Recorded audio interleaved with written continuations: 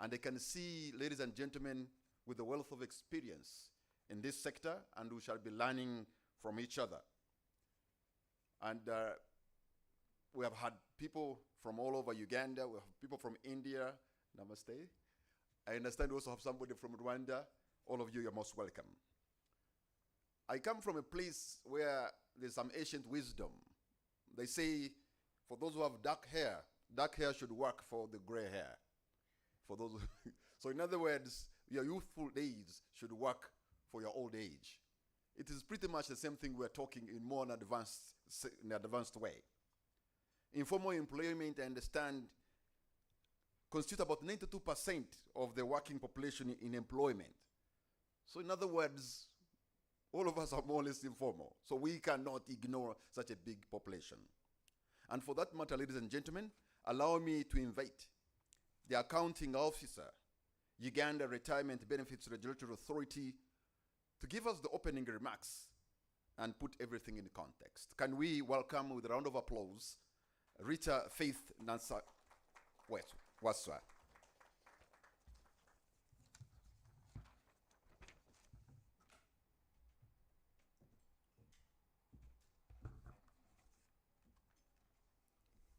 Thank you, Mr. Kamara.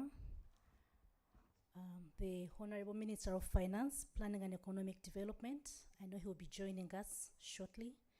The Permanent Secretary, Secretary to the Treasury, development partners, private sector leaders, representatives of the government of Uganda, ministries, departments and agencies, the management and staff of UBRA, service providers here present, distinguished guests, ladies and gentlemen, good morning. It gives me great pleasure to welcome you all to this high-level policy dialogue on Uganda's National Long-Term Savings Scheme. As our moderator has said, roughly 85% of Uganda's informal sector workers are excluded from formal pension and are vulnerable to poverty in old age. With increased life expectancy of nearly 18 years after you make 60, you can imagine people clock 60 and they have another 18 years. After that, that is about 78 or maybe 90. And if they don't have a sufficient arrangement for their retirement, it means they'll be living in destitute. Informal sector workers need to save enough to take care of their expenses for nearly 2 decades after they exit the gainful employment and they no longer have the energy to work. The FinScope 2023 survey reveals that only 1% of adult Ugandans are saving for retirement. 7 in 10 Ugandans lack long-term saving financial plans. And if Ugandans fail to save for their retirement and their long-term security needs, it means then they'll be putting a great burden on the government of Uganda to take care of them in their old age. Informal sector workers face unique constraints and challenges that hinder them from saving for their old age. These include intermittent income, low retirement planning literacy, pressing liquidity needs to meet their emergencies, and the adversities that impact them as they live their lives. On 22nd October 2024, UBRA obtained a no objection from the Permanent Secretary to the Treasury to secure technical support from development partners to pilot the National Long-Term Savings Scheme for informal sector workers under a regulatory sandbox. The National Long-Term Savings Scheme is designed to make it possible for the informal sector workers to save for their old age by leveraging on mobile and digital payment platforms linked to their national ID system to enable them save as and when they get an income. The government, together with the private sector, civil society, development partners, and several implementation partners, we are all here to share and build with shared responsibility to put in place a platform that will enable the informal sector workers to save for their retirement, and this will result into the establishment of a scalable and inclusive national long-term savings scheme. As UBRA, we commit to ensure robust governance, consumer protection, compliance monitoring as we host the National Long-Term Savings Scheme under a regulatory sandbox during its initial stages. This initiative will be implemented in accordance with the UBRA Act, regulations made thereunder, and guidelines to govern how the sandbox shall operate. The regulatory sandbox is aimed at ensuring an innovative environment in the retirement benefits space, making it easy and convenient for informal sector workers to save. The sandbox will also enable us to draw lessons for regulatory improvement and review, as well as to mitigate any potential risks that may arise during the pilot phase. I therefore take this opportunity to appreciate our implementation partners, to appreciate the Ministry of Finance, several development partners that include RIP, that is the Resource Enhancements and Accountability Program, the PSD program of the Government of Uganda, Universal Pensions, APSA, that is the African Pension Supervisors Association, FSD Uganda, that's Financial Sector Deepening Uganda, the World Bank, the Ministry of Finance, the OBRA staff, and all the several service providers that we have been having a dialogue with to make sure that we can kickstart this initiative and support the informal sector workers to save for their retirement. Today, I urge all of us to work towards championing the National Long-Term Savings Scheme within our networks, within the people that we work with, the people that support us at home, our maids, the border guy that you call and easily takes things around for you, in the marketplaces, and in all the spaces that we exist, to ensure that every Ugandan can have a dignified retirement.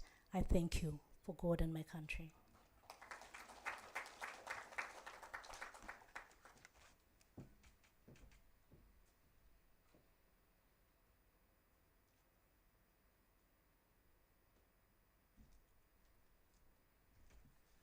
Give Rita another round of applause.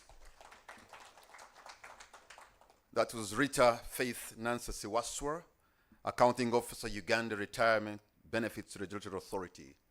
And now next, ladies and gentlemen, we're going to hear somebody make a case for an inclusive national long-term savings scheme for Uganda. And after that, we shall have a panel discussion that will be chaired by the technical advisor at the Ministry of Finance, Planning and Economic Development. May I therefore at this juncture invite Mr. Benjamin Mukibi, Director Research and Strategy at UBRA, to come and make a case for an inclusive national long-term savings scheme for Uganda. Let's welcome him with a round of applause. Mr. Mukibi, sir.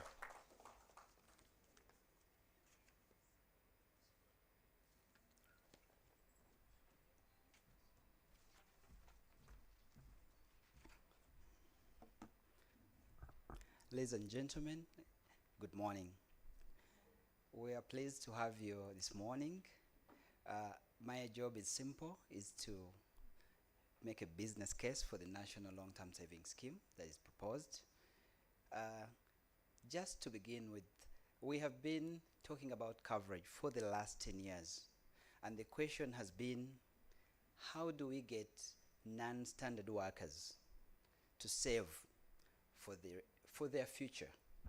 So every time we speak about savings, I know these days we talk about inclusion. People talk about saving as just merely abstinence from consumption out of disposable income. But saving must have a purpose. And whether it's retirement, whether it's saving for a house or a wedding, when you're purpose driven, then you know the key ingredients that you need to be able to achieve that objective. So at the end of the day, inclusion does not mean just enrolling or being part of something. You must be actively engaged in terms of making contributions or making those savings, making sure that those savings are invested prudently, that you get the best possible return, risk adjusted, and of course, ensuring that at the time when you exit the workforce, you are able to live decently. So I'm pleased to be here. I see that we have interacted on a number of occasions. For the last 7 years, you have raised questions about whether this is feasible, whether it can work, within the context that how can you get poor people to save? Because there is an understanding that those who are not saving for the future are poor. They are only living $1 a day, or that they are only dealing with immediate and near future needs. So the work that we have done with the The work that we've done with the different development partners has allowed us to draw lessons, and we are saying that we feel ready as a country. When we talk about saving for the future, saving to deal with the contingencies of old age, many times questions are raised whether indeed we can deliver on this. So just to say that this is not an entirely new thing. Globally, there are countries that have made bold steps to make this this kind of project feasible. So you can talk of Mexico, India, the Rwandese have also done that since 2019. And we see that they have really done a good job to meet the two objectives that I will discuss later. The one of mobilizing domestic savings, but at the same time ensuring that those who serve, those who work, have a decent retirement. So thank you so much, those that have been with us.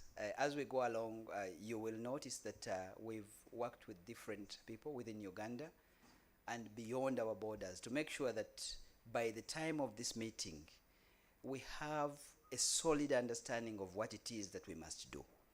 And we should be able to answer most of the questions that have been raised over the last 7 years to say that yes, now we are ready. We are now just saying, how do we move forward in ensuring that we set up a scheme, we test it, and then deliver it across the country. So the picture before you tells you much about how people are making their own initiatives to put something aside for the future. And the first time I saw this photo, there were so many discussions about what is in the mind of these ladies. The one that is just near the box seems to be the one that is in charge of the funds. The others seem to be observers. But what gets them to this meeting? What do they want to achieve? And somebody said that a box like that can have so many connotations. One December, in one of these arrangements, the money in the box was more than the money that was reported in the box. So that's a good problem. Yes, indeed it is. But it tells you that people are trying their best, but they need structure. They need structure, they need purpose. Are they just going to share the money at the end of the day and then continue with the cycle of making nominal savings and then thereafter share it and then start afresh? So if you have a shock, you're sick, you know, you lost a job, there's crop failure, more often than not, people just don't know what to do. And that's why you see that you maintain the cycle of making nominal savings, because you don't have a system that allows you to make those nominal savings, make them grow, and also to manage the risks that you face as a non-standard worker. So as we think about the National Long-Term Savings Scheme, please allow me to first situate our discussion today. When we talk about the retirement benefit sector in Uganda, we have the public service pension scheme, we have the NSSF, we have the parliamentary pension scheme, we have Makerere University retirement benefit scheme. It's also mandatory, just like the NSSF. Then we have the voluntary occupational schemes as well as the voluntary individual schemes. Now, together we have about 4.4, not members, but member accounts. We mention member accounts because there are people who are with the NSSF, for instance, and also with the voluntary occupational scheme, where it may be from the employer or they are contributing individually. So they are member accounts, and basing on that, we estimate the coverage to be about 16%. The assets right now about 30 trillion. Then we have, if you just, a common indicator is per capita, but we're saying per a member account, because we're just saying how much on average would a member account have. That would be about 1.2 million. Then When you go to the assets to GDP, about 13%, then assets to gross domestic savings, about 65%. So this is how we look like as a sector, subject to the constraint of knowing per capita, because I've said that there could be somebody may have two accounts in different schemes. So this is how we look like at the sector. But who are the members of these schemes? So you find these are people who are employed, they have standard work, they have a contract, and they have their earnings. So when you look at it from this perspective, you see that there are those who are excluded, who are the majority of our workforce. The discussions about labor force, workforce, gainful employment. But we agree in principle that they are citizens of this country that need to save for their future, notwithstanding the constraints we have as a country.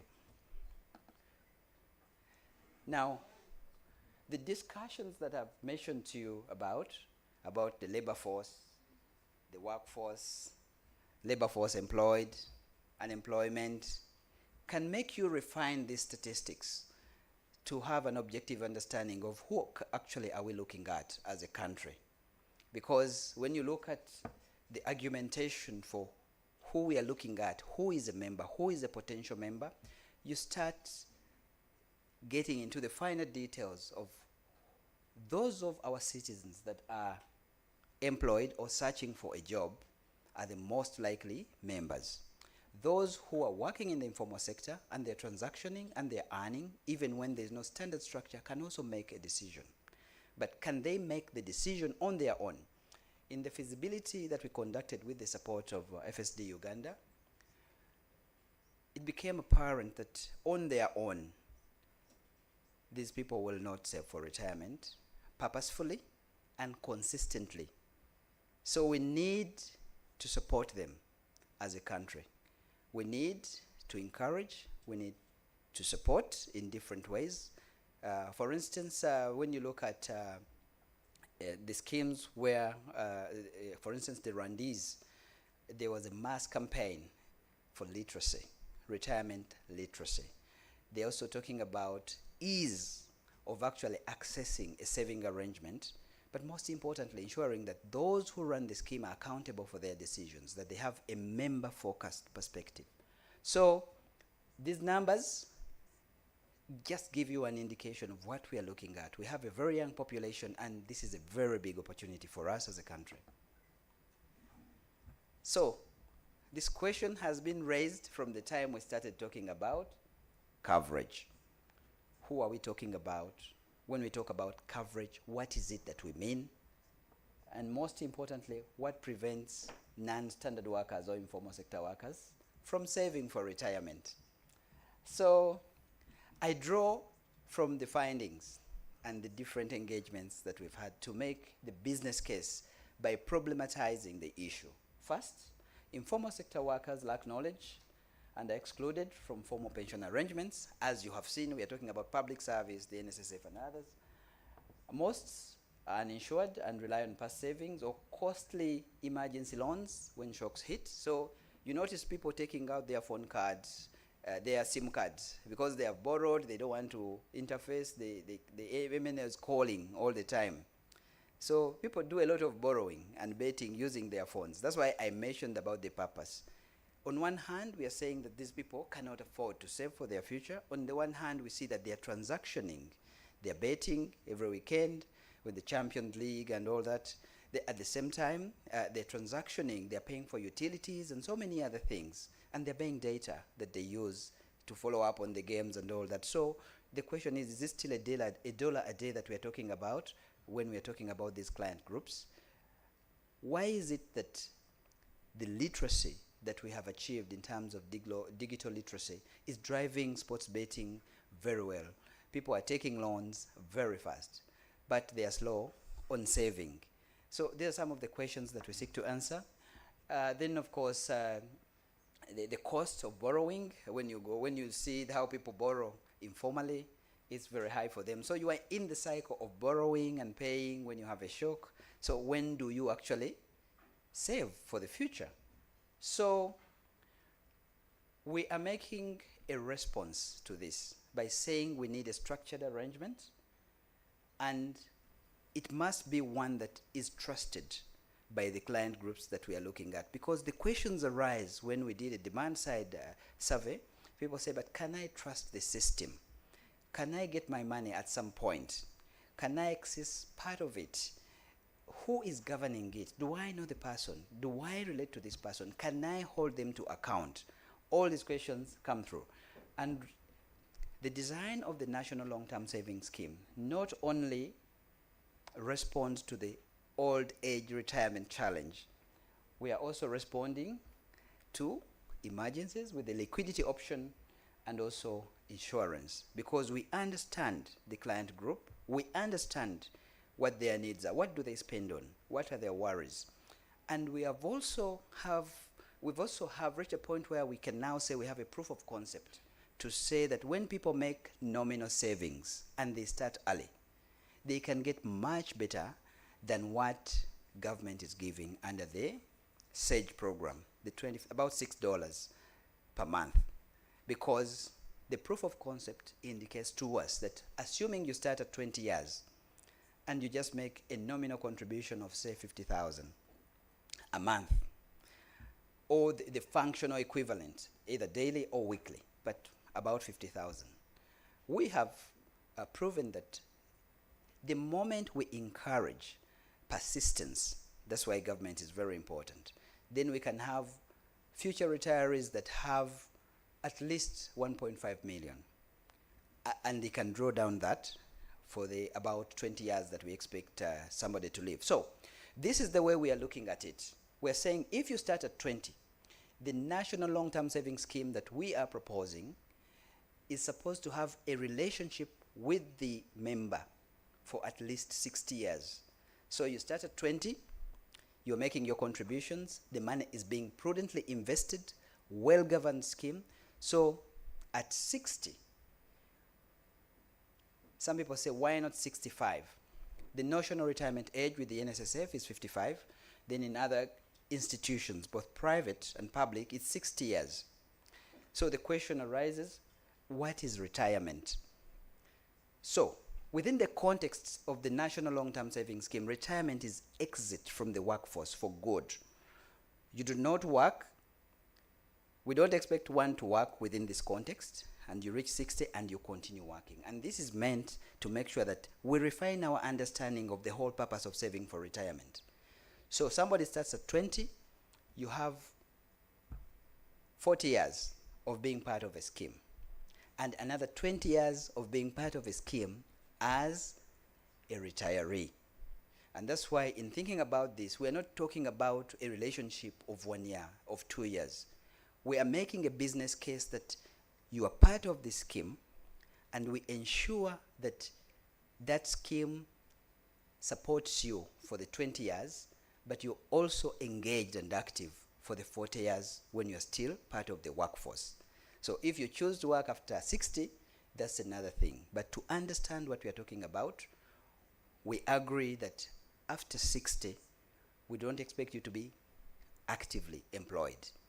So the average person after 60, you are slowing down on almost everything, and all the contingencies of old age come in to deter your ability to have gainful employment that can allow you to sustain yourself for those 20 years. So in the last 5 years, pension fund development has become a very big issue for us as UBRA and as government. The question from government, from the Ministry of Finance and others has been, how can the retirement benefit sector support national development? As you may recall, I mentioned about the contribution of the retirement benefit sector when we speak about long-term domestic savings. Because when we talk about savings, I indicated that the purpose is very important. When you look at how we transact, how we spend after getting our earnings, you see that many people save for the short term. You draw the money and you expense it. Even when it takes a week, a month, a year, you are expensing. So the purpose is very important. And we're saying the only sector that allows you to have that long-term saving perspective, one that government must be interested in is the retirement benefit sector. So many people talk about patient capital. You need patient capital, and we need money to drive the national development agenda. As you have seen, the sector contributes slightly above 65% of gross domestic savings. Already, even when we have low coverage, it's the biggest contributor to patient capital. And the business case we are making is that there's a lot of potential if we do it well.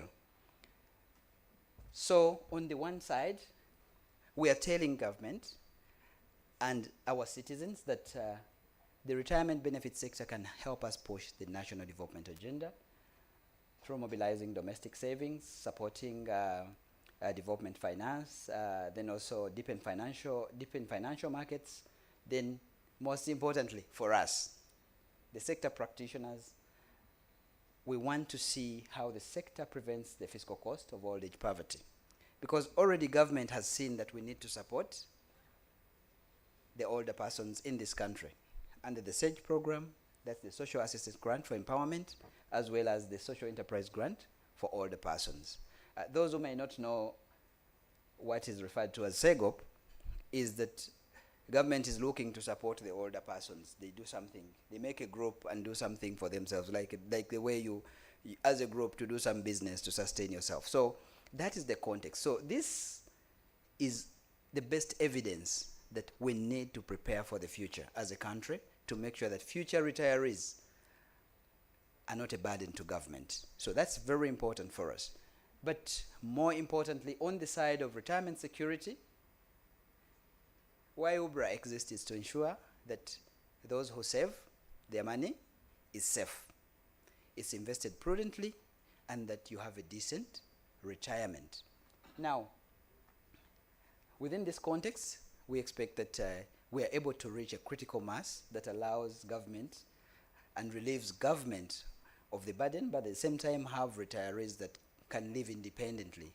So many changes have happened in our markets, in our socio-economic characteristics. There's a lot of mobility across the world. Many people only visit their parents during the festive season. So most of us in this room, we are on our own in retirement.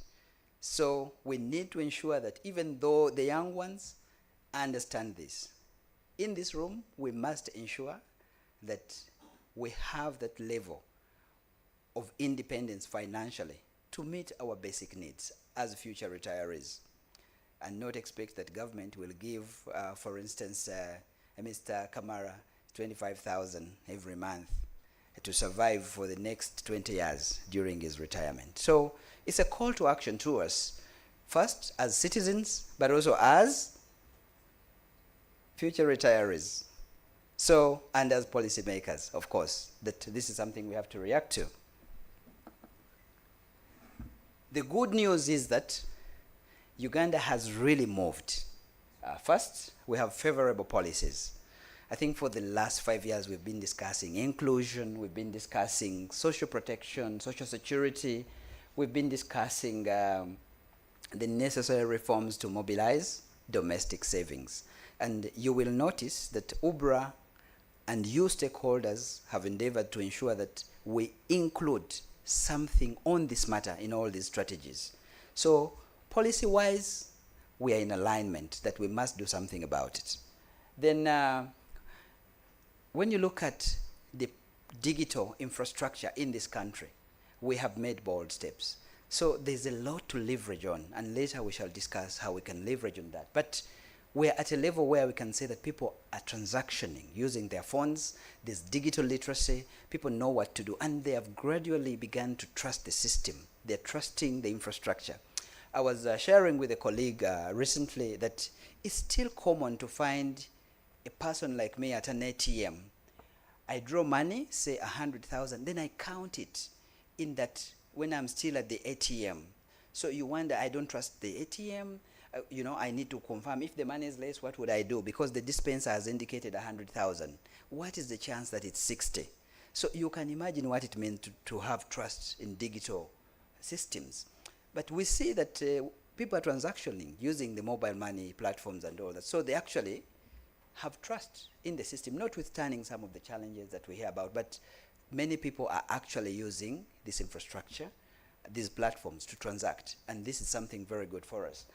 Then when you look at the population, I highlighted about it.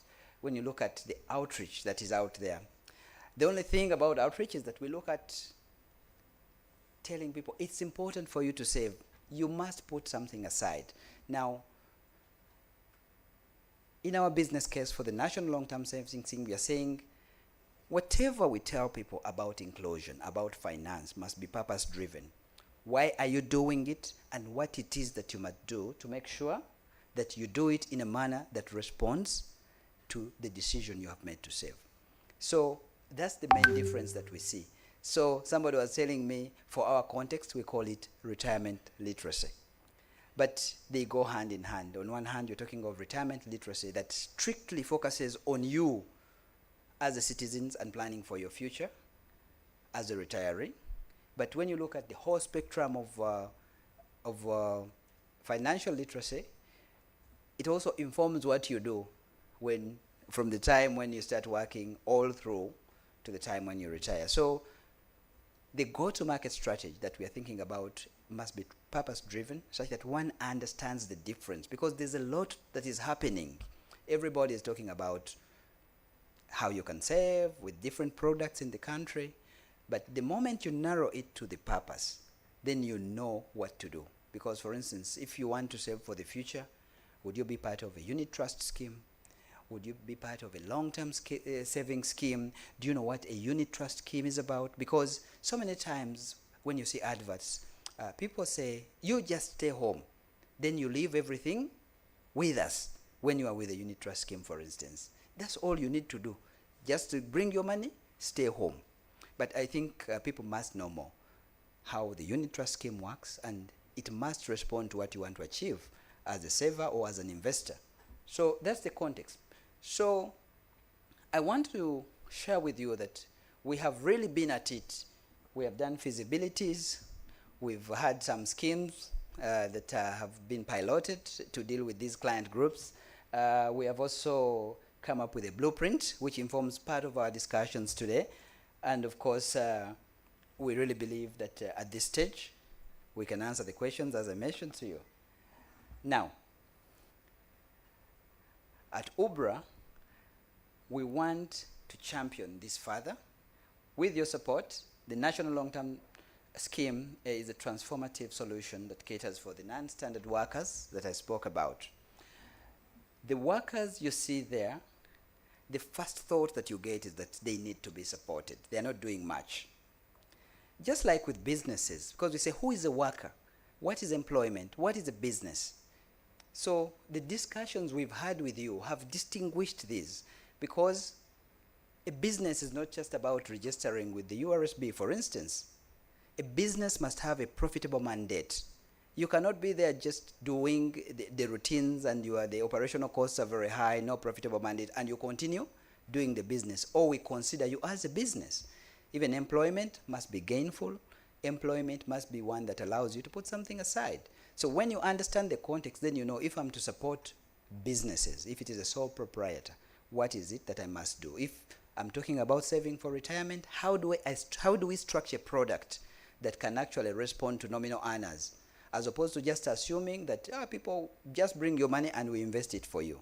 So that's the main difference with the National Long-Term Savings Scheme. We want to meet the dual objectives. On one side, government. On one side, the future retiree. And we are saying for this to work, it must be government-led and technology-driven. And from the foregoing discussions, you can see clearly that being government-led is so critical for this client group. First, most of them cannot sustain the engagement for long, so they need to be supported. So there's some heavy lifting at the beginning, especially with the infrastructure and the design, to make sure that we respond objectively. And following all the discussion, I want to share with you the main considerations. After all the work we've done, after all the pilots we've done, government support is central to extending coverage to informal sector workers. A regulatory and supervisory framework is critical for success. In the accounting officer speech, she mentioned about the sandbox, the testing. And already when you look at the client groups that we are talking about, the complexity, because these are getting nominal earnings, they're intermittent, different sectors, different gender, different age groups. It's complex. Some may want to contribute on a daily, some may want to contribute on a weekly. So it's complex, and it demands a thought process that responds to all that. And that's why we need to test it, to understand it very well, to make sure that we refine continuously, and the national rollout should be at a stage when people are now more comfortable that this is something that is going to ensure that they have a decent future. Number 3 is very important. The right market structure increases efficiency. Many times when we talk about efficiency, people think about costs, the operational costs. They look at the expense ratios. And as a practitioner, I can maintain it. I can maintain it at 8%, at 0.8% or 0.5% as a practitioner. What do?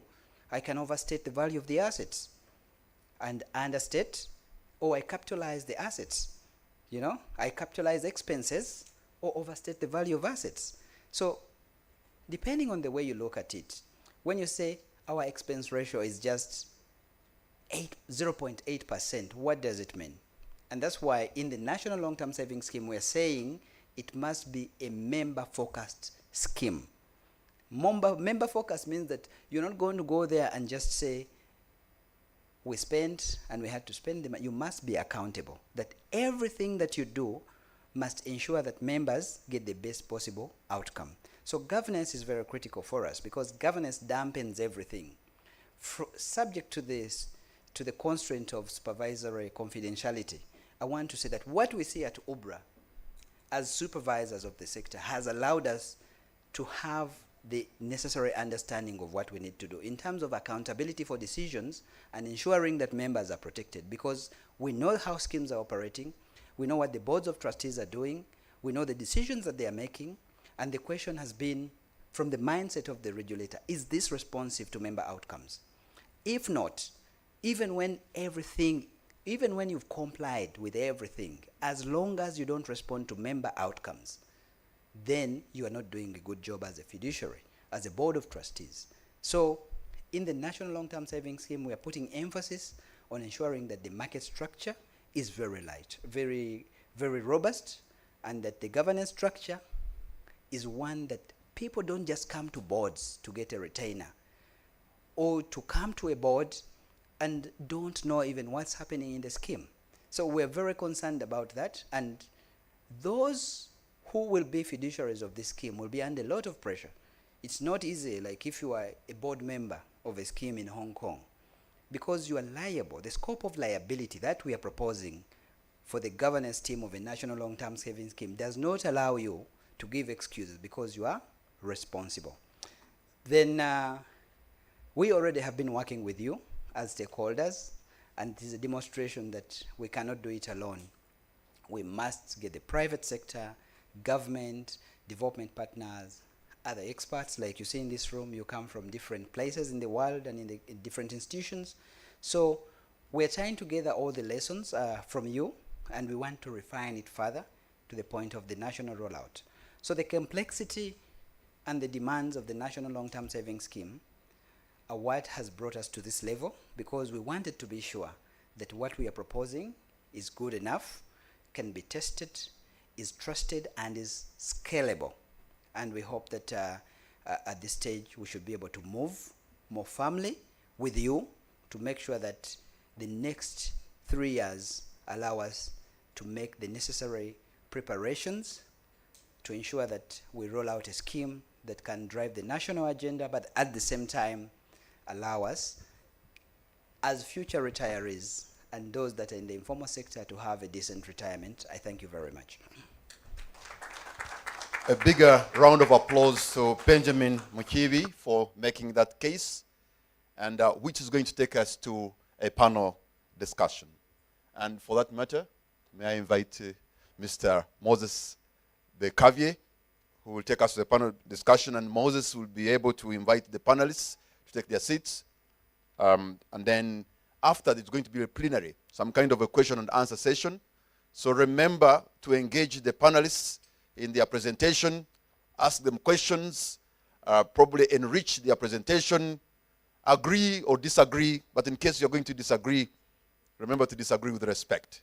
So after the panel discussion, you'll put up your hand, they'll point to you, they'll give you a microphone, you tell us your name and just maybe ask that question that is important. And if you want a particular question answered by a particular individual, please make it known to the chair of the session so that they can directly answer you. Once again, Benjamin, thank you so much. I understand you're also a panelist, so you're staying. Mr. Kabia, sir. Thank you so much. Good morning, colleagues and friends. My name is Moses Bekavi, as I said, from the Ministry of Finance.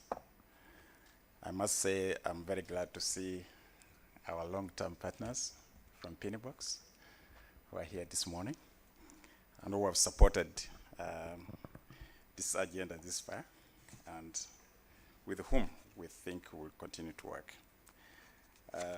Before I call my other members of the panelists, I just want to thank Benjamin for really a good perspective, giving a good perspective of the sector. Of course, there's something he said that we are telling government, but you're not telling government we are working in partnership. And we will continue to work in partnership because UBRA is our own. It's a government institution, it's a regulator. And the role of the regulator is to build that trust. Trust is so critical for what we are trying to do. And the role of government in this regard will be to ensure that there is established frameworks that will ensure long-term trust so that the people we are targeting really see that they are going to benefit from their savings over the 30, 20, 40 years they're going to be saving and keeping their money in this scheme. I just want to also highlight the fact that, and Benjamin did a very good job to highlight the national frameworks, the National Development Plan, the public finance investment strategies, the tenfold, and all those kind of things, which is actually an opportunity for us to advance this agenda without any constraint. We have no policy or legal constraint for us to proceed. And it's so critical. Our national saving right now is very low. It's about 20%. And under the tenfold, by 2040, we are targeting something like 40% of national savings. And it's this national savings, in order to close the savings investment gap, that's going to help us really power the economy going forward and to achieve our national aspirations. So when we're looking at how we're going to be financing the tenfold, of course, you look at taxation, your domestic revenue. We are looking at very critically FDI, foreign direct investment, but also unlocking institutional finance, like pension, insurance, and other forms of institutional finance, capital markets, which have been highlighted. So, so looking at the role of government, as I mentioned, government will be the champion and will remain the champion, and we are the champion of this. That's why we're here. My colleague is also from the Ministry of Finance is here. My other colleagues from Ministry of Finance will be coming here. But as I said, UBRA, which is nurturing this, is our own. Okay? And then also, I think what is also going to be important for government is to provide the initial investments required. What are those incentive structures that we need to put in place in order for in order to trigger savings from the informal sector groups, the people who are self-employed, those who don't earn regular income? What are the products that we must put in place for us to achieve that? So, so the governance structure, how we craft the governance structure of this scheme is going to be critical in order to build that trust and confidence, public confidence in the scheme. So I think Benjamin also highlighted the opportunities. I think one of the key opportunities is that Ugandans can actually save. I think he has mentioned it. Ugandans can actually save. So I was watching a story of Mbire, the chairman of the MTN, how he started and was talking to the potential investors, and they were saying, no, you can't actually mobilize money. You can't get people there to talk on mobile phones and those kind of things. But when they launched here, the demand was so overwhelming. And that's what I'm saying also, that, you know, we are not saying that the informal sector can't save.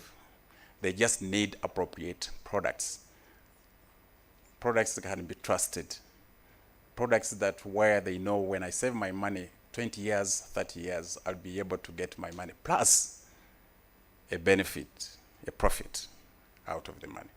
Because if we are not able to demonstrate that it's going to be beneficial to these people, it will be extremely difficult for us to convince them to save, because they can as well say, why don't I buy a piece of land? Why don't I buy a cow? Why don't I buy a goat? Why not other things? So we have to demonstrate that over the longer term, this is going to be beneficial to actually the savers. The other big opportunity that we have are the modern tools. Artificial intelligence. These are the modern IT tools. And I think that's going to be the main anchor for the scheme that we are talking about, using these capabilities to improve efficiency for reaching out to these small savers. They don't have to ride their borders to where Kamara sits to pay their 5,000 or 1,000.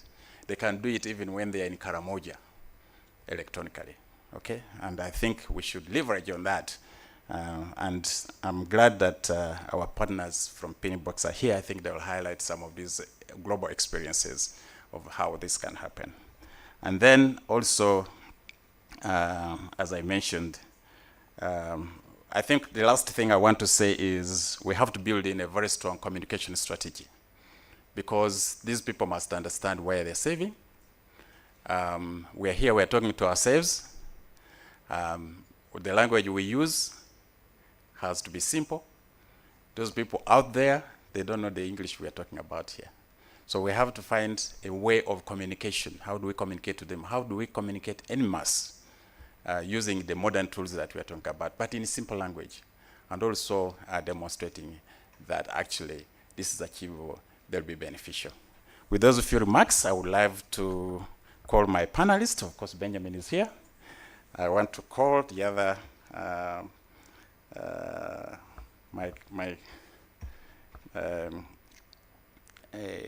Madame Kana from Universal. She's the director of Universal Pensions in Singapore. Patience Chikoni, where is she? Yes, director programs in financial sector deepening Uganda. And then Joshua Mawerere. This is a private person. Stock is labeled as an informal sector practitioner. Who is this person? I'm very much interested in this one. Yeah, that's the most important person, I think, on the panel. Okay? Yeah. So I think Benjamin has given already, has given the context. What I need to do is,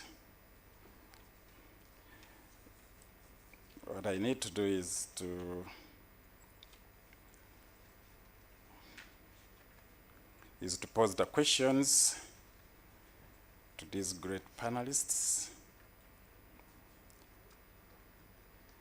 And I will not start with Benjamin. I think he needs some time to cool off.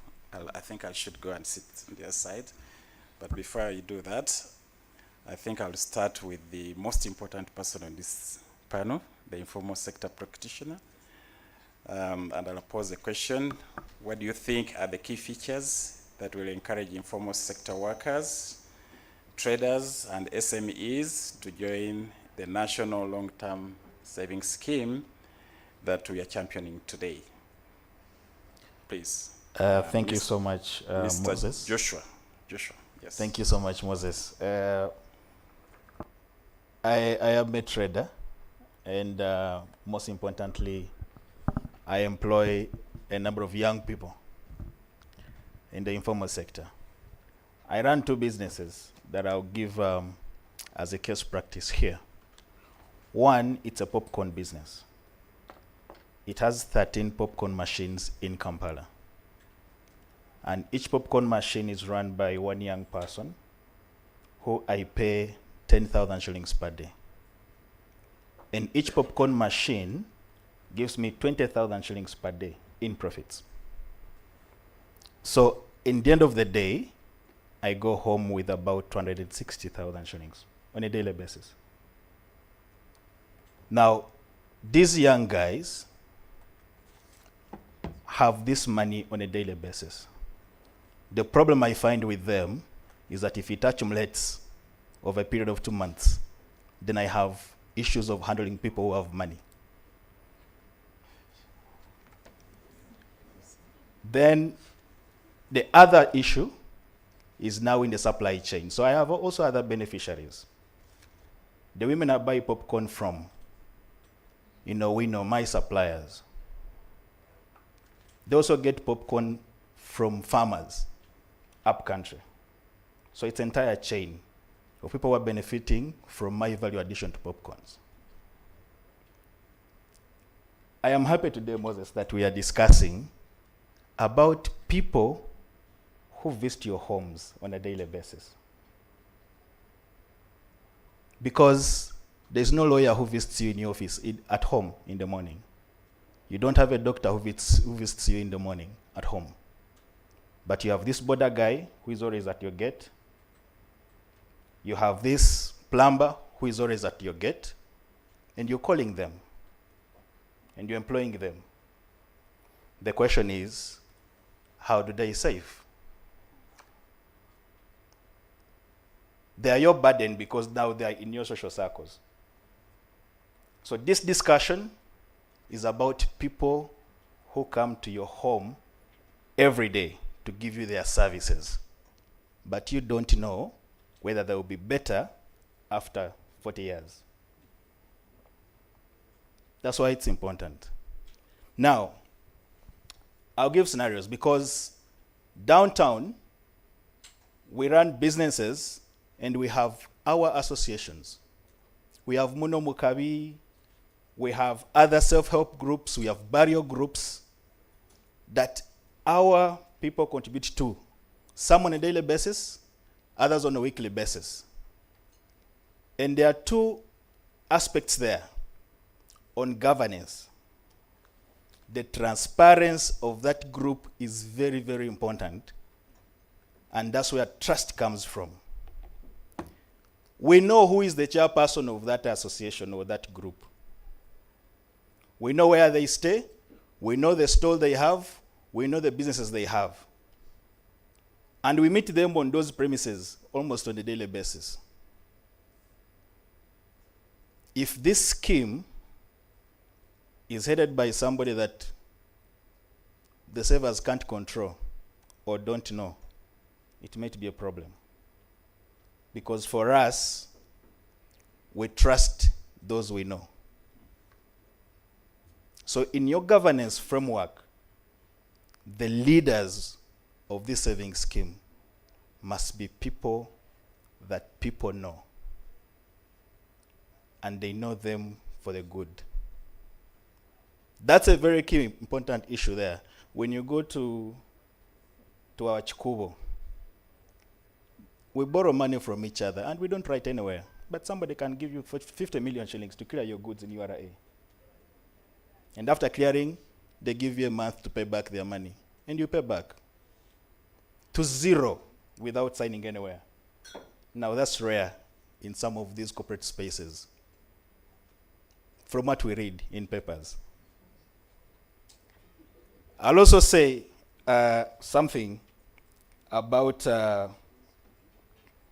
the tools of access, because these are part of governance. We need to pull up the tools to be usable by the everyday people. The language we're using must be able to appeal to the people. But also my questions go on how do we select the governing or the governance structure of this long-term savings scheme? Is it representative of the people who visit your home on a daily basis? I also want Moses to just briefly talk about the benefits. And Moses and my brother talked about it early enough. Purpose of the scheme. There's a very important word which is part of the naming, long term. Now, if you're going to do something long term, it's what we traders have known all our life. From the day you enter trading, you are doing that on a daily basis until circumstances don't allow you to do it again. We've not known any discussion that speaks about you can work for 50 years and after that you don't need to work. You will receive your benefits. We know that if you're not present in that shop, you won't earn. Now, in the long term, if this is going to speak to the traders, it must speak to work for 60 years. After that, go home and sleep. You will still receive your money.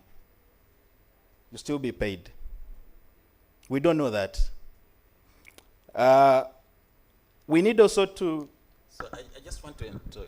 So what do we need to do on that aspect, on that challenge?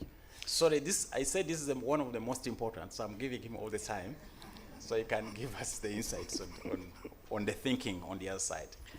So what you need to do in terms of the benefits. One, traders and people in the informal sector are saving with purpose.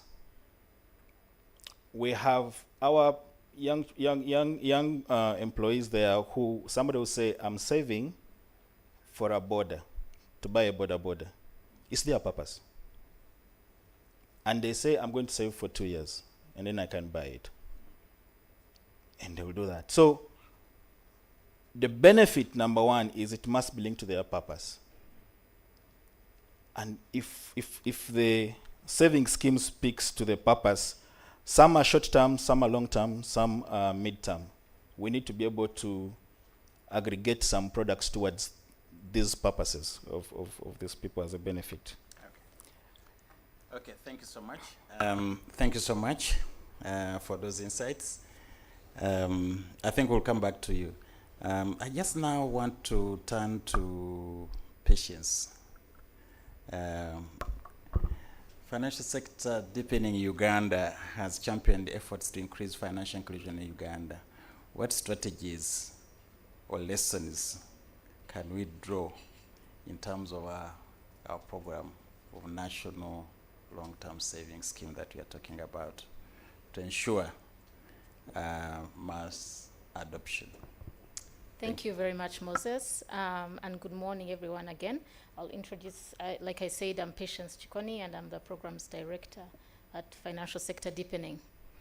So I want to pick up from where Joshua left us, and just to start by saying that informal workers are not homogeneous. So we are not looking at one group or one profile of informal workers. The popcorn trader is different in profile and characteristics from the informal worker who is your corn supplier, right? So I think the first strategy is basically speaking to the demand side. We need to unpack and understand who is this informal worker. What are the different segments of informal workers? What different segments do we have? What characteristics? What are the income profiles? What are the income patterns? and basically get to a granular level of understanding of this informal worker and the different segments. I think once we have that really granular understanding, we integrate those insights in the design of the scheme, in the design of products that really speak to each of these segments. The farmer, the smallholder farmer, the trader, and the border riders, you know, whatever term you want to call these different segments, we need to design appropriate products that speak to each of these segments. Of course, factoring in, like I said, irregular patterns, understanding the income patterns, flexible contributions, flexible withdrawals that speak to each of these segments as well. If I stick to the demand side as well, again, another strategy that I would say is we need to increase financial literacy and understanding of savings, the importance of savings. So going beyond just a basic financial literacy campaign, we need to also tailor in things like, so going beyond just knowledge about savings, but also going into understanding the benefits, going into a deeper level of understanding skills, attributes, and so on. So a more creative, a more holistic financial literacy campaign, I think, would help address issues like trust, would help address issues like accountability that Joshua spoke about, and would basically, you know, try and pull in more demand and more understanding of the product. So that's just speaking to some strategies on the demand side. If we look at the supply side, so what would we incorporate? I think number one, we need to leverage technology. We need to leverage these digital platforms. We've already started testing some of these approaches at FSDU with some of the interventions that we've run, and we've really seen some strong traction, especially when it comes to distribution of the product. The cost of this is much lower, and it's easier to get people to, you know, to use digital platforms to save as opposed to saying go out and deposit in a bank or a financial institution. The digital platforms are very helpful in just lowering these costs and just making it easier to distribute and also to communicate with the population. So I think I'll stop there for now. Yeah. Okay, thank you so much. Although I will come back to you, I think I need to understand from you, based on the research that you've been doing, how do I convince Kamara not to put money in his cow or in his land and decide to save? What are those key constraints that have come up in the studies? But you'll come back to that later, I think. Let me go through my very important visitor.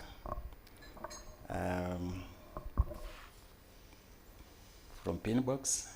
I like to say Pinbox, that's easier for me. How can women be included in the National Long-Term Savings Scheme arrangement? And what must be done to ensure financial resilience? Thank you so much for that. I think in answering that question, it would be good if you can also bring on board some of the, you know, the global perspectives that you have in this regard. Thank you so much for having us here today. I think just the question of women, I just want to put a few things in perspective of why long-term savings for women are even that important. We outlive men. Sorry, gentlemen in the house. Even if it's by a couple of years, we outlive men. We earn less in comparable jobs. Sometimes we're not even paid for the work that we do. And we're in and out of workforce, childbirth, family responsibilities. However, this does not negate the work that women do, because after all, they're 50% of the workforce across the globe. And exclusion of the 50% of the workforce does not only have impact on the woman alone, but also on the governments and the whole ecosystem, so to say. So inclusion of women is very important. Inclusion for women in the long term is very, very important. I'm going to echo a few examples to the points that both the speakers on my right made. One is around financial literacy. This being the most important factor, because if you don't know what you're saving for, what your purpose of saving for. What is the product design? Is it designed for something that I need? Is it going to promise that if I need a statement, I'm going to get it when I need it? Am I going to be able to have the features of, does the scheme allow partial withdrawals or not? That's why countries like Rwanda and India have had mass-scale financial literacy campaigns. And these campaigns have been at two levels. One is where you're communicating that something like this exists for women, or exists for border drivers, or exists for farmers. And the second part is where it's gone on to a granular level, where you've sliced and diced and reached out to farmers through their farming community, reached out to teachers through their teaching communities, where communication is drilled down more to customization to the group that you're talking to. Otherwise, if you just see a hoarding and say pensions for women, I don't know if all women in this room are also going to sit up and say this is something for me. However, if you make it maybe at a VSLA level or a CHAMA level, then it may be easier for the woman to anticipate that this is something that she can do. I think giving women the trust that the money that they're saving is going to be for a good purpose and for them, and it's not going to be siphoned off by their husbands for liquid lunches, I think is also a very important factor that needs to be brought about. I think giving access is where even Joshua spoke about. Giving access builds trust. And this trust can then be broken down, like I said earlier as well, and Joshua, you sort of pointed out as well, that the person standing in front of the woman has to look, feel, sort of have the same aspirations, the same dignity that they have, so that when they don't know who Parul is, they don't know who universal pensions is, they don't know who patience is, but they do know the woman standing in front of them, or the gentleman standing in front of them, who is their champion in their locality or in their occupation, and hence they trust those. So educating and making champions first before we go on the field to build trust and give access is hugely important. I'd like to also bring upon the third factor, what we're talking about, technology, that patients brought up as well. Technology is critical to giving access to women and all people in the workforce. I think I'll give you by example, right? So in Rwanda, they were able to build technology through a USSD phone, through a smartphone, through an app. And it didn't matter where you joined the scheme and how you interacted with the scheme. It was interportable across different channels how you use the scheme. So even if I put in money through a USSD or an M-Pesa, but I wanted to go online and do something, it allowed you to have this kind of flexibility and portability.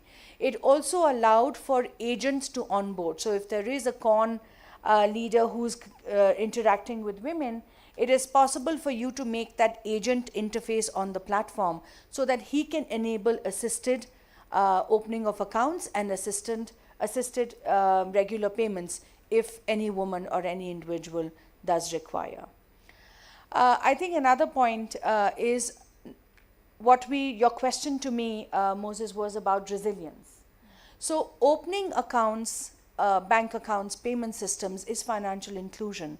But if we don't move towards resilience, if there is, there's this beautiful highway which is built through national IDs and payment systems and so on and so forth, but you need people to move on those highways, whether they're scooters or they're buses or cars or trucks.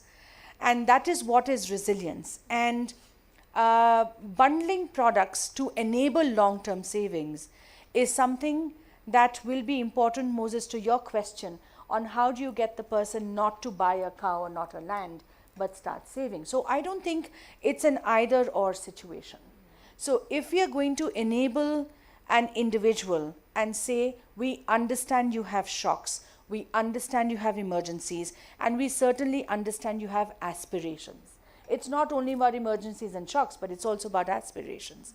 So how is it that we can bundle products to provide insurances for emergencies, whether it's climate, and I'm talking non-life, whether it's climate, whether it's cattle, whether it's land, whether it's, you know, any other accidental, you know, for a Bora Bora guy, so that they can then free up and have incomes or surplus monies that they would then sort of use to meet their shocks or emergencies, but then be able to meet their aspirations, child's marriage, education, housing, and then have long-term goals to have some sort of liquidity for long-term savings.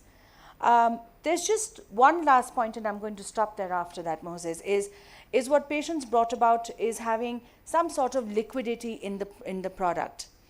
I think what is important to understand is long-term savings should have a liquidity component, but it should be partial, because if you allow them to withdraw everything, then you're losing out the purpose of long-term savings and hence adequacy of savings when they are much older.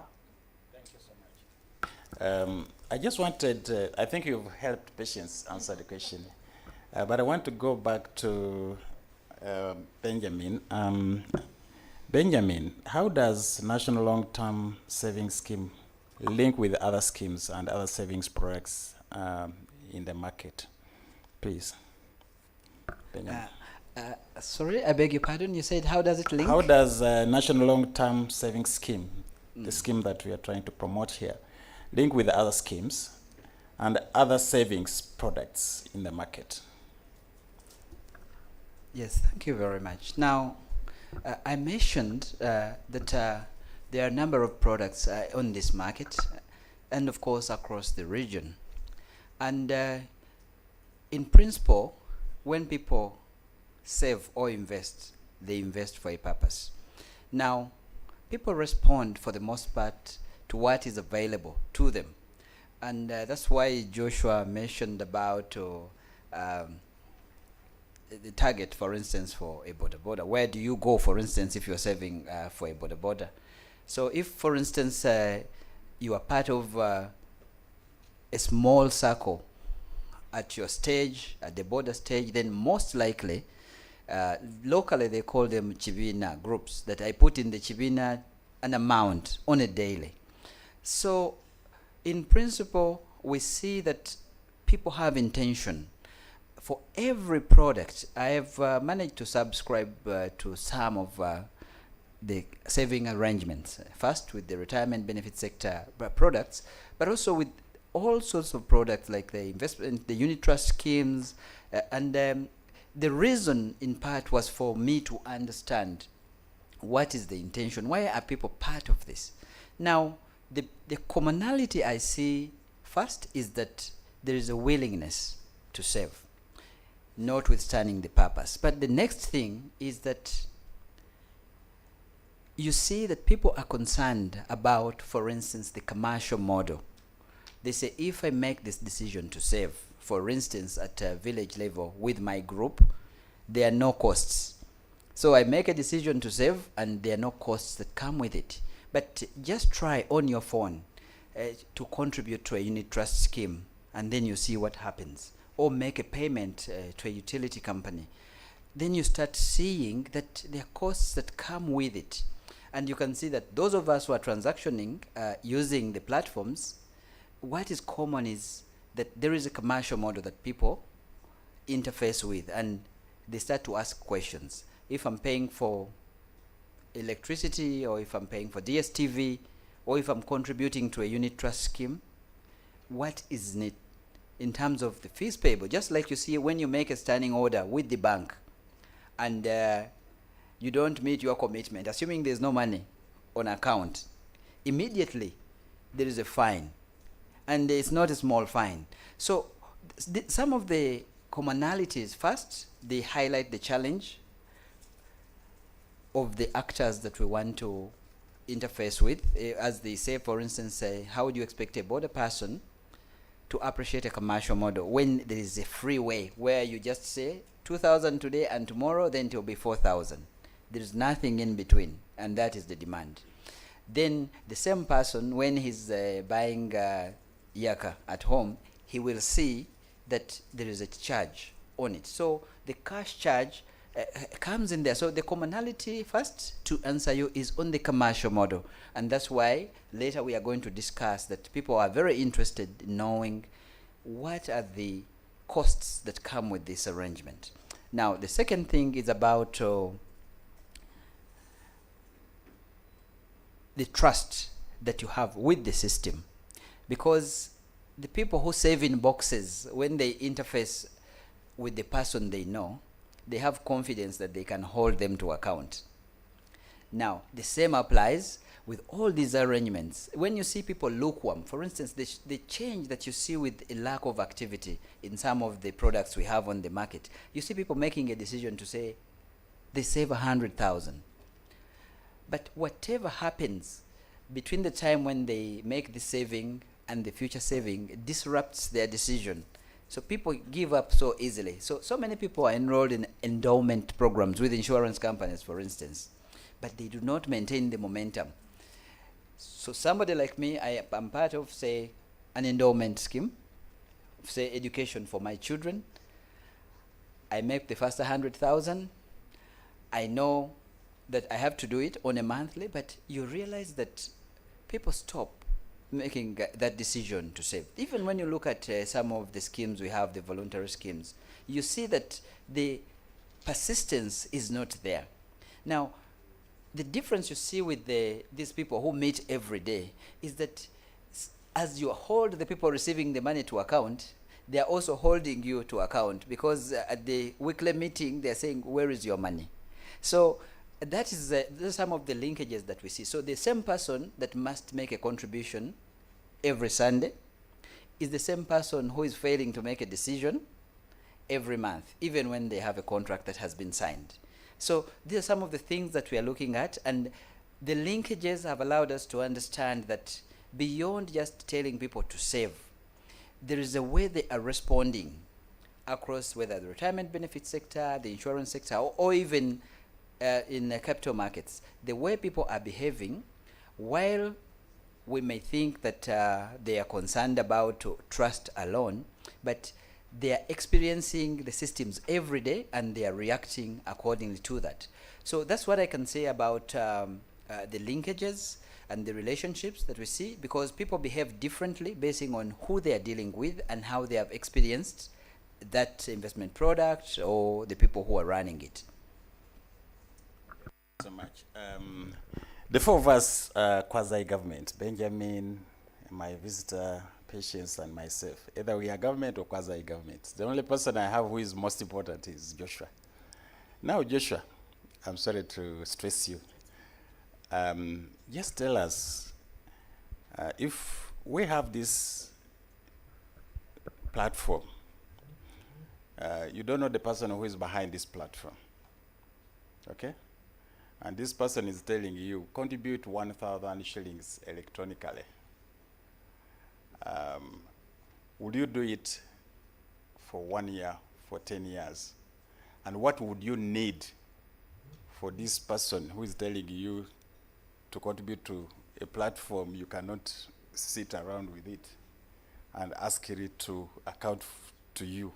What do you think needs to be done for the people in the informal sector, like yourself, or small businesses, to be able to trust that system and continue sending these 2,000 shillings for the next 5 years, 10 years, and so on? What is required?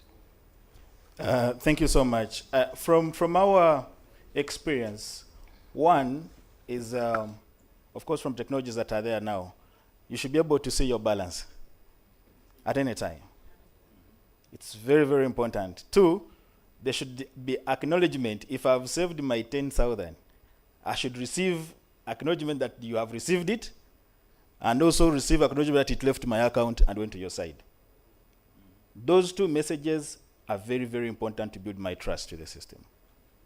Because after seeing those two messages, then I'm going to check the balance. And then when I see the balance there, it builds my trust. Secondly, there should be a lot of information towards the end.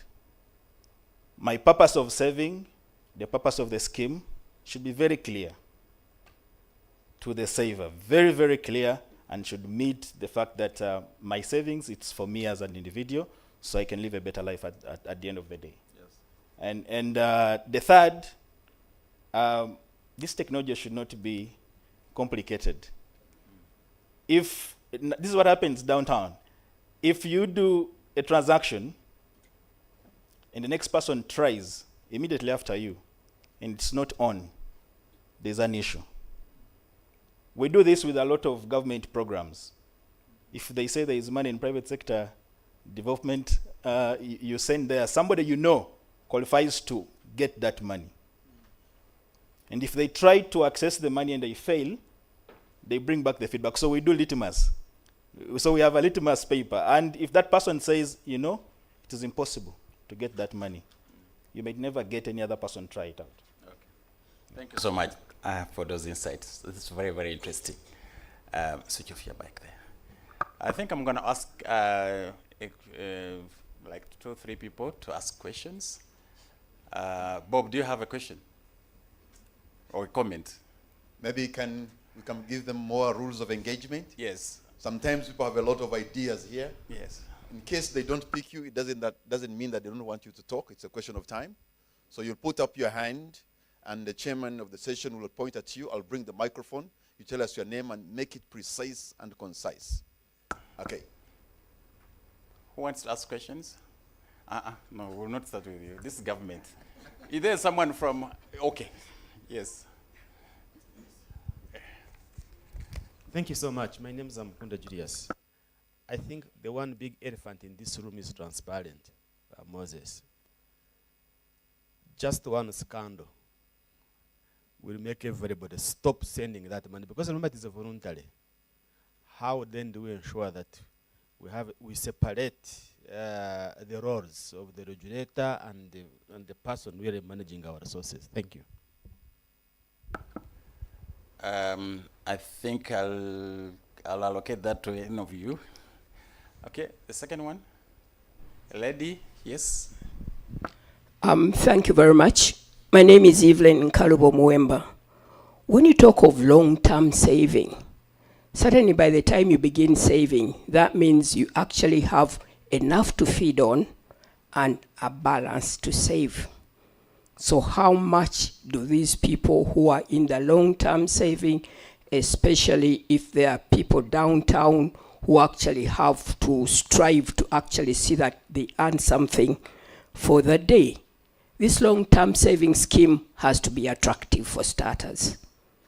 If I brought in my money for this long-term saving, I would want to know how much profit I'm going to get back when I actually get the money back. I have an insurance background. I had a boss before I got into insurance. I was a pupil state attorney. And my boss told me, never buy insurance products. I asked her why. She says, you know, every month, this agent has been coming and picking money from me. They would take money from her. And she says, in about 2-3 months, she would have bought a bicycle, the equivalent. So she would pay in the equivalent of 1 bicycle in about 3 months. So after something like 4 years, what she got back was the cost of 1 bicycle. She would buy 1 bicycle with the proceeds she got back over those years. So she was asking me, what did I get out of it? Nothing. It's actually important to ensure that you get something out of it, because otherwise if someone is not getting anything out of it, then it kind of really discourages them to do the saving. So what I'm asking, how do they hedge against inflation? Because you're saving, at the same time inflation is also probably at a faster speed than which you're saving. I yield, Chair. Okay, thank you, Evelyn. Another lady. We want ladies more because they save and then the men come and take their money for drinking. So the ladies, please. All right, my name is Miriam Icheru. I have an awesome privilege of being the head of People and Culture at Pride Bank. This long-term saving should come with very good benefits, attractive. One of the things we are grappling with as people of our age is looking after our parents in old age, because whatever money you save, they're either going for a hospital checkup or there is something that requires medical. So is that going to be something that is included in this so that it is very attractive? Because in retirement, that is one of the critical things that you need, medical insurance. Thank you very much. Then the government bureaucrat, Mr. Lukwago.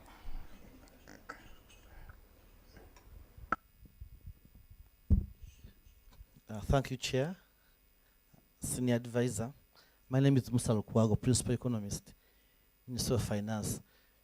Mine goes to Kana. It's not a question, just clarity. And when you're talking about inclusion of women, you talked about access, okay? And you said that we need to allow for partial withdrawals. But I know in pension, we are saving for old age. Would that be a contradiction to the government policy of saving for old age? Thank you. Okay, I think I'm going to stop here in terms of questions and throw back the questions to my panel members here. Please pick any question you feel you want to contribute to. Okay, go ahead. Thank you so much, Moses. I think I'll attempt and respond to the first question that came in talking about roles. How do we allocate roles in this space? And I think, to me, what I hear is he's really talking about, is bringing out the point around partnerships. So we have to recognize or acknowledge that these platforms or these schemes do not operate in a vacuum. They do not operate in isolation. So there are different players, just like we are in the room. There's public sector, there's private sector, there are telcos, there are banks, there's so many people involved. And what we see is that the stronger the platforms, or the ones that operate well, really leverage not only mobilizing savings, but using those to even spin off and leverage, going to access to, how do we leverage also access to credit and different other facilities. So the more partnerships that you can create or form from these small, these platforms, I think the stronger the platforms and the more you can leverage from it. Okay, Ms. Kana? Sorry, I'm just going to add to what Patient said. I think while public-private partnerships are very important, the role of private sector also, along with the government, makes it very important to ensure that investments are made in a certain way so that you can, within the guidelines, ensure security of the savings of each of the individuals. Technology has a big part to play in it. I think I'm just going to segue to what Evelyn and Mariam said as well. Evelyn, to your question on two things, how is it that the women are actually going to save when they're daily wage earners? And second, around inflation. Two things. Around the women being able to save, you should allow, if you ask a woman, can she save 5,000 shillings a month? The answer is probably no. But if you ask her, can you save 50 shillings a day, or 60 shillings a day, or 100 shillings a day, the answer is probably yes. And this is when you allow them to save according to their income patterns. They will not even realize if they're saving 500 shillings a day. But the system, the scheme rules, and the technology should permit this to allow them to meet their income along with their savings capabilities. And also to the earlier point we made is on bundling products, to your question, Mariam. So in India and in Kenya, we have seen two benefits that have been bundled. One is around hospital cash, where benefits of long-term savings came with some other, according to which occupation group that we were reaching out to, allows for hospital cash kind of products to be bundled. Countries like Rwanda and Kenya have had last expense insurance as a benefit, because send away is very important. Communities like in Africa and India, we take care of our elderly, we take care of each other, we take care of our families. Hence, bundling products through last expense have actually been a glue to actually people joining the scheme.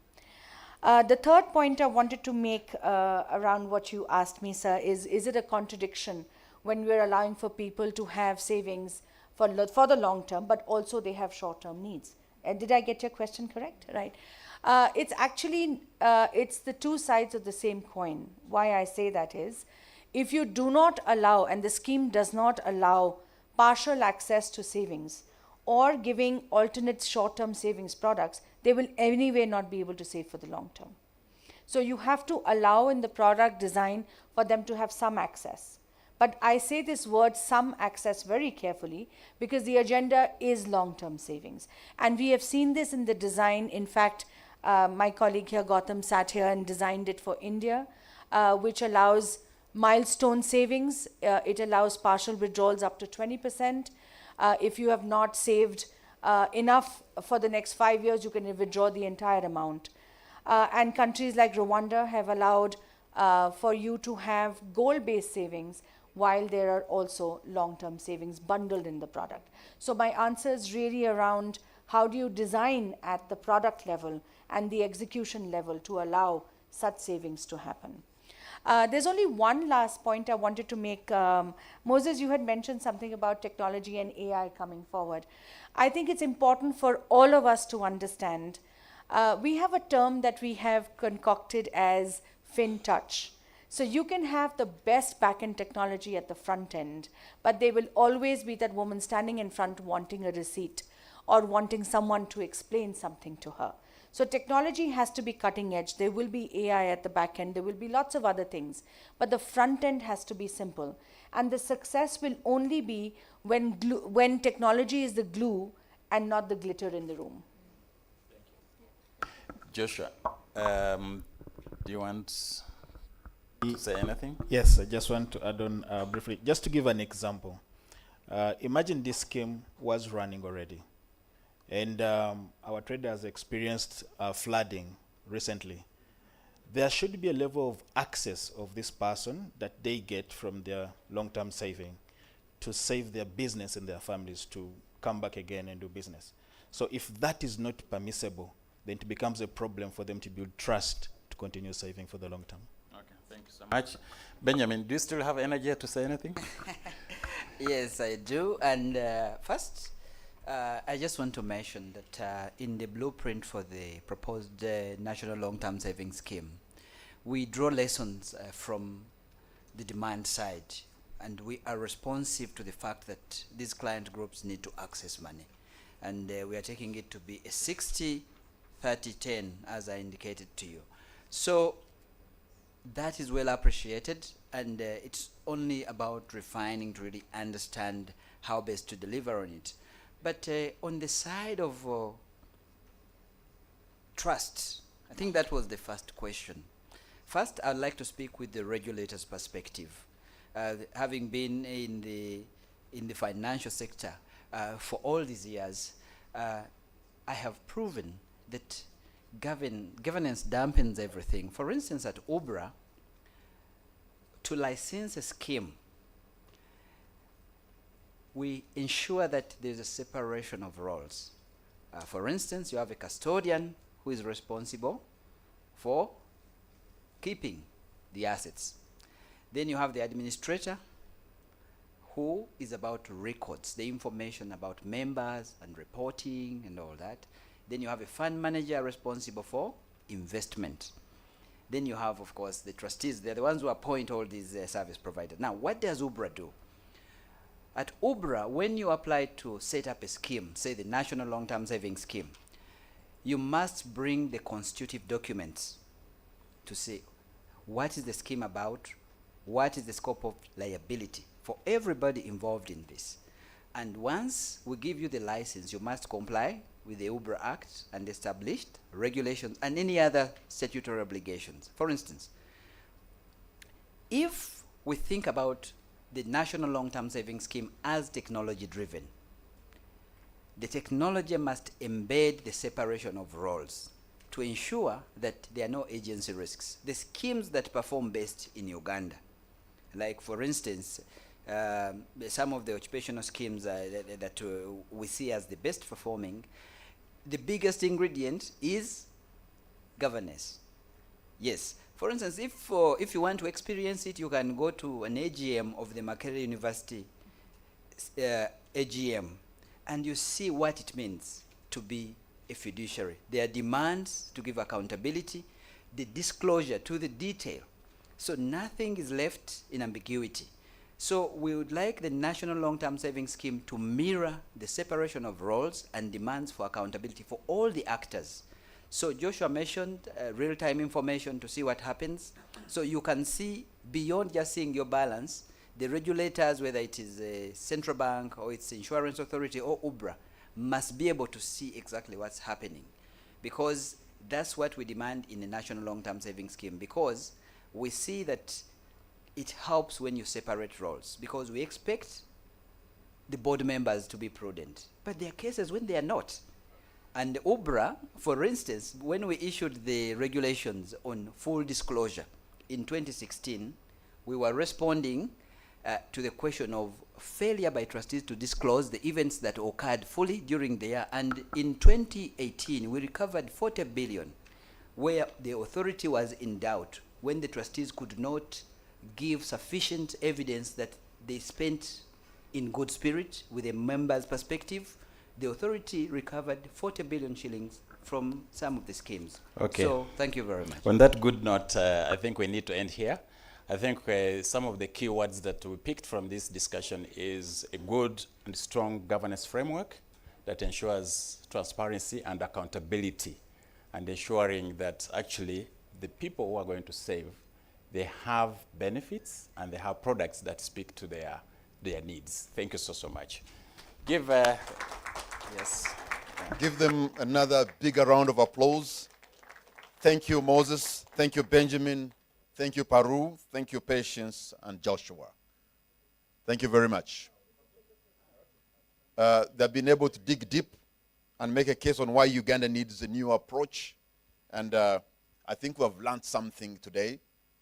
The element of trust is very key. But trust is funny. If all of you, I presume you drive.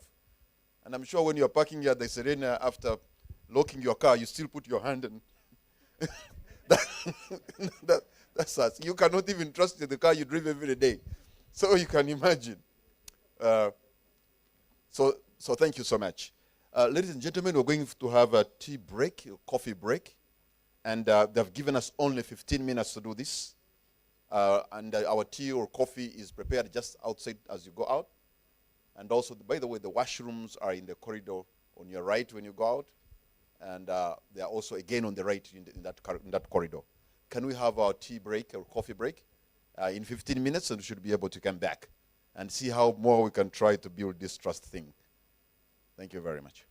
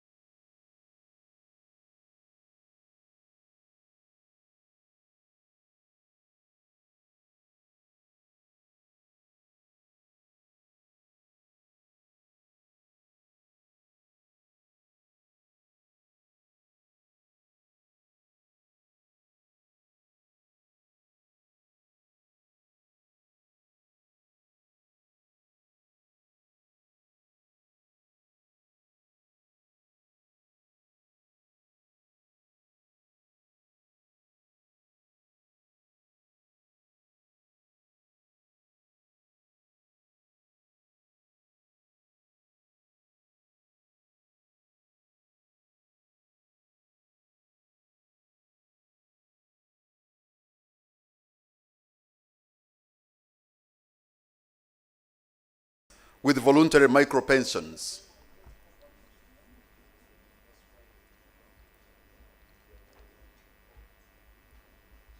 May I have your attention, ladies and gentlemen?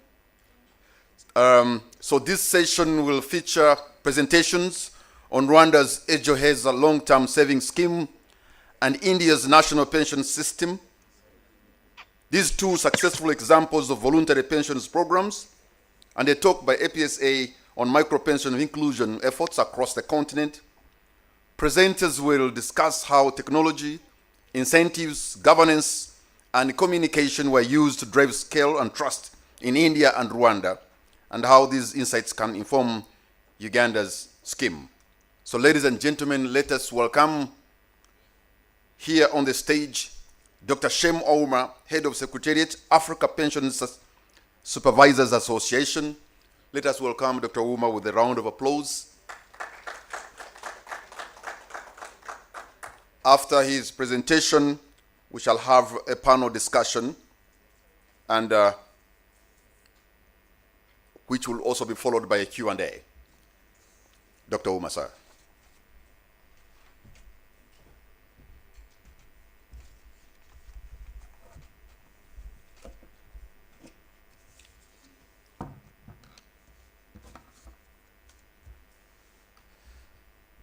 Thank you very much. I think we can get started. And allow me to ride on the protocols that were established in the morning when we started. So my name is Shem Ouma. I'm the head of Secretariat for the Africa Pension Supervisors Association, born about now 7 years ago.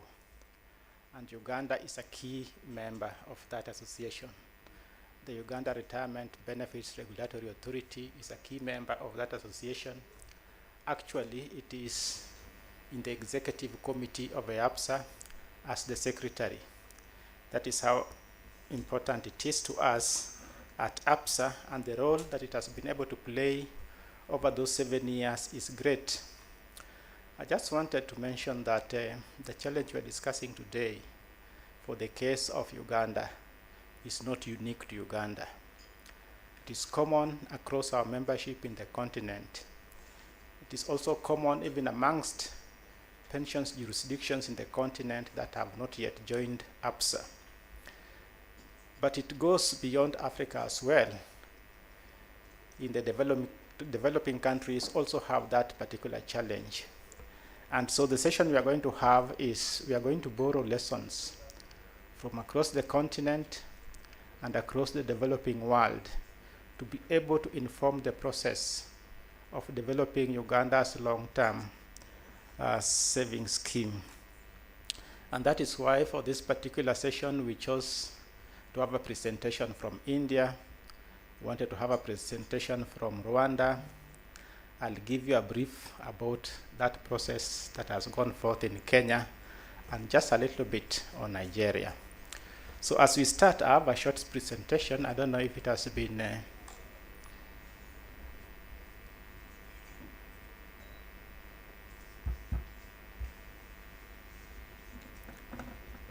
can I have the presentation, please?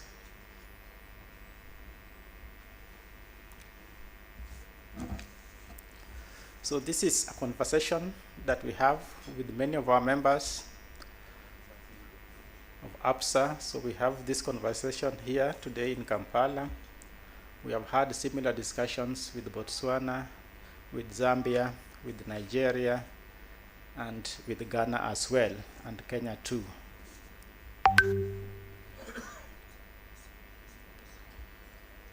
I had a presentation of just about 5 to 7 minutes, then we can commence the discussions, just to give highlights so that we can frame our questions better.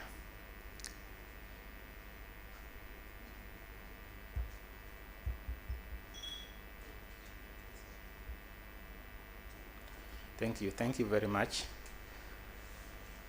So we just want to look at the foundational issues that ground this particular initiative. And we can go to the next slide. Yeah, just to see how critical this issue is that we're discussing, we need to recognize it from from the numbers.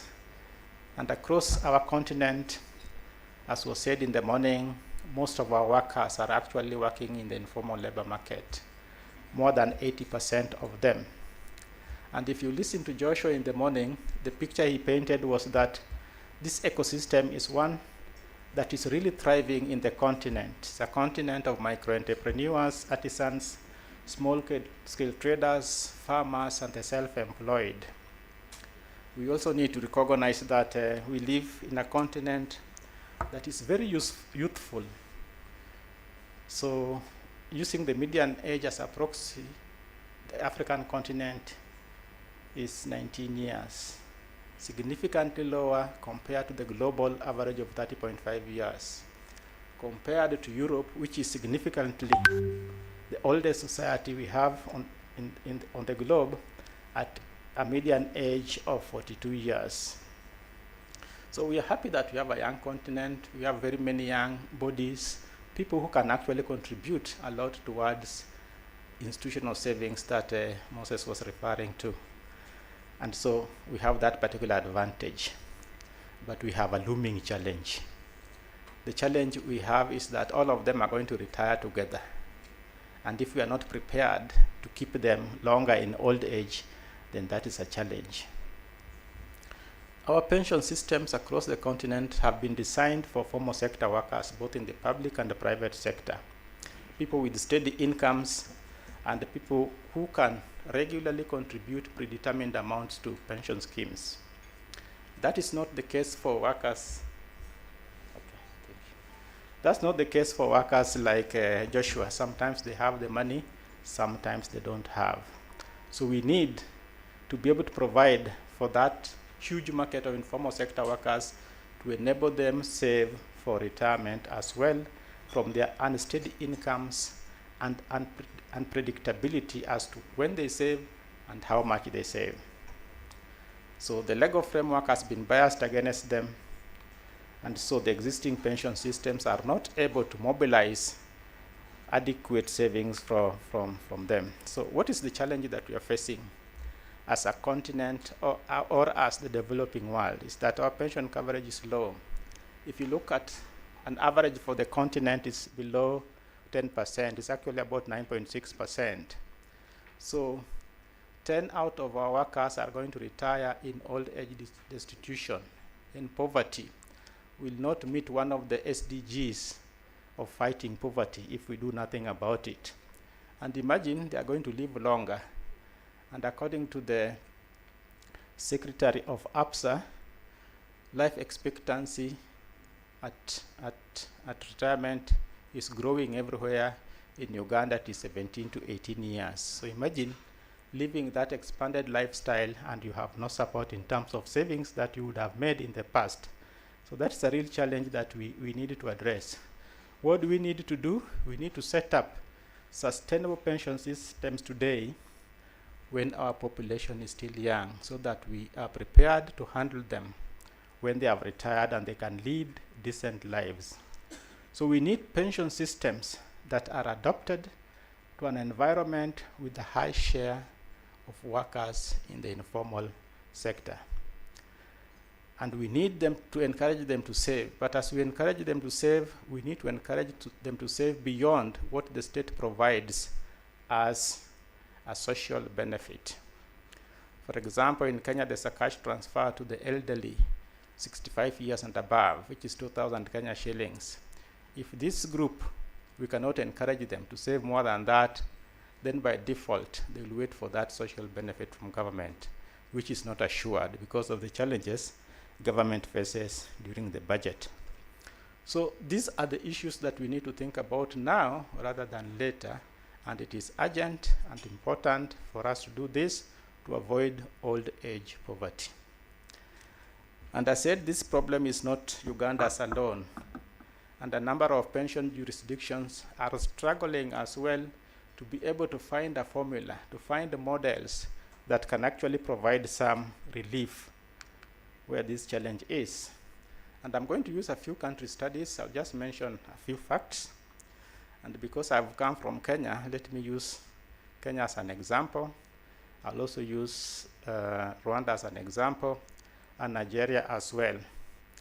Kenya started thinking about this issue, and I know you also started thinking about it earlier. And in 2011, they came up with a micro pension scheme called Mbao Pension Plan, which was a digital solution to the challenges that we had. It has flexible contributions. It has a minimum contribution of 20 shillings a month, which we thought most of the people in the formal sector could be able to afford.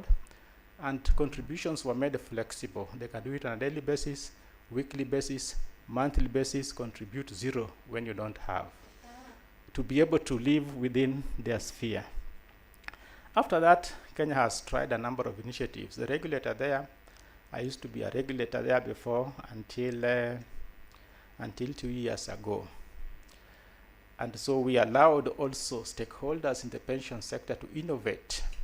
And we have the likes of the National Social Security Fund with a scheme called Haba na Haba. Haba na Haba is a Swahili word, means little by little.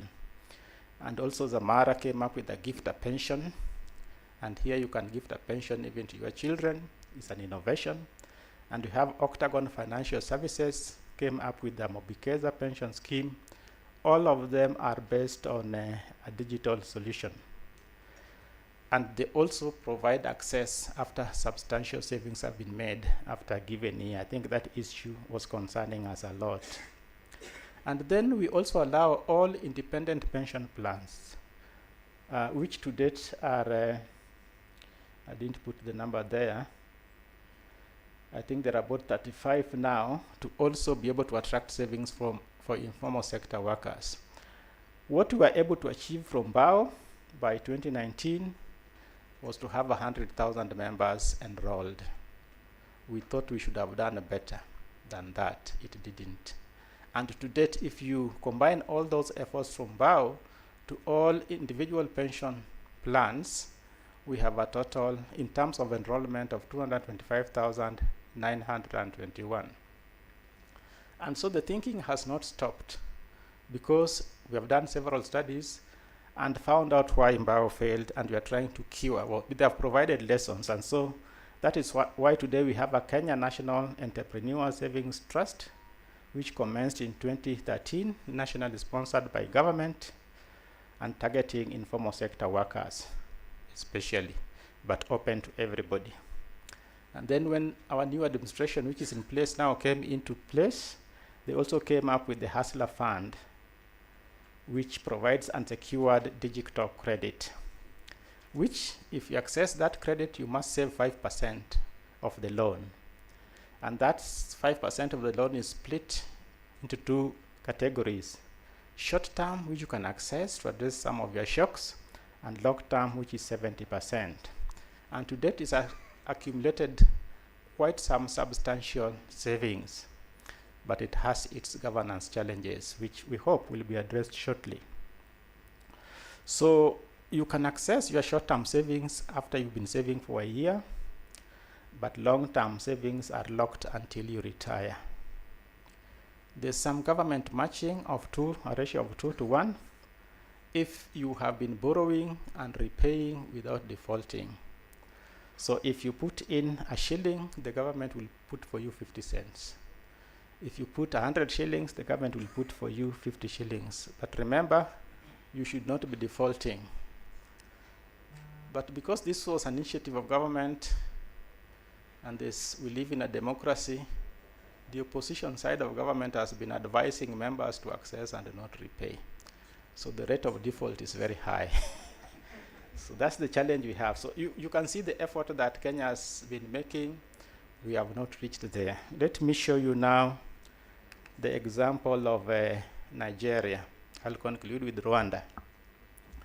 So Nigeria developed a micro pension plan in 2019, more or less the same time I think Rwanda started their initiative. It's government sponsors a digital solution. It recognizes the needs of this market segment to be able to have some withdrawals, so they split that contribution into two. 40% you can access, 60% you can only access at retirement. And by the end of quarter 1 of 2025, they had an enrollment of 186,825, representing 0.2% of those that targeted the 77 million informal sector workers in Uganda. Some success yielded a lot of lessons, and in 2025 they are changing course.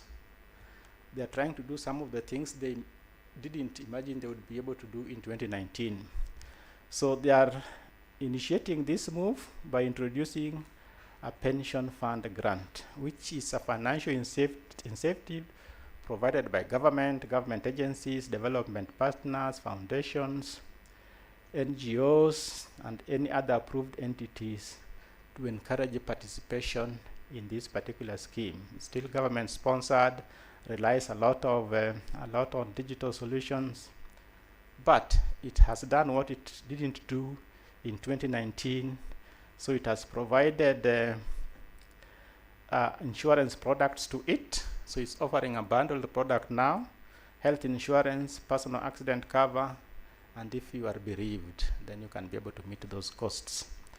And they are also embodying financial literacy programs in it so that people are convinced as to why they need to do that, something we were discussing in the morning.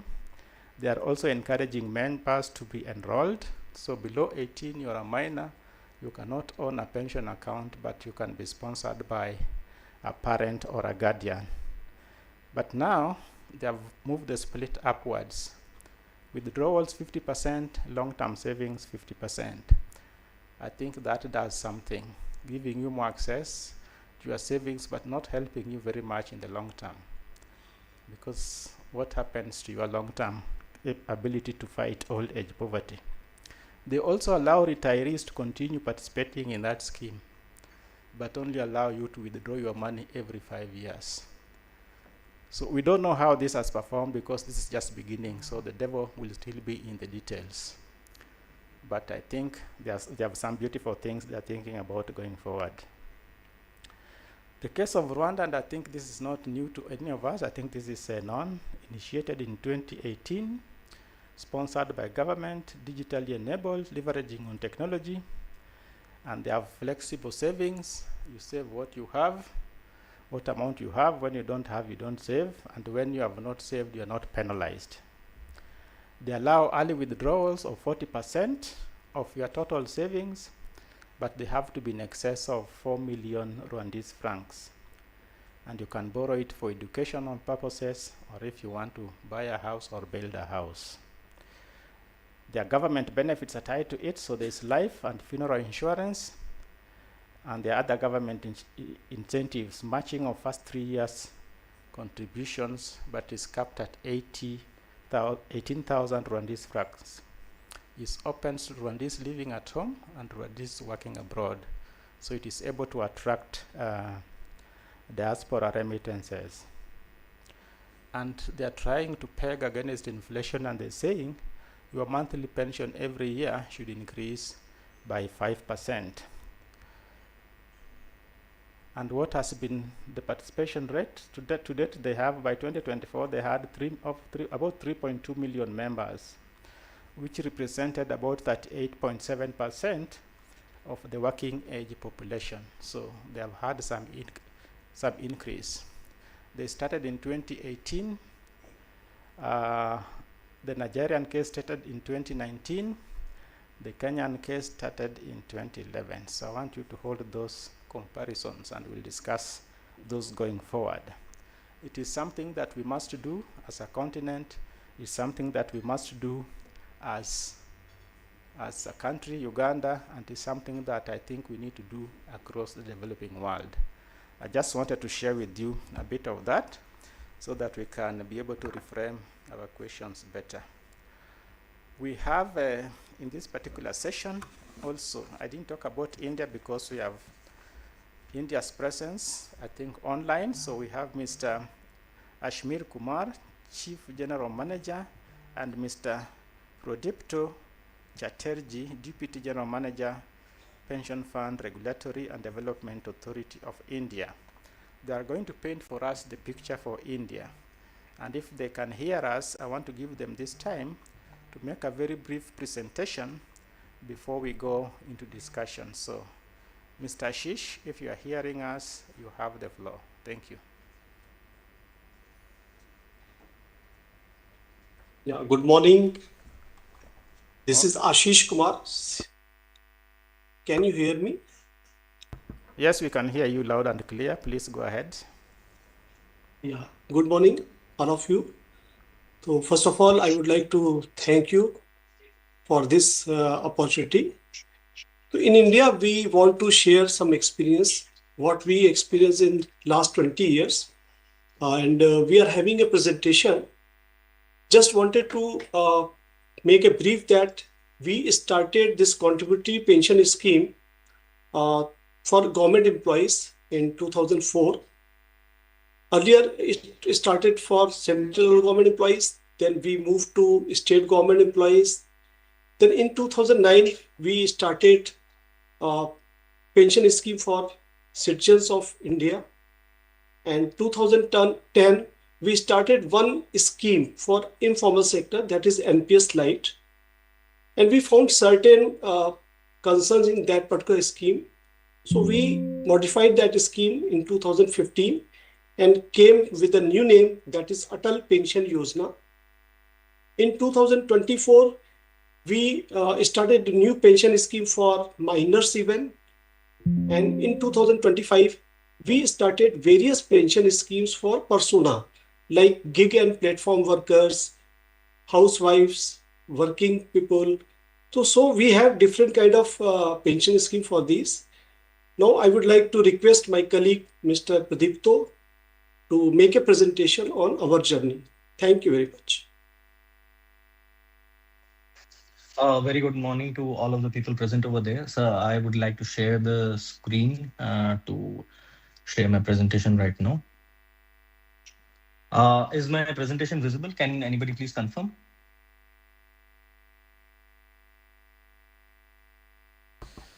Not yet. I shared the screen and shared the presentation. Is my presentation visible? Not yet.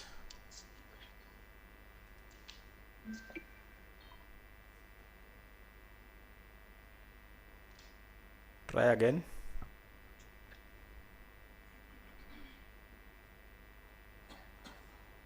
Is it visible now? Yes, it is. Okay. Yes. So the title of the presentation that I'm going to make over here, the lessons from India's pension inclusion journey and the national pension system. I won't like to bore you with a lot of data and all. So just to give you a brief on what topics we will cover in this presentation, the agenda and the key takeaways, a little bit of description about the NPS architecture. It's an unbundled architecture, and from the existing literature that we have studied so far, we understand that it's a unique architecture that we have over here, different parties coming on board to make the entire architecture where the whole is greater than the sum of its parts. The second being the NPS success metrics, the coverage, the asset under management. Then as sir introduced that we had NPS Lite, then we moved on to NPS, another innovation in the financial inclusion field, which we call as Atal Pension Yojana or the APY, and the future generations, the innovations, the future innovations, and the key takeaways from our journey. Now, to give you an idea of this NPS architecture, the PFRDA, the organization, the pension regulator of India, the organization that I am representing over here, is at the top. It's the regulator of the entire pension architecture. You would notice that in this architecture, you have many institutions. On the left side, you will notice at the left side bottom, there is a subscriber. On top of that, you will notice that there's a POP, there's a nodal office, then the central record keeping agency, trustee bank, the NPS trust custodian. All these institutions are regulated by PFRDA. They are separate institutions. Not to get into much of a detail, but if you notice, there are two sort of lines you will observe in it. One line is in blue, the other line is in red. So to explain it would be like that you have a complete loop. You will notice that the entire structure, none of the loops is a open loop. It's a closed loop thing. At one moment, if any of you people might have used a banking channel, then you would notice that when you send the fund, you send across the fund, you invest, you expect that a message comes back to you. So the information flow is like a subscriber sending across the information that this much money be deducted from my account and send across to the pension fund in which I want to invest. And after the investment, the information comes back to him that the money is invested. And so the red line gives you an idea of how the fund flows from the subscriber to the nodal office or the banking channel, then to the trustee bank, and from trustee bank to the pension funds who make the actual investment. And the blue lines give you an idea as to if the money and when the money is invested, the information flows back to the subscriber.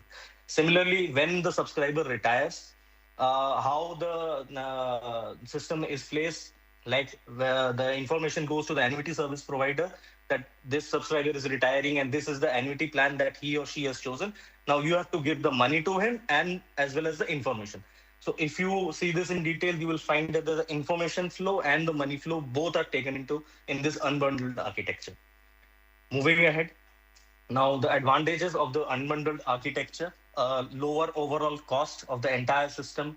Then there is a fees transparency. Every institution, every intermediary has a charge structure which is in place, and whenever any charges are being deducted, right from contribution, right from account balances, right from even investments, all these charges are shown clearly in the statement of transaction as well as are visible on the website, where any subscriber can go and confirm whether the charge which is he or she is being charged with is transparent or not. Then, since a lot of institutions are involved in this, each institution's economies of scale comes into play and you get a better, efficient system. Now, the operational advantages, every institution like a pension fund, since we are talking about pension funds separately rather than one institution handling the entire thing, we have got specialized expertise in this. Every institution will have a maker and a checker. The checks and balances, how to take care of this entire thing. Like they will have their own supervision departments, their own audits. Everyone will have a set of guidelines to take care of when they are investing, when they are taking care of things, when they are sending the money across, when they are cross-verifying. Then the flexibility and customization. Then every institution, like a pension fund or a central record keeping agency or even the banks, have their own systems in place. So if you need to make a change in any of these parts, the whole system does not crumble down. You can take that institution and the rest of the system, the rest of the processes work along as they are, but the entire system is not held at ransom because of that one system change or one customization. Then the ease of replacement. Tomorrow, if any of these institutions wants to cut back and they want to get out of this business, it can be handheld and transferred to any new institution that wants to come on board. And the other advantage is greater fiduciary control.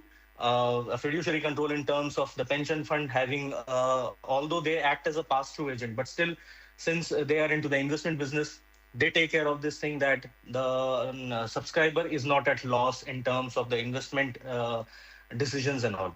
And an open architecture investment options, that the investment options are given to the subscribers. You can choose from any one of them. The choice of pension fund managers, the choice of, there are 3 CRAs, the choice of which central record keeping agency you want to go with. These are all open to it. And the biggest advantage of having an unbundled architecture, portability, that if you change jobs, if you change institution, if you go out of even geographies, if you move out of one state and you move into another state, you can take your NPS account with you. Now, as just to give you highlights of the few coverages, the total coverage as on date is around 90.3 million. Although this number may sound to be a little bit large, but considering India's population of 150 billion odd, so this is just a scratch of the surface. And you would notice that the first bar is very huge. It is obviously so because it is one of the financial inclusion instruments of India that we call the Atal Pension Yojana. Approximately 3/4 of the coverage is in this only. The rest, like SG, means the state governments. India is a union of states. All the states are also on board. They come out to be around 7%, and the all-citizen model, which is given to the unorganized sector and the private citizens of India. Then the NPS Lite. We'll talk about this in the latest slides. Then the corporate, the formal sector, corporate people, they join in this. They form around 3%. Then the central government, around 2.47 million people are in this. which forms around 2.75%. Then there are state autonomous bodies and central autonomous bodies.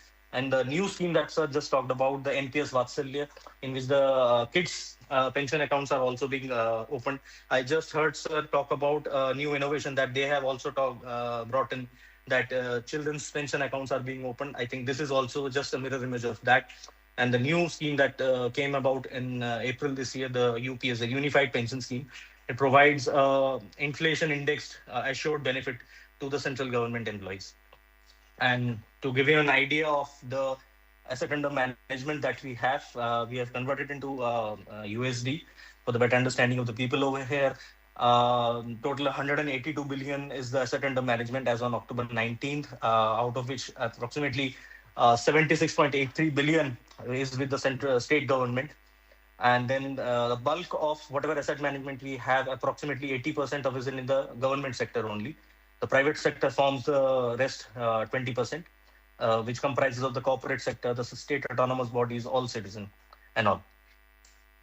So now leveraging the NPS architecture for social security, NPS Lite, the target group, Sir, during his brief presentation, just Dr. Sir was talking about the huge implementation problem, the informal sector, a young population, the informal sector being 80% of the population, entire population of Kenya, I believe he said.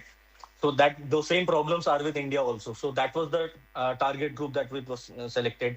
Since we had that open unbundled architecture, the administrative and the transactional cost structure needed to be very low. The target group was fixed. Then NPS Lite, it was seen that it will be done through the aggregators. What are the aggregators? The non-government organization, the microfinance institutions, the NBFCs. The feet on the street were these people who talked to the people and brought their accounts on board.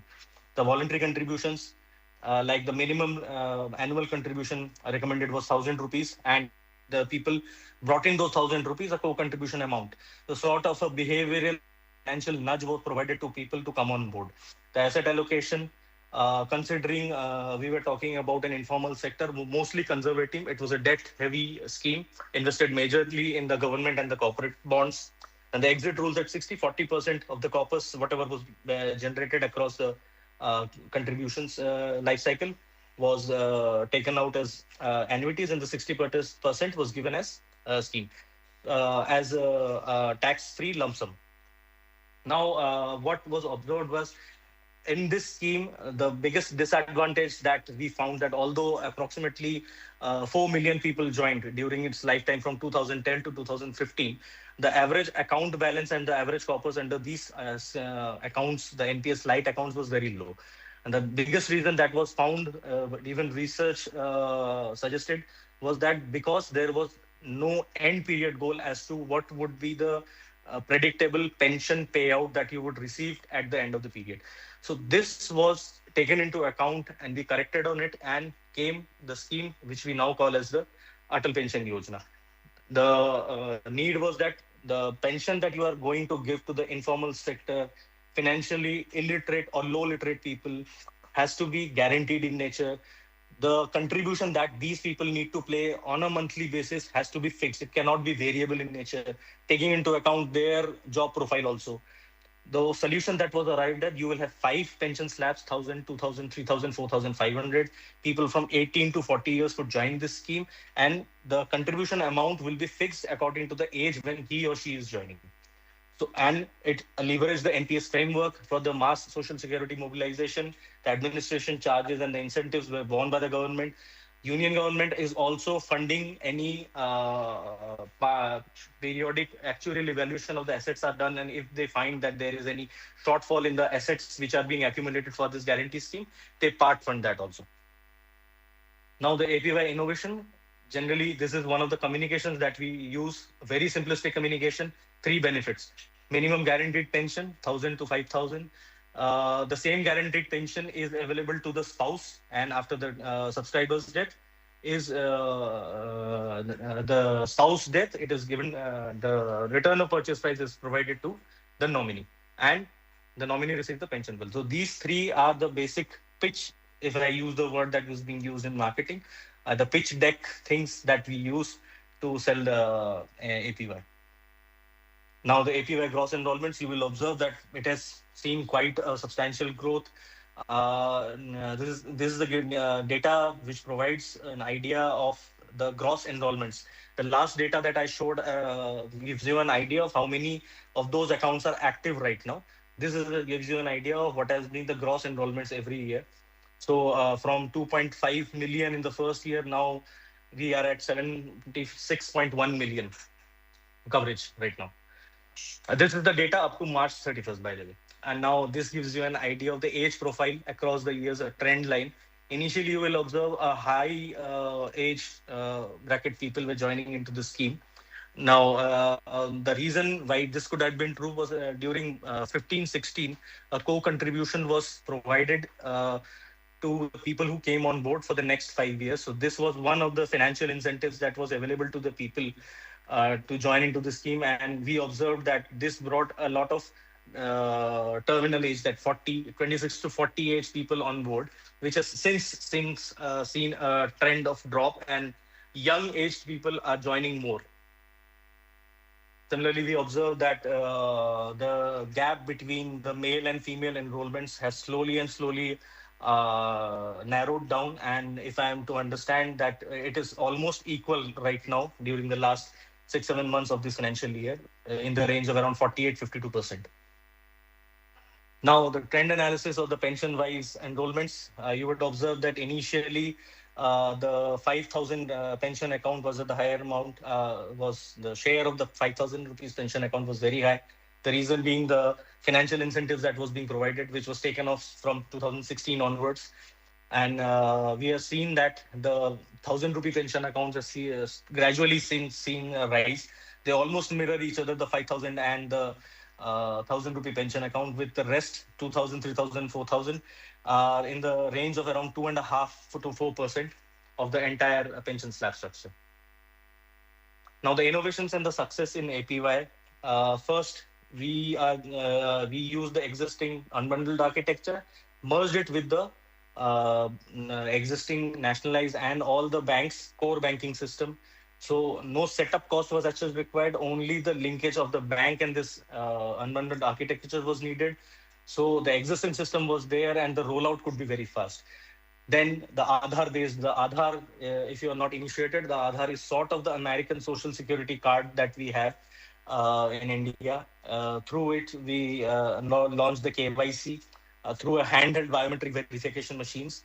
So that the verification, the KYC verifications of the subscribers were very quick. Then we started riding on the JAM Trinity, which is called the Jandhan account, the Aadhaar and the mobile Trinity.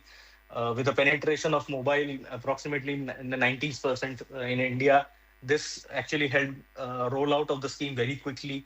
Then the PM Jandhan accounts that were sourced during the 2014-15, which have been recorded in the Guinness Book of World Records as something of unprecedented nature, which has been done across the world. Those accounts were also taken on board in this rollout of the APY. Then the extensive network of the banking correspondents. So the banking correspondents are the people who are not employees of the banks, but the bank's representatives at the ground level who source these accounts to for a minimal commission or fee. Then automated contribution system, that auto debit mandate, that whenever an account is opened, the person gives the auto debit mandate. For example, somebody joining at age of 18, going into the pension slab of 1,000 rupees has to pay around 42 rupees. So they give a auto mandate the first day itself. Next month onwards, they don't have to contribute. The amount gets deducted from their account automatically. So to use the behavioral term, that inertia bias is being taken care of, that they do not take an active interest, or they do not cancel that active auto debit mandate. The contribution goes directly. Then the simplified overdue management, that if there is an overdue, if the account is not funded at some moment, they can later on fund it with a minimal penalty amount. Then there are digital transaction updates. Whenever there is an update, you have upgrade and downgrade facility. If somebody wants to upgrade from the 1,000 to 5,000, they can do it. Then these all things are available on net banking, and as well as mobile apps have been provided where you can check your SOT, you can upgrade and downgrade. All these things are available. Now, PFRD's clean learnings, the last 20 years, I think this is one of the slides that we really wanted to talk about, that the visibility of pension receivable. And it's a nebulous cloud sort of a structure that you give an idea that you might get this much amount at the end of the rainbow period. That the idea does not work when you're talking about an informal sector, heavy informal sector, financially illiterate population. If it helps, what helps is actually predictable and guaranteed pensions. When you can show them that this is the amount of contribution that you give across the years, so this is the final pension you will receive when you are into your old age. And the behavioral nudges, co-contribution, that government co-contributes if you contribute this much minimum amount. Tax incentives, like you can get this amount tax deductible from your salary or the amount that you file in your tax filings. And then the control in the subscriber's hand.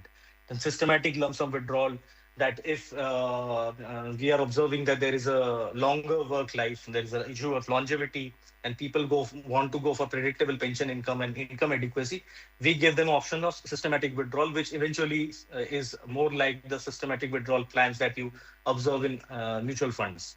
Then financial literacy and communication using social media. To our advantage, use of Twitter, use of Instagram, short messages, 20-30-second videos on schemes, on the benefits. Then along added to that, the traditional media vehicles like interviews and TV, then the PR, the corporate communications, when we give out messages on the returns, on the number of people who are joining, any new updates in the scheme. All this is done through the financial literacy and communication, and the outreach activities like target specific physical outreach campaigns. Like I can quote over here, Ashish sir, my senior over here, he has been instrumental in this thing, and he and his team during his APY days went to the tier 2 and tier 3 cities holding short town hall meetings with these people. That helps a lot. That gives you a local coverage, local taste of the people who can come on board. And finally, the PFRDA roadmap, the road ahead, the new enrollment channels we are working on right now, the streamlining of the digital journey via Aadhaar, eKYC, DigiLocker, the central KYC identifier, then the NPS contributions directly into consumption and payment ecosystems that we are working on, UPI, the money from the UPI directly coming into this, so that people's money deducted from the accounts does not take much of a time to get into your pension accounts. People don't have to spend much time to make decisions as to how much money do I contribute, what time it will take. As quickly as possible, this transaction is completed. It makes easier for us also. Then the children's account, as I already said, that we have already launched this scheme, are approximately 150,000 kids have already joined into this scheme, and slowly the understanding of this field is getting accepted by the people, and people are joining on it. Kids are joining on it. There is a lot of chat on Twitter and Instagram on this also. Then we are recently celebrating our Children's Financial Inclusion Week also in India. Then the expansion of the base, including people from the agripreneurs, agri-entrepreneurs, then the MSME cluster-based approach, platform workers, the gig workers, then the farmer producer organizations. Then at the feet on the street, we are including the people of the self-help groups, the MFIs through the rural livelihood mission programs. And now in the innovation and the decumulation phase, we are working on some papers that so far we have only worked on the side of accumulation, that this is the pension corpus you have created. But slowly we are started working and thinking on the lines of that we start working on accumulation as well as decumulation phase. Rather than just creation of the corpus, we also get into the field of giving out actual pensions, the payouts from the corpus, so that people have an idea what is the amount of money they will get when they are into the old age. So that is all from my side, and I'd like to now open the house to any questions that you might have. Thanks a lot. Thank you very much. Thank you very much, colleagues from India. That's a wonderful presentation, wonderful enrollment, 90.3 million. Compared to the India's population, you say it's a scratching the surface, and I think the struggle continues. But thank you, we learned a lot from that presentation. I hope you can stay for some time so that you get a few questions from plenary. But But let me invite to the stage now Mr. Gautam of Universal Pensions to join me on stage.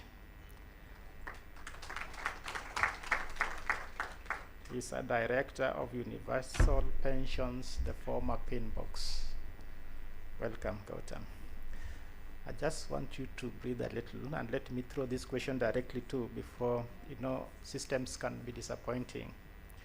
So I have a question for the team from India. When you are still there, in the morning, we are discussing trust issues. Anything goes wrong with the system, then a lot of disincentive is created, and payments of contributions can stop. How do you deal with this? How do you maintain public trust during moments of difficulty? For example, when the system has failed, or investments have underperformed, or people are contesting some of the reforms that you are bringing in place. How do you deal with it, and how do you maintain that trust?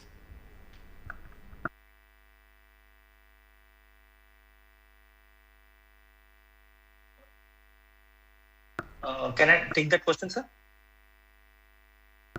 The question is about trust. That I understand, sir. I just said, sir, when answering this question, I think four words come to my mind. That when you're talking about all these things, that trust issues, the funding issues, and any question of the system is being raised, the four words that come to my mind is: first is transparency, the second is accountability, the third is action, and the fourth one is empathy. So all these things in different measures need to be taken care of when we are talking about trust issues, when we are talking about a fall in the returns, or somebody questioning the, let's say, the efficacy of the entire system that has been built so far. When I thought about this question, I received this question last night, and I was going through, when I was driving to my office, I thought that let me just recall or recollect the last 13 years that we have spent in this organization. So the most recent example, I think, to some extent, everybody would have seen in their lives is the COVID time. And especially COVID, the first wave that we saw in the February and March of 2020.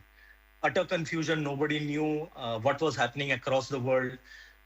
Everything that came out, it was in the form of a rumor. Markets were reacting very adversely. If I remember correctly, during the second half of March, in Indian market, we saw the equities correcting by almost 30% between the 15th of March to 28th of March. So what we did at that time, we understood that the system is being questioned, the returns are decreasing. So what do you do?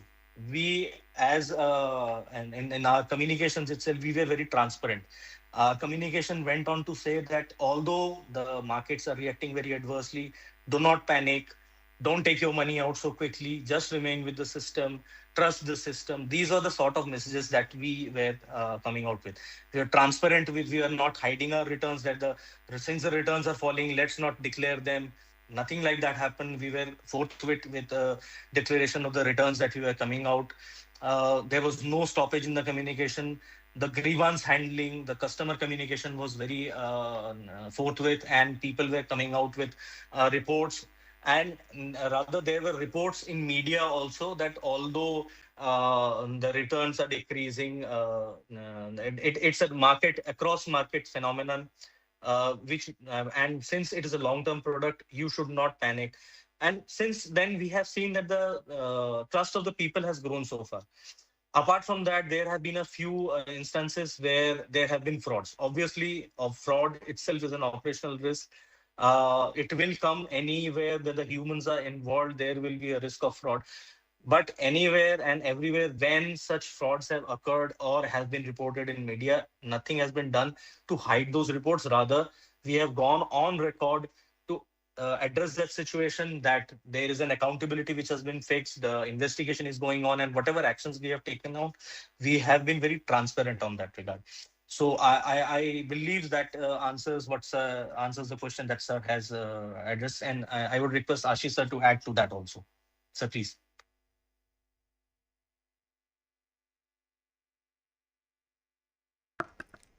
Please unmute. You are muted. Yeah, sorry. Yeah, sorry.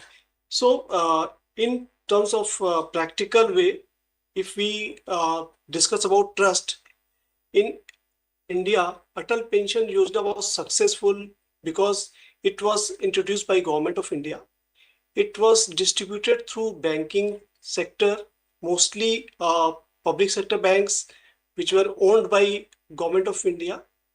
So these distribution channel and the government which planned, it helped a lot in distribution of Atal Pension Yojana. Also, we have this kind of transparency that we provided contribution tables age-wise to everyone, every distributor, and anybody can see check that how much they will be required to pay till age 60 years and how much they will be getting pension. So this transparency part, it was addressed in that contribution table. So all these transparency as well as government support and government initiative, it helped a lot to build that kind of trust where we can have a good kind of pension scheme. Thank you. Thank you very much for those insights. Now to Gautam. You have a wealth of experience. You have worked in many countries across the developing world.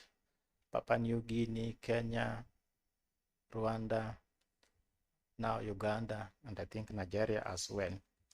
So you have a lot of wealth of experience. My question to you is, across these different countries, what conditions need to be in place for an informal sector saving scheme to succeed?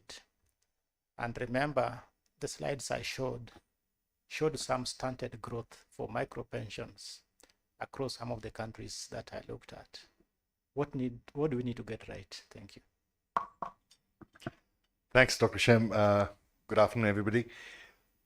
I think the presentation by the PFRDA team, now in retrospect, I think they need at least a day to explain, you know, the wealth of, let's say, experience that has happened in India and the kinds of interventions that have happened. And I think a large part of that is because there is a D in the PFRDA name, which is development. You know, and I think that's going to be one of the key things that URBRA will also perhaps need to adopt, which is, you know, and it's a very fine line, which is how do you walk this line between regulation and enforcement and governance, and how do you simultaneously develop a market and encourage innovation and so on and so forth. So, you know, and PFRDA is, in my mind, I'm working currently we're engaged with about a dozen countries. I think PFRDA has been able to walk that line very, very, very finely. Things that are, what I would say in terms of preconditions, I think those preconditions exist in many of the markets today. I would break this up into two parts. One is on the supply side. I think countries like India have spent an incredible amount of effort in building digital public infrastructure like the national ID or digital payments. There is a large supply of well-regulated financial institutions, banks, cooperatives and others. So there is clearly the ability on the supply side to reach out to a population, right? On the demand side, again, something that is common across all the markets that you mentioned, Dr. Shem, is that there is a very large population of people who are not yet saving for retirement, right? So the key question then becomes, if there is already a supply of the necessary, let's say, building blocks or ecosystem pieces required to achieve mass scale inclusion, and on the other side there is already a large demand or a latent demand, at least from people who can afford to save but are not saving, why is it that these two pieces are not coming together? So I think what countries like India have done or what countries like Rwanda have done is use technology very effectively, and that's something that I'll probably mention, elaborate a little more in my talk in the next session, is how these countries have used technology at one level to bring the supply or to bridge the gap between the supply and the demand. And I think that's the approach that Uganda is taking. And I have to say that that's a very mature approach that Uganda is taking, because Uganda is pretty much there with some of the other countries in terms of both DPI and DFS ecosystem. The second thing that I would think is that, which may be important for the success of inclusion in this area, is in not assuming that pensions is launching a pension scheme is like you cut a ribbon and that's it, and you can sit back and everything will work. I think what we've seen in PFRDA's team and what we've seen in Ejoheza is this constant need to continually monitor, evaluate outcomes, and then come up with corrective solutions. I mean, Ashish was mentioning that there have been challenges, and clearly, India is a huge country. There would be challenges on governance, or there would be challenges on some malpractice. But the good thing is that PFRDA is able to, because of the way their technology is built, they work with a centralized platform. Rwanda works with a centralized platform. They get a lot of ready, real-time MIS on what actually is happening out there. And I think that's exactly what is currently proposed in Uganda as well. And I think the third thing that I think is the importance of learning from other countries. What we saw, like Rwanda in 2019, when we went into the field, when we were designing Ejoheza, we met a lot of people my age, and they correctly said, listen, I think you're very late. You should have come here 30 years ago. I'm already old and I don't have enough time to save for old age. But then the question that they asked us was, but can I open an account for my daughter or for my grandchild? And this came repeatedly. And then we just said, okay, why not? So we spoke to the government and said, okay, we understand that minors can't have a pension account. But can we make a change in some regulations? Can we create a system where the parent can open an account for a child, link the child's account to the parent's national ID? When the child is 18, then she assumes control on her account, but this gives her another 10, 15 years of compounding. And then when India looked at that, India thought it's a great idea, and India adopted the same thing. I think it's a great idea for even Uganda to adopt. So what I'm saying is, while there are good learnings from what has worked in other countries, equally there will be learnings, and I'm sure if we engage with Pradipto and Ashish a little more, we may be also able to know what are the things, if they were sitting today and designing the NPS from scratch, what would they have done differently? What would they have done over and above what they have already done? So I think learnings from both things that have not worked, but things equally from things that have worked are equally important. And I think Uganda, in that point of view, on the continent perhaps is behind a couple of countries in launching the LTSS. But I think while you may be late by 3, 4, 5 years, but I think you're early in the demographic transition, so this is a great time. And equally, I think it gives you the ability to learn and perfect the LTSS as you move forward. Thank you very much, Gautam. I know time is not on our side, but I want to come to plenary, but I want to go back to our Indian colleagues with a question. There's something I noticed in their presentation, which is good. The enrollment of young people into pension schemes is going up in India. What did you do to attract them? Because we have a very big challenge with our youth in terms of enrolling them into pension schemes.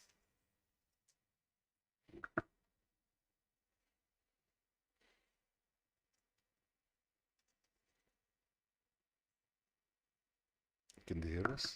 Did you get our question? We had a question for you, Ashme. The question was, we noticed in one of your charts, the enrollment of the youth is going up in the pension arrangements. What did you do? Because you have a very big challenge in this part of the world with encouraging the youth to join pension schemes. Yeah, basically I discussed about this contribution table. And I mentioned that we have that age-wise contribution till age 60, still age 60 years, which subscriber need to pay on monthly basis or quarterly basis. So somebody joins at the age 18, their contribution is quite less if we compare it with the age person who is at the age of 40. So those contribution tables in the hand of banking correspondents and bank staff actually encourage younger people to join Atal Pension Yojana in the early age. So that helped a lot. Thank you. Thank you very much. Sir, sir, to add to what sir said, I can talk from the communication perspective also. Since we joined 13 years back, there was a different way that we were seeing the communication that was coming on board. At that moment of time, people used to ask the question as to why this is necessary. Slowly and slowly, as the information and the messaging percolated downwards, that the importance of old age income security, pensions, that you should start investing early to get the benefits of compounding on board. So these sort of communications, the myth breaking that you don't need a very large amount to start, you need small amounts whenever you feel necessary, whenever the pocket or your savings or your expenditure allows you to save, you can save it according to your need, the flexibility. All these messages paying into account, plus the traditional media taking a lot of interest. There are interviews on a daily basis. Initially, we did not even used to have conferences on monthly basis or even 6-month basis.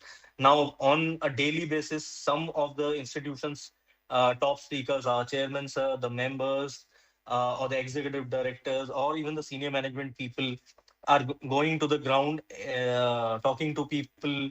Interviews are being covered. So it's a mix of communication plus behavioral angle, and as sir said, the incentivization of the ground on force. So they are able to sell it and explain it to the people that this is a very easy scheme to run. There is a flexibility on your part. You can start off with very small amounts, and if you feel that tomorrow your pension slab that you have subscribed to is low, you can increase it. You can stop your contribution for some time, but you can come on board again before closing your account. You can come on board and pay some penal interest, the amount that you have already foregone in your past contributions, you can contribute that. So all these things, I'm not very sure as to give a high weightage to which part, but I think all these parts coming together has made maybe the young generation understand that the coming years, when they retire, when they are not able in a position to work, they would need something well off, or a good pension pot to rely on, and not rely on their kids or their grandkids for their old age income security. Thank you. Thank you very much for those insights. Now we are at plenary and we want to allow 1, 2, or 3 questions, burning questions, because we are almost out of time. Anybody?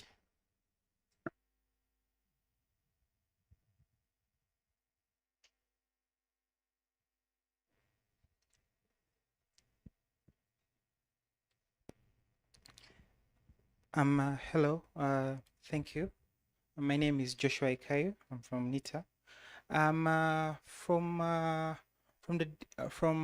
the presentation on India's success, I see it's mostly glued to the existence of the national payment system, and when I compare it with on Uganda's side, it appears we have a lack of that, and so I don't know if that will present technical challenges, and how it is going to probably be addressed in light that probably because of this the success that was presented, it looks like we have dependencies that we first need to align. Thank you. Any other question? We can take maybe 3 questions at a go. Anybody else with a burning question?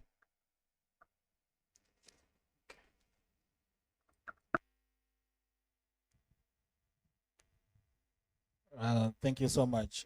Mine is about the informal sector, and you've put in an aspect where government is at the forefront of making sure that the informal sector saves. How do we create the balance more so for Uganda, because then our informal sector literally is most times is trying to distance far away from the government, if I may put it like that. Thank you. Thank you. Thank you very much. Any other third question? I want to allow Mr. Gautam to respond to the first question, which was about the NPS of India, which is trusted, and I think people have seen the achievements and they call that success. And no, success is difficult to measure. It is in the eyes of the beholder. But 90.3 million enrollment is surely some success. Compared to Uganda's case, what's the difference? What can Uganda learn from that?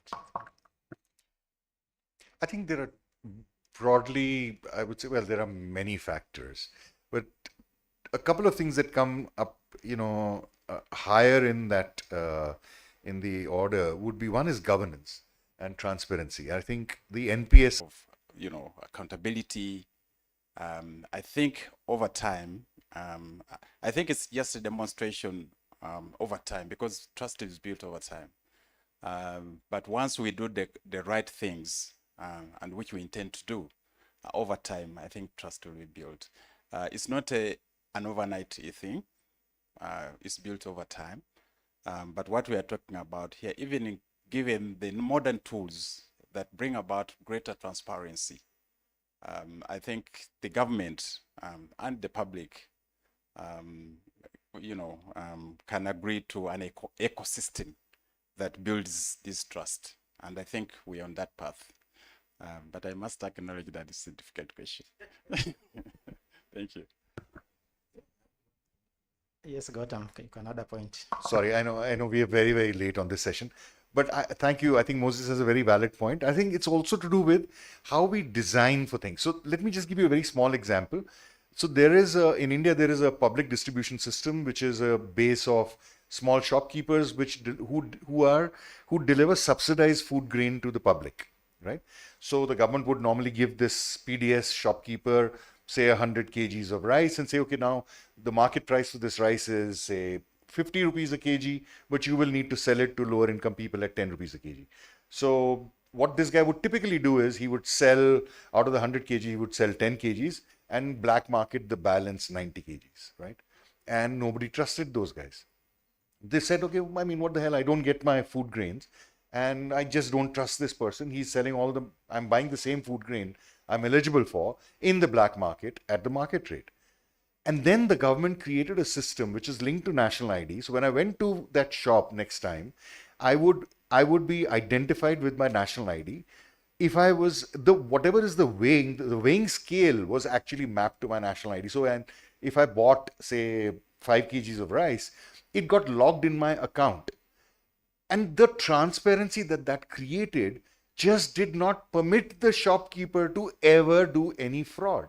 If he received 100 kgs, he didn't even have to tell the government that I have disbursed 95 kgs. The government department knew in advance, in real time, how much food grain has actually been delivered to which person in that particular district. Within a few months, the same shopkeeper became the most trusted entity in the district. So I think, to Moses' point, I think if the government has the right intent, and if we design for good governance, not just depend that, Shem and Gautam are going to be honest, but if we design a system which does not permit, bad governance or dishonesty, I think we will automatically build trust. But again, to Moses' point, won't happen overnight. It does need effort and time. Sorry for delaying. Thank you very much. I hope you have enjoyed the session. But in conclusion, I think we need to observe that trust is critical for the players in this particular industry. And I think government can win trust easily if we introduce a matching and people see that the government is living to what it said. If they say, if you put in 100, I put in 100 for you, and people see that 100 hitting their accounts, I think trust will be built. We also need the systems that talk to each other. The case of India says there's an information flow and there's a funds flow simultaneously. So you get information and you get balances and deposit messages. When you get, then the trust is built. And I think that is really critical. So I think as we think about the Ugandan case, I think those are issues to take home and consider. So let me thank this panel very much, Ashish and Prodipto and Gautam. Please, a round of applause for them.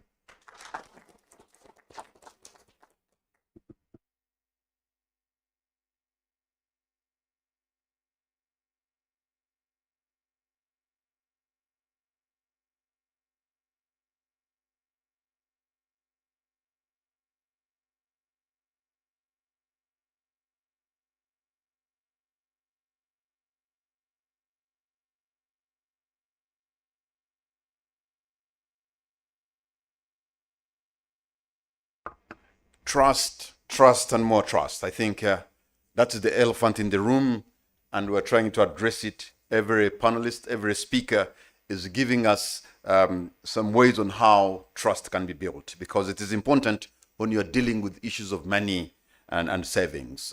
A round of applause to our panelists and the chair. Thank you so much, Dr. Shema Uma. Thank you, Gautam. Thank you, Ashish Kumar and Pradeep. For those of you who have presented online, you've been phenomenal. Thank you so much. Ladies and gentlemen, we're going to the next session, but we are about 25 minutes behind schedule. So I'll be telling the chair of the session to mind that, because your session will be standing between the people and their lunch. So you know what that means. This will be looking at the roles, responsibilities, and readiness. This session will review preparatory work on the sandbox pilot, including finalization of the architecture, baseline research, government framework, product design, and patient tech platform customization. It will also outline the pilot timeline, methodology, and expected outcomes before national scale-up. The panel will also discuss how regulators, financial institutions, and ecosystem players will jointly ensure smooth implementation of the scheme. And therefore, ladies and gentlemen, allow me to invite Dr. Bob Munene, Assistant Commissioner, Financial Services Department at the Ministry of Finance, Planning and Economic Development. Thank you so much. There are many people who have joined us since morning. Others have just come in. I can see the Executive Director, NERA, is with us. Rosemary Kisembo, thank you so much for joining us, and I'm told you're going to be part of the panel discussion coming next. Dr. Munene, sir. Sorry.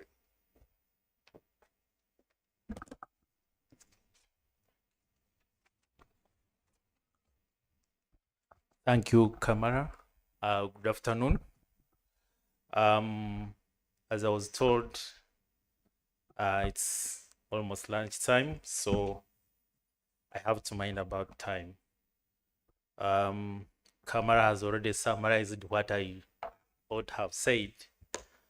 But before we start, since it's about readiness and how to implement this, I would want to request Centenary Bank, which is the second largest commercial bank, financial institution in Uganda, to come and present for 90 seconds on how ready they are on setting up the scheme. Thank you. Centenary Bank.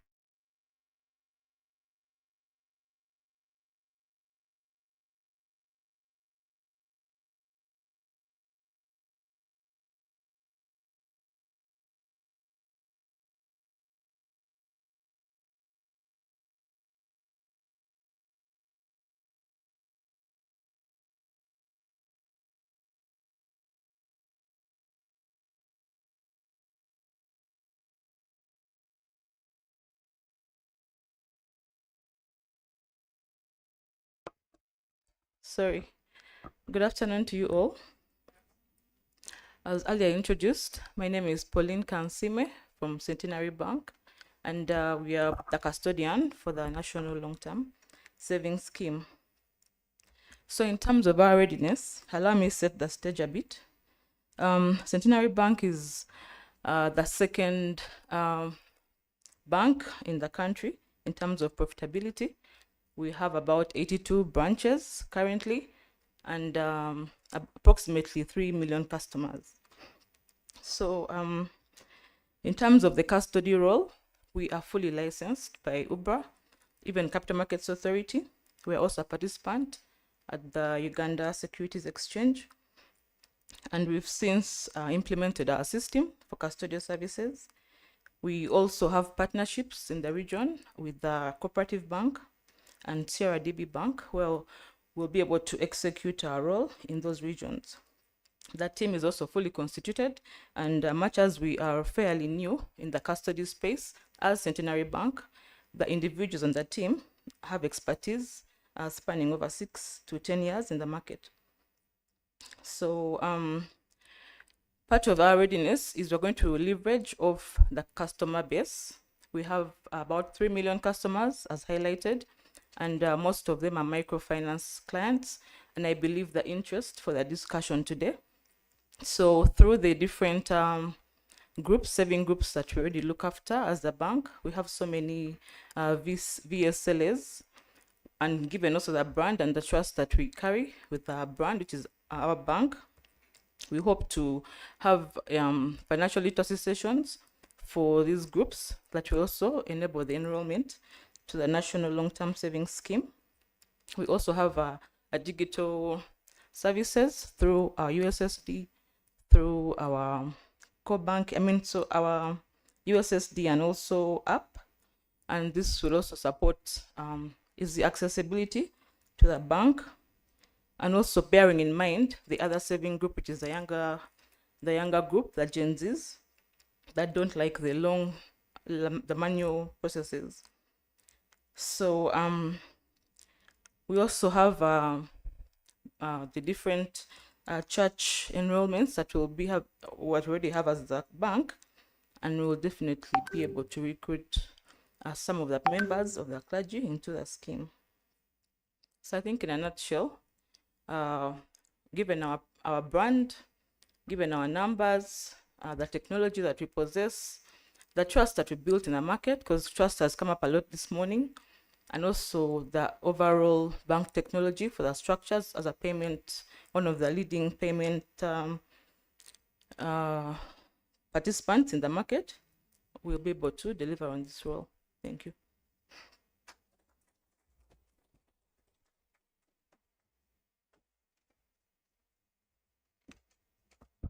Thank you, Centenary.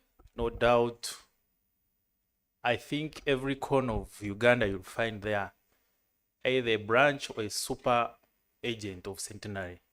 So I think they are ready.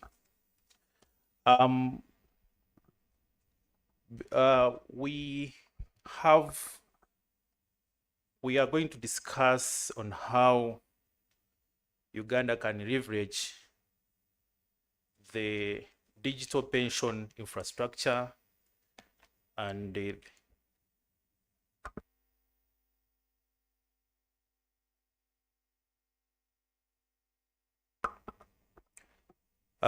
we have a presentation from Gotham on how Uganda can leverage the digital pension infrastructure and the digital financial services ecosystem to jumpstart this scheme.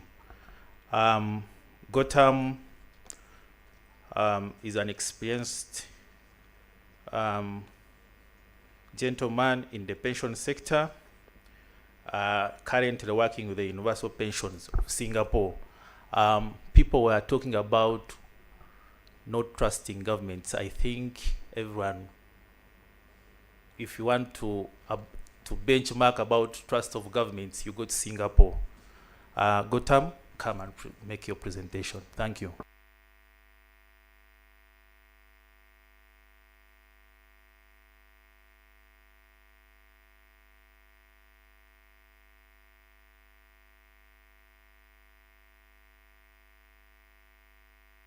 Good afternoon again. I am conscious of the fact that I was partly responsible for the delay in the last session, and therefore the delay in the lunch, potentially.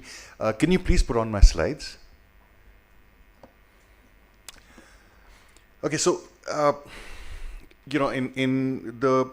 one of the things that I like to mention is that over the last few years, thanks to institutions like the World Bank and the team from FSD, I think we've had a chance to engage with URBRA and with key stakeholders, including Moses and his team in the Ministry of Finance, on some of the regulatory policy and strategy questions around the LTSS. One of the things that we've done over this period is that this has given us a chance to look more carefully on the supply side ecosystem as well as the demand side ecosystem that I was talking about. So currently, the core vision, I won't go through it in detail, but the basic idea really is, if there is already a set of people out there who are in the informal sector and are not saving or not saving enough for their retirement, how can we make it easy and simple for them to do so? And Benjamin in his morning session also talked about the power of compounding. I was just doing some back of the envelope, and what I find is that if there's a Boda, let's say, or a small farmer who's, say, 20 years old today, starts saving even 1,000 shillings a day, that person could end up with a significant amount. The pension that the person could earn, even with modest assumptions, and keeping inflation in mind, could be more than $500,000 per month, and growing over a period of time. So by the time the person is 70 years old, the person could be earning a monthly pension of $1 million, and thereafter almost $2 million by the time the person is about 80. And I think unless you are like me and are already old and smoking aggressively, there is a good chance that all of you are going to live for very long, right? So I think it makes sense to try and prepare for that. Okay, so in terms of, again, something that we saw in the morning, and again, something that Benjamin as well mentioned, that we're looking at an integrated product. And I think the basic idea here is that people will not save for long term unless we are able to cover some of their shorter term risks. And I think the idea, therefore, is that the LTSS should be a three-pronged thing. So if for every, say, 10,000 that you're putting in, can there be a way for, say, 5,000 to 6,000 of that going into long-term savings, another 3,000 going into liquid savings, which helps you to create a buffer for emergencies, and then the balance 1,000 goes towards buying a group insurance cover for shocks or risks that people routinely face. So that is one of the things. The idea is, can we create an integrated product which is much more attractive? If we don't do this, then the big challenge that we continue to face is that when there is a shock or a risk that a person faces, then they will either go out and get an expensive loan, or they will sell assets, or they will want their long-term savings back. And none of these are really useful outcomes. So the idea is, can we use financial services to mitigate risk rather than getting people to mitigate risk using expensive credit. Another important aspect of the LTSS is going to be technology, and I think we've all heard in the morning, we've also seen from the NPS example as well as from Rwanda, how a centralized technology platform perhaps can allow us to do a lot. I will show you how this could work. But let me in fact quickly jump to, I don't know whether you're able to see this, but basically what we are looking at is, so this is a governance framework that URBRA is looking at. So there is the government of Uganda on the top. Sorry, can I just use, okay, so this is the government of Uganda as the sponsor. There is, let's say, a steering committee, a national level steering committee, which has senior stakeholders, people like Moses, for instance, who have the perspective and are able to guide this. But another important role of the steering committee perhaps is because no one entity or no one line ministry will ever be able to drive LTSS forward. So we will need, multiple stakeholders to come together. And in that way, I think if we need a coordinated response, then a national steering committee could be a useful way to think. And then you have URBRA as a regulator. One of the things that URBRA has thought about, and I really like that idea very much, is to say, can we avoid doing too many new things? Let's do new things in the way we do things, but at an institutional level, can we leverage the current regulatory environment, the current laws, and the current governance framework for the LTSS? And that's exactly what's happening here. So URBRA is going to be putting together, in consultation with the ministry, a national level trust. The LTSS trust, like in India, it's governed by the 1882 Trust Act that we inherited from the Britishers. I have a feeling that you have a similar trust act here in Uganda. So the trust, as it happens in the normal pension system, then signs service level agreements to basically engage and hire a set of service providers. Each of these service providers are regulated service providers. So whether you have a pension fund manager, or you have an insurer, or you have a custody bank, or you work with payment gateways or digital wallets or payment wallets like Airtel Money or MTN, etc. All of them are regulated by some regulator in Uganda already. And then you have a national institution which is set up very critical digital public infrastructure in the form of a digital national ID, which can be used for eKYC purposes. The trust, from a governance point of view, is going to continue to be having fiduciary responsibility for taking care of the rights and benefits of the LTSS subscribers. The ownership of the trust will lie with the individual subscribers. So they will be the beneficial owners of the trust. The trust will also hire an administrator to manage the program or administer the program and make sure that the program is actually very easily accessible in a secure way from anywhere in the country. This LTS administrator will use some centralized technology platform to do this, and I'll talk in the next slide about how this works. It will also have what I would call a mission office or a PMU. So the administrator's role is not going to be passive. They're not going to be just sitting back and doing record keeping. They can play a very vital role in providing MIS and information to both the government, the regulator, and other stakeholders as to what's actually happening there. So if I was the administrator for LTSS, then by the time Gautam starts his presentation and finishes his presentation, the LTSS administrator system should show that, okay, 17 women have opened a pension account in this particular province or district. This is the money that they have committed. This is what is happening at a national level. This is what is happening at a disaggregated district level. This is what is happening with women saving, or men, or younger or older. These many dormant accounts, these many regularly saved. All of that MIS is going to be with the trust because of this technology platform, and that will bring in more transparency and better governance.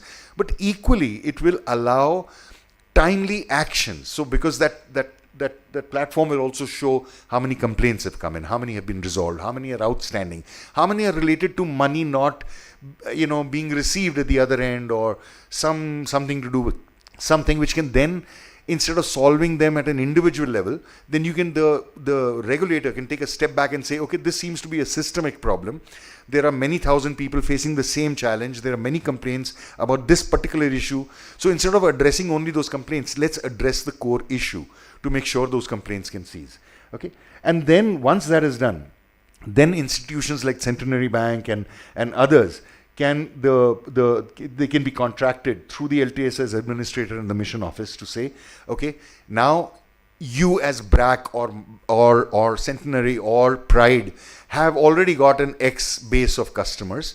Can we now work with you to cross-sell the solution to your clients? So if BRAC Microfinance has, say, 500,000 women that they're delivering credit to, we are not expecting BRAC to go and sell this to Ugandans generally. We are simply saying, when your field officers are meeting your clients for loan repayments or whatever, can they have a conversation around retirement? Can they, once a person joins, every time you collect loan repayments, can you give a reminder that, hi, Elizabeth, I hope you are saving for old age, etc.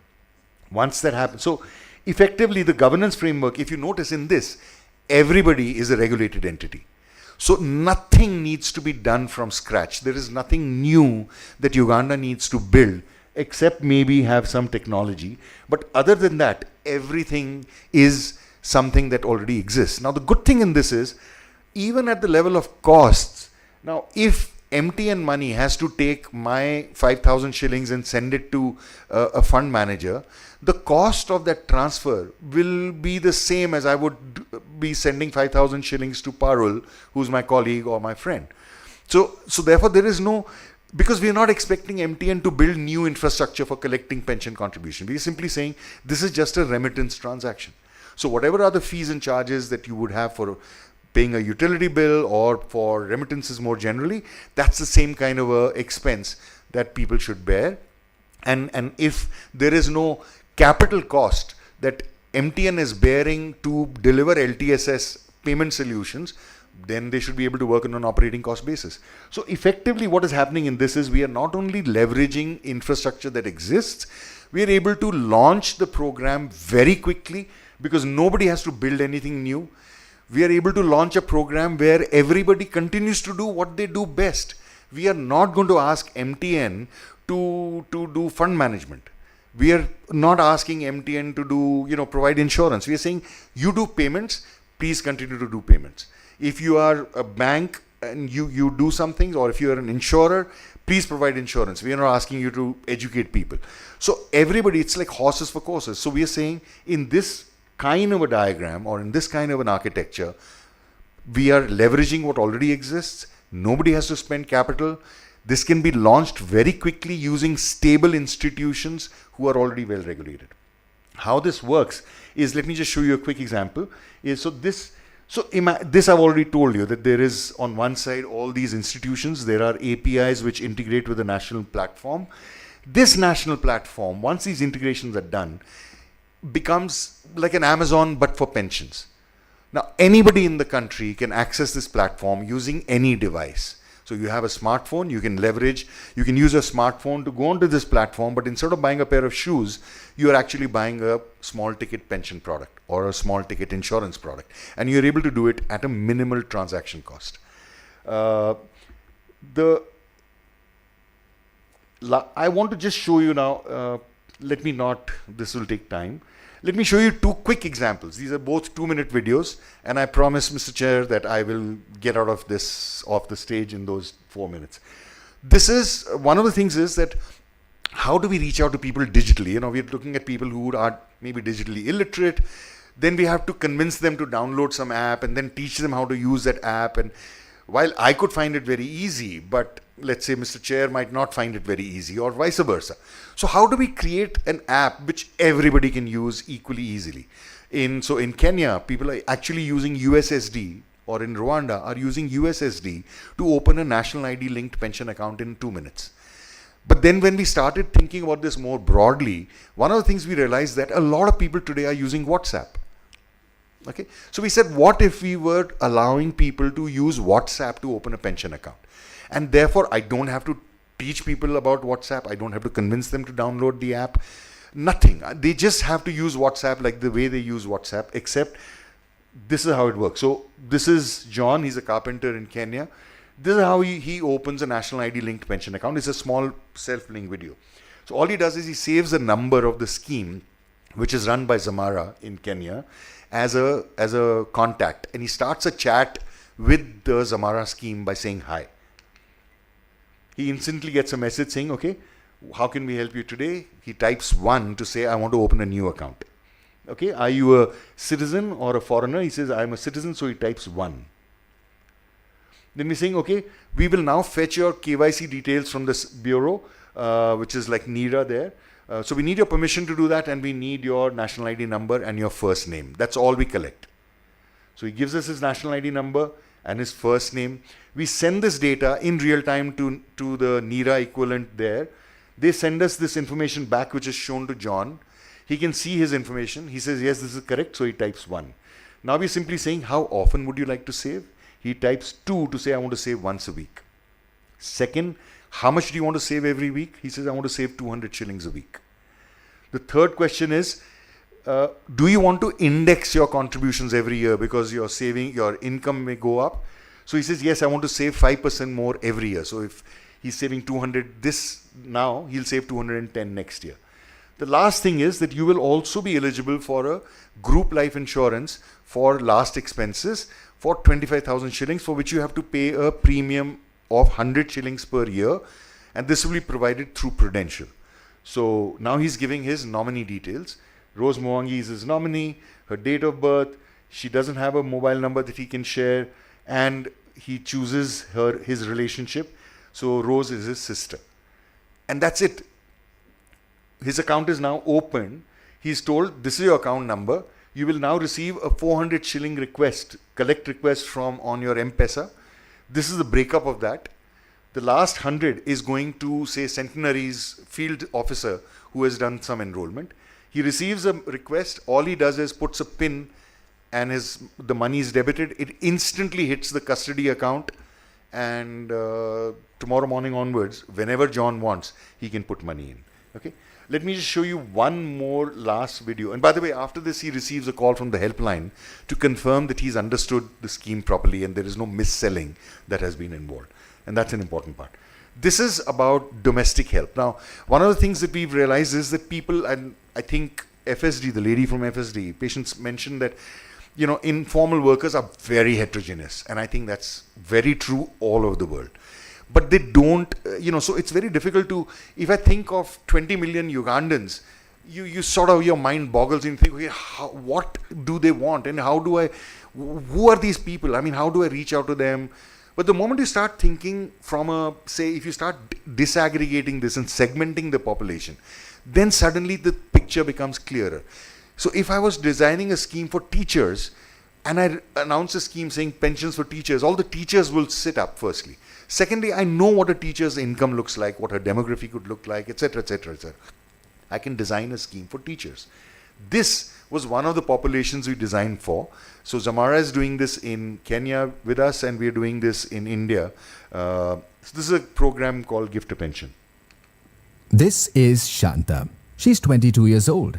She lives in a little village far away with her husband and 3 children. But her family finds it tough to make ends meet. So Shanta decides to migrate to your city in search of work. You employ Shanta as your maid. She works long hours, she takes care of your children, she cooks your meals and keeps your house clean. She sends most of her income back home to support her family, to put food on their table, and to send her children to school so they may have a better life than hers. She does this year after year after year. When she's too old to work, Shanta returns home to her little village. Her children are now grown up. They're educated and married but have migrated to the cities. Shanta and her husband now live alone. But with no savings of their own, they struggle to make ends meet. They live without dignity and will live this way for the rest of their lives. But does it really have to be this way? Let's see this again. You employ Shanta as your maid. You talk to her about the importance of setting aside a small part of her income for her old age. Then you spend just 5 minutes on WhatsApp to help Shanta open her own pension account. And you get her started by regularly putting some money into this account for her old age. These savings will be managed by the likes of HDFC Pension and SBI AMC and will grow over the years. When she is too old to work, Shanta will return home to her little village. She and her husband will still live alone, but they won't struggle to make ends meet. Thanks to you, they will now get a monthly pension and will live with dignity for the rest of their lives. This could be the story of your maid, your driver, your gardener, or guard. Just 5 minutes of your time can change 20 years of Shanta's life. You can be that change. Gift Shanta a pension account today. Her clock is already ticking. Okay, so I think basically what I'm saying is, I think once you've got the kinds of institutions we see in Uganda, the kind of commitment that I see both from the government as well as the regulator, the kind of interest that we're seeing from, you know, mainstream commercial institutions, very credible partners, I think we've got the makings now. Technology actually makes a lot possible. The only thing that is standing between us and another 10 million Ugandans, you know, leading a more secure life is imagination and getting started quickly. Thank you very much.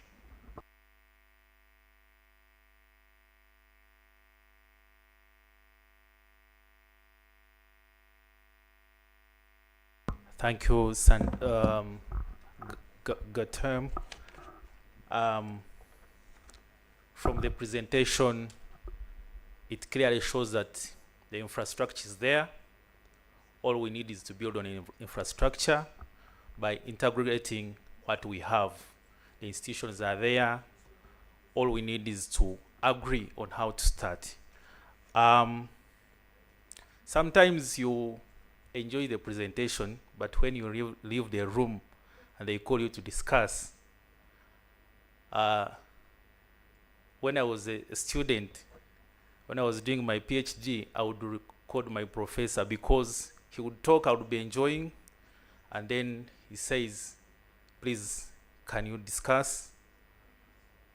I would lose the words. So, but here we have people who understand this topic and they are here to discuss it. We have Nelson Bamwine, who works with MTN, Mobile Money. Please come.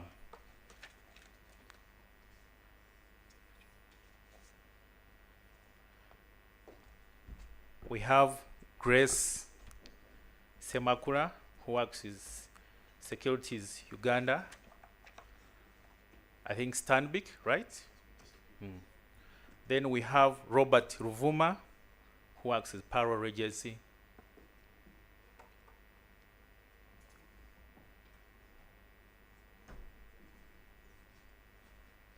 Then we have Julian Rweju from NITAU.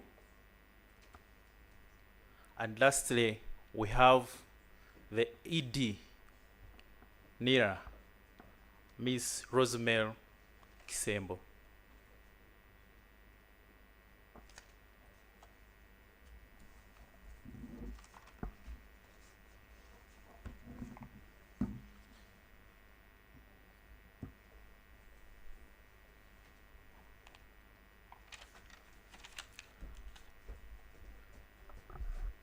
Thank you. I'll straight away go to ask Madame Rosemary. From the presentation and the general view, we know that if we are takeoff, technology is critical. But we know that there are always security breaches with the technology, especially if we don't take the know your customer credentials properly, if they are not taken up very well. Now, we know in Uganda, the unique identifier we have now is the national ID.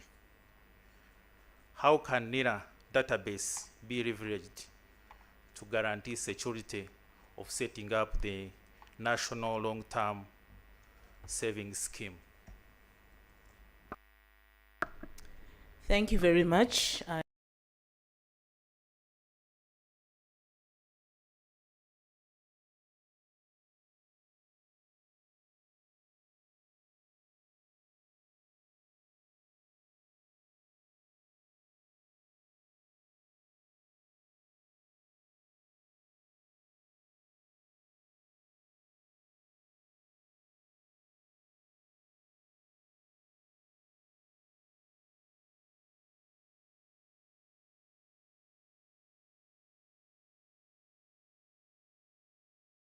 On another new ones, about 6.5, bringing us to 33. We are moving very close to the 49%, which is what is required of us. Now, so in terms of the first thing that can be leveraged is the numbers. The strength, I always boast and say I want anyone in this room with a database that's strong in terms of personal data, and I'm yet to walk into a room where there's one person with that. Secondly, the quality and certainty of our data is something else that can be leveraged. You can deny your name, you can change it 100 times, if you want even 1,000. You can change, even some people even attempt to change the days they were born. I mean, you can change your mother, you can change your father, you can change everything, but it's not easy to change your iris, your fingerprints, and your face. So it's okay. Efforts will be made to... So one thing that can be leveraged about the NIRA database is the authenticity and quality of data. So I dare say for 72% of the Ugandans, we have information, data, and authentic data to say they are who they say they are. So what else can be leveraged about the NERA data? I've just been to a meeting like this, and I asked that, is there any entity in this room that connects to 103 entities? I still haven't found one. So in essence, the services, we are a platform that is leveraged by so many, even now, before we talk about future leveraging, that in a month we process maybe 8 million requests of verification and you know, access and use. So I'm sure it's not anywhere near India, but I think we have somewhere to stand and say, is there anybody here with 6 million transactions? Even Moses of IFMIS cannot boast of the same. So what we don't have in money, we have in transactions. So we can be leveraged in terms of access, electronic access to data to validate who persons say they are. Thank you. Thank you, Rosemary. From her submission, I think it's about quality of data, integration of the data. Straight, let me go to Nelson. Nelson, we know the KYC, probably from NERA, is crucial to you. And she also talked about numbers. According to UCC, we have 38.6 million connections. Now, as MTN, how can you support the long-term savings? Okay, thank you. I'm glad to be here. I work with MTN under the mobile money side, the senior manager for products and innovations. And this discussion to us is something I think we've prepared for a couple of years. You know, when mobile money started, especially with MTN 2009, it was never, it was transitioning what was GSM for you to make a call with your SIM card to create something that now gives you the financial services in your hand.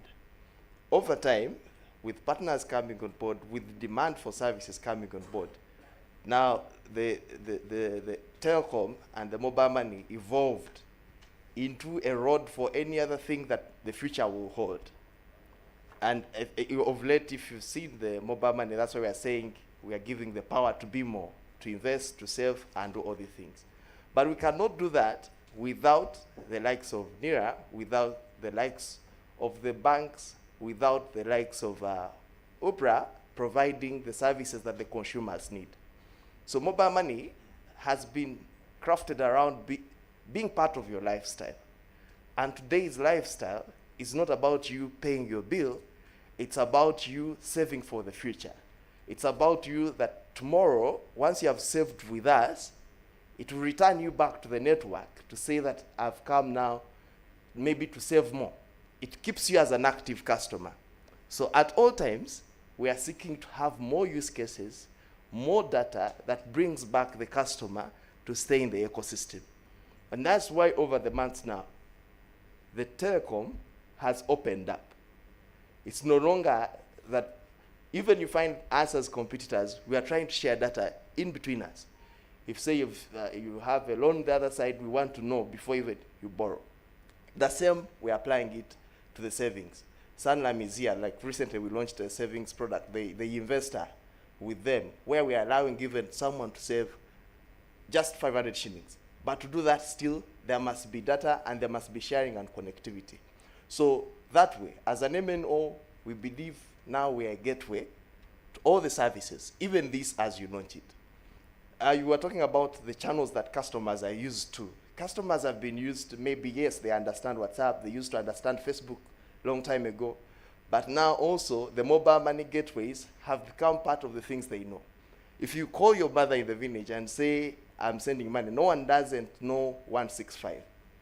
So we are looking at how do we then position 165 as a rail for this service, for the long-term savings. Because everyone can dial 165 and be able to go in and do the service he does with mobile money.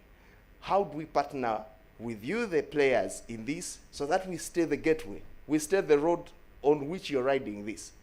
How do we open up to the likes, the more like the way we're working with Sanlam, to open up and have more broader partnerships, design products that remedy the data that is available, but open up for the country to be part of the ecosystem. So there, as like from Momo, where I come from, we are looking at, we want to partner, we want to be design-centric, we want to open up even the contact center, that when a customer calls and we are doing a product with you, that they have a contact center that has already been proven that it can support thousands and thousands of numbers, even if it meant you putting some of your resources in an environment and we agree on how we work together so that the product is supported 360, that the customer can never say, I've been left out. We want to design like auto-saving products that even as you pay your bill, can you save part of the transaction charge that can go into your long term? Not that it's this time only when you're invoked. We want to go into this bit that we've been doing, the marketing. I think you know the telcos have been much in the marketing. The CVMs, you see them running, whether on internet, everywhere, to push customers to live their life, save more, and use their wallets more. So with that in mind, honestly, we believe the MNOs now are driving the entire ecosystem, and we want to be on a table every day having such discussions. If we could have them even in closed rooms to see how we be part of this and drive it forward. Thank you. Thank you, Nelson. From his submission, we saw integration remains key. From what he's saying, as telcos without banks, because the escrow account for, say, mobile money is held in a certain commercial bank. He talked about user-friendly apps and how different well, it is in the law, but how different telcos work together, what we call interoperability. Before, you'd not send money to Airtel from MTN. It's no longer a thing. So I think with also the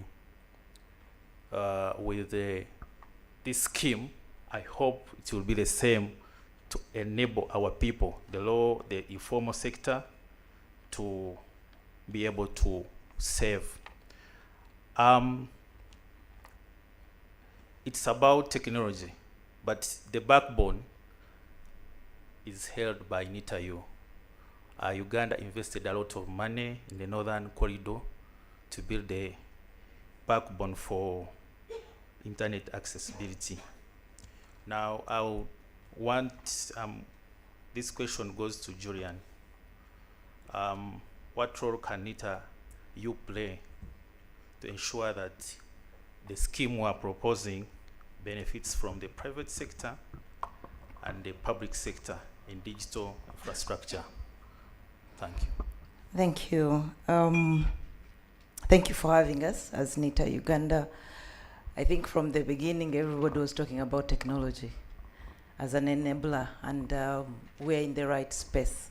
And I think in the previous discussion, the speaker said that we already have the infrastructure. We already have where to start from. From NITA's perspective, what we contribute as a starting point are standards. And this we do it through an already existing interoperability framework. We have a government interoperability framework. That framework basically sets technology standards, data standards, APIs, basically they're just interface standards to support exchange of information from one system to the other. How do the different systems talk to each other? When you looked at the diagram he showed, you have banks, you have insurance, you have telecos, you have most of these institutions that have systems to support this. For that to happen, they should be able to talk to each other. So those standards are there for us to be able to get into that ecosystem. So for us as NITA, we want to make sure that that is adhered to, and it becomes seamless for the institutions to work together. The other thing is we try to encourage the open data standards as well. Kenya provided a lot of innovations, and for the innovations to happen, you need to allow innovators to be able to tap into that data. So as the scheme comes on board, that has to be also part, and something that NITA can support you to be able to leverage on, so that we encourage the innovations from the private sector. The other core, which you mentioned, is the NBI, the National Backbone Infrastructure. As NITA, we provide infrastructure for government. It is not only just the connectivity, which everybody talks about, but we also have platforms that most government entities leverage on. An example is what we call UG Hub, the integration platform. This integration platform connects all government systems. We have almost about 100 and something. And our core system is NERA, which everybody leverages on for KYC. It's very interesting how the banks, the insurance companies have plugged into this, and they are able to access most of the data that government has. So that is available. It helps with the integration that everybody is talking about, and it exists. So we have where to start from. We're not starting from scratch. The infrastructure is on board. The NBI, of course, we support the backbone for connecting government entities across the entire country. But on the other side, we also work with the private sector to provide that connectivity in a way. So for us, really, it's about the standards and the infrastructure, which will quicken and fast track this particular scheme and its initiation. Thank you. Thank you so much. She talks of standards, innovation. I think 3 years ago, as government, we invested in the Wendy platform, I think, which has taken the industry by storm. I've not heard anyone saying that people have eaten PDM money because of the innovation. Money comes from the treasury, goes directly to the last mile, and it's because of NITA use platform and allowing innovation that we're able to do that as government. To manage time, I would want to go to the next question, and I will ask Grace.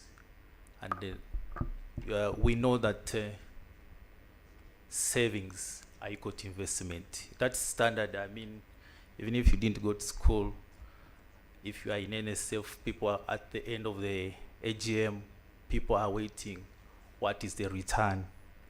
And so it's automatic that we know it, that savings is equal to investment. Now, how would you approach constructing an investment portfolio for the long-term saving? Because it's long-term,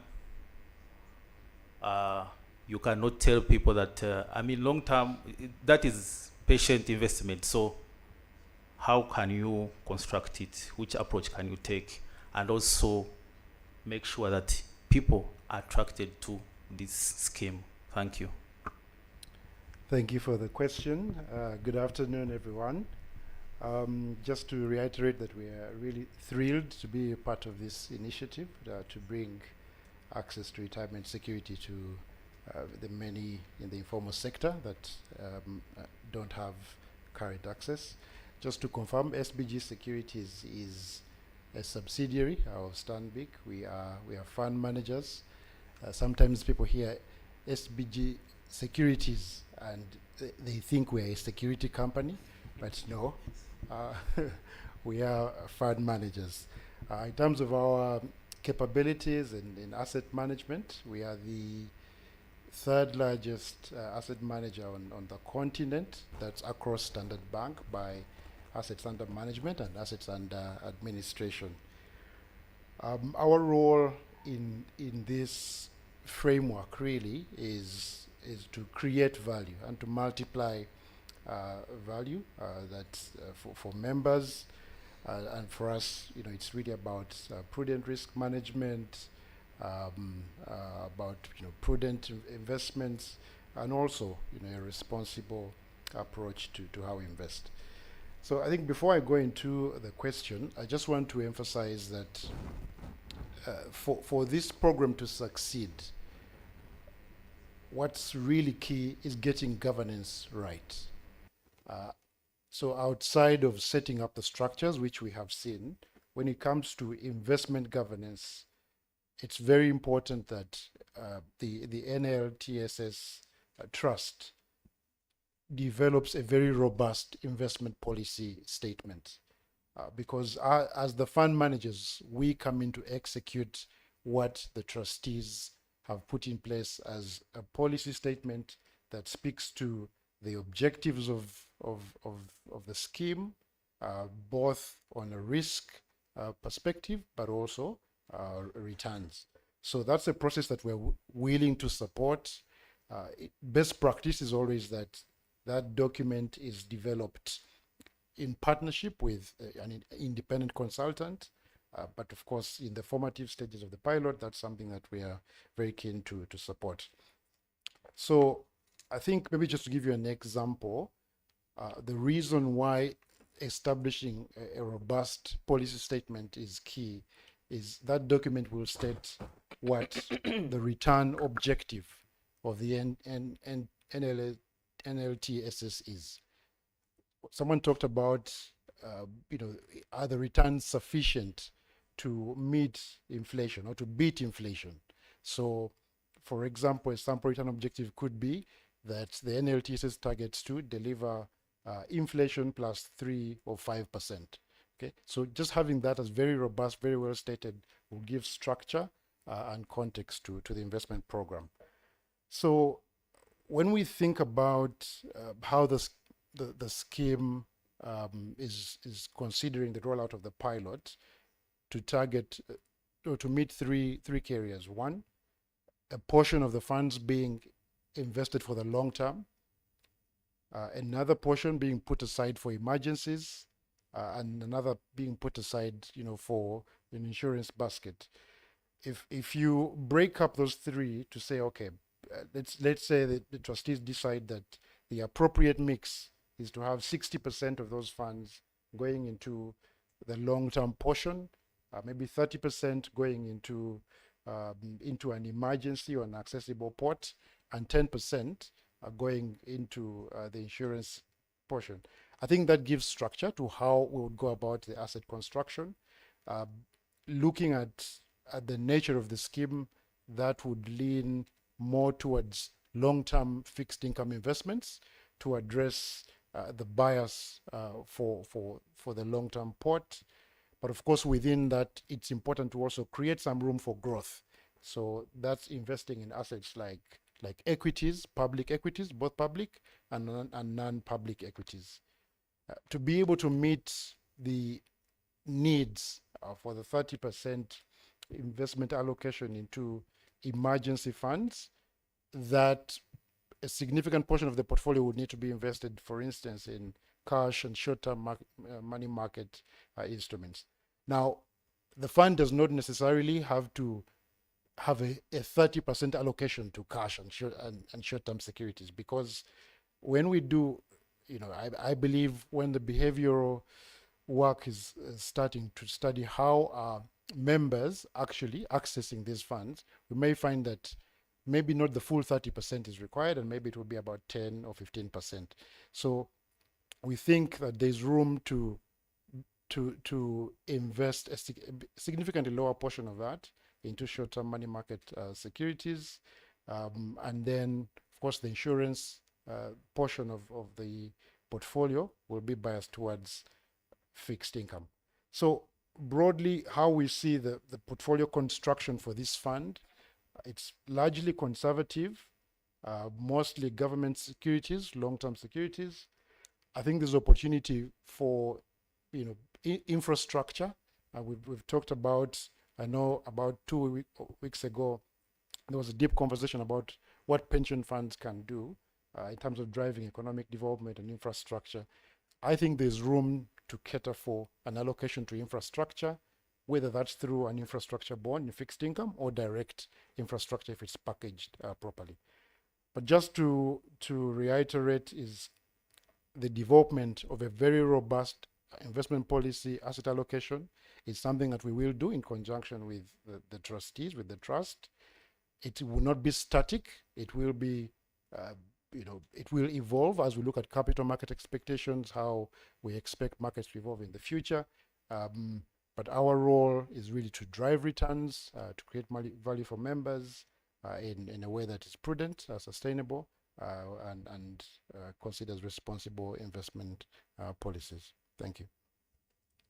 Thank you, Grace. I think the key word is risk management. In long term, someone say, I've invested money here. How sure am I that this will not go under? So from what he's saying, risk management is key. Relatedly, I have a question for Robert. If we had set up these long-term saving skills, it will require prudent management and enhance accountability to manage to its members.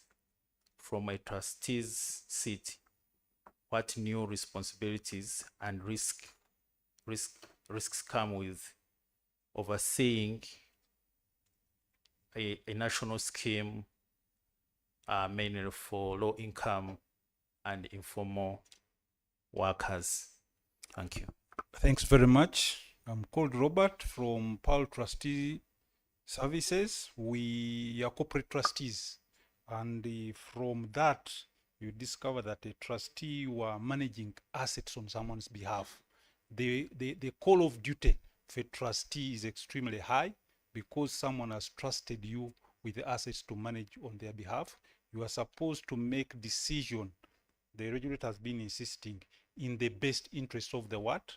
Of the members. And here, most of our members, they are the vulnerable people. We have maids, we have the low income earners are the people who are very vulnerable. So as we are preparing for this, we have to take that into account.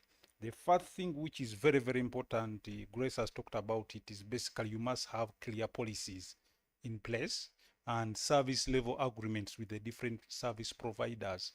He has talked about the policy on how to invest. The policy on how you are going to invest your assets will determine the return you expect to get. Policies like on how are you going to distribute the return you are getting from the members. Policy on communication. There is something which came up clearly, is that people need to understand the purpose of the long-term savings scheme. If people don't understand it from the side of, we have two parties. We have on the supply side, I'm seeing all the service providers are regulated. Now on the demand side, our vulnerable people, we are supposed to explain the purpose on paper, but also as we are promoting it, we don't misrepresent. It is very clear. That's where most of the trust issues come from. If we tell people you can access 20%, when you are promoting, because someone may want to get the numbers, you will say you can access 30. You are getting it. Now when the person comes to access, we say, but you can only get what? 20. So we need to make our communication policy very clear, our communication material standard, such that we promote the same thing across. We may not get everybody, but it will be good to get people who believe in our product. For me, that's very important. If you get people who believe in the product, you manage expectations. People are saying return. I don't want to be like a capital chicken. I say we are going to give you a return of 20%. Yet we know the higher the return, the higher what? The risk. Remember, to manage something in the best interest of the members, you must take prudent investment decisions. One, you are going to ensure that you are protecting the members' what? Contribution. You don't want somebody doesn't. If I read my statement today and I have 500, do you want me to read the statement next week when I have 400? So as we are looking at return, let us put in the issue of risk. That one must be very clear. But also I've seen best practice the unit trusts are making. It will be very good to be crediting interest to our members frequently, because when people see their income growing, for other schemes we do it at the end of the year. For unit trust they do it monthly. If we can find a way of ensuring that we update and credit the member's statement frequently, it is something which will go a long way in building trust. The other issue which I see whenever good things come up, and I think there are conmen in Uganda who come in, there are those fraudsters who can come up and set up a parallel scheme to con the public. So we should be aware of that, and we don't kill something at the start. I know I'm not worried for me from the supply side. All the service provide, all the partners are extremely very well regulated. UBRA and when you take an approach of using technology, that one is the first area of transparency. Then I've seen my colleague from NITAU, from NIRA, that unique identifier is very, very important, and we need to ensure that at entry we have that identifier. At collection, we need to ensure that that identifier is there. When you have that identifier, you minimize reconciliations. And most of the fraud, if they are from the supply side, they can arise from reconciliation. So if you have a service level agreement with your service provider, say don't accept a payment without a national ID, don't accept a contribution without a national ID, you have solved a lot of problems, you have solved the reconciliation and all that. So from PAL, we are ready. We have about 7 trustees with experience in managing different schemes. We are managing umbrella scheme. We are also currently managing like a mobile. So we have the capabilities to provide oversight. But for this scheme, because contributions are going to be made daily, they are irregular, the oversight will not be, it has to be proactive and more regular. But for me, I'm excited to be part of this. We need to ensure that we protect. There's something I use always. I tell people, human beings, we are usually greedy. You need to protect people from themselves. That's the only way you can help them. Initially, people don't see this as good, but with time, when people look at how much they have saved, it is something which people will take up. But at communication, we make sure we don't misrepresent what we are promising people. Thanks very much. Thank you, sir. From his submission, it's very clear. Communication is important.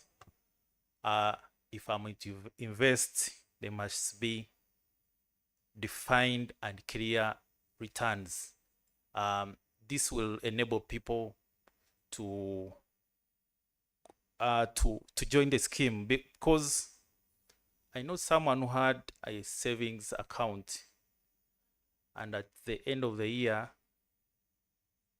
what he found, I think, was taken up by the charges on the ATM.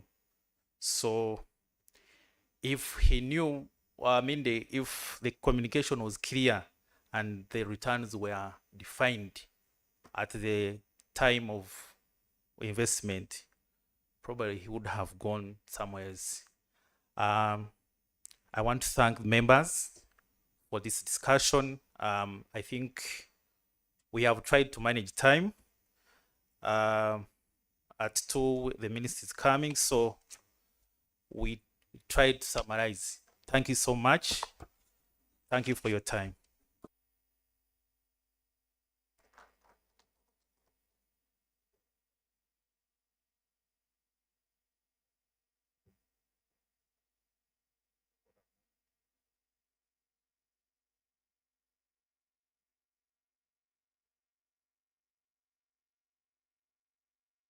As they take the Kodak moment, ladies and gentlemen, give them another round of applause. Thank you so much. They have told us the availability of the technology. We can leverage on what they have, and it's there for us to use and be able to build Uganda National Long-Term Savings Scheme policy. So it's time for lunch, ladies and gentlemen, and lunch will be served at the same place where we had breakfast or break tea. You'll get your coupon as you go out, and we're going to have lunch break for only 40 minutes. Hopefully the minister will be joining us shortly, and he's confirmed he will be attending. So let's come back. We have 2 more sessions to deal with, and also the minister to listen to. Bon appetit, ladies and gentlemen. The Director Universal Pensions, Ms. Paru Sethkana.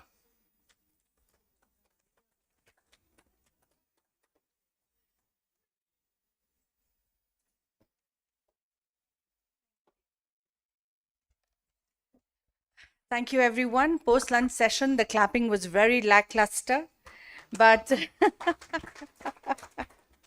thank you very much for that. I'm just going to move into the session that is, I think, one of the more important discussions. I think, what will it take to achieve mass adoption of long-term savings scheme, not just as a promising reform, but also real lived solutions for millions in Uganda? Over the past sessions, we have discussed the design, the technology, the governance, the readiness of our ecosystem. But design alone does not deliver impact. For a national program like the NLTSS, success will depend on scale, steady voluntary savings by millions of ordinary citizens of Uganda across every district, trade, and occupation. And that brings us to the central question of this session. How do we mobilize financial institutional support needed to ensure that Ugandans can join trusted and consistently over a long period of time? The reality we must address, barriers faced by the informal sector workers. We have spoken a lot about it with the razor-thin margins, about issues on trust, and their tiny transactions that may be just about 1,000 or 2,000 shillings at a time. Such workers, even small operational frictions like high transaction costs, long distances to bank branches, or difficulty understanding rules can be a deal breaker. That is why leveraging Uganda's powerful digital financial infrastructure and trusted local partners are essential for this system.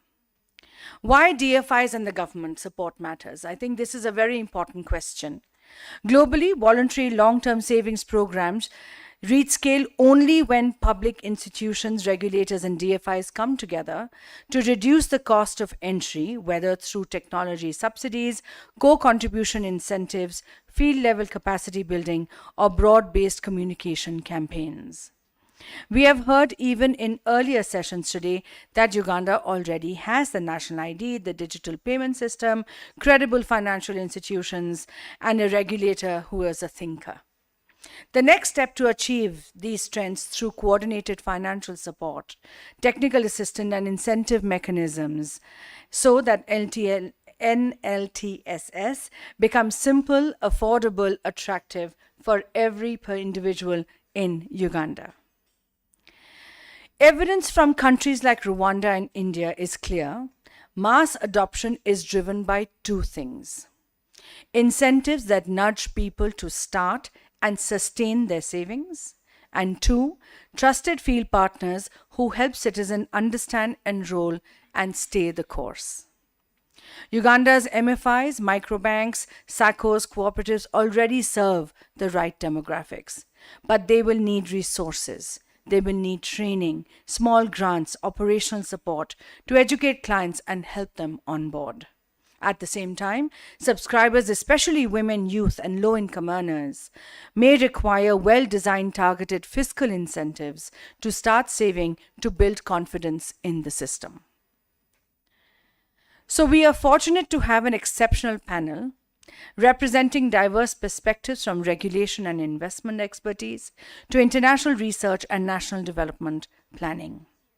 I will be inviting them to speak to very practical and very specific questions on how to leverage the digital financial ecosystem, how to design transparent investment and governance structures, how to deploy behavioral incentive effectively, how global research on fiscal incentives can guide us, and lastly, how government planning and budgeting framework can support outreach, field partners, and incentive programs. Without any further delay, I would warmly welcome all our panelists. I would start with Ms. Rita Karungi from the Financial Inclusion Department at the Bank of Uganda. Welcome, Rita. I'd like to welcome Mr. Alan. I practiced it many a times. Lwitwabi. Did I get it? Thank you. From the Deposit Production Fund. I said it in my mind like 100 times. Virtually, Dr. David Pincus will be joining us from the Kohler Pencer Institute in the UK. And I'd like to also invite Dr. Hamis Mugandavala from the National Planning Authority.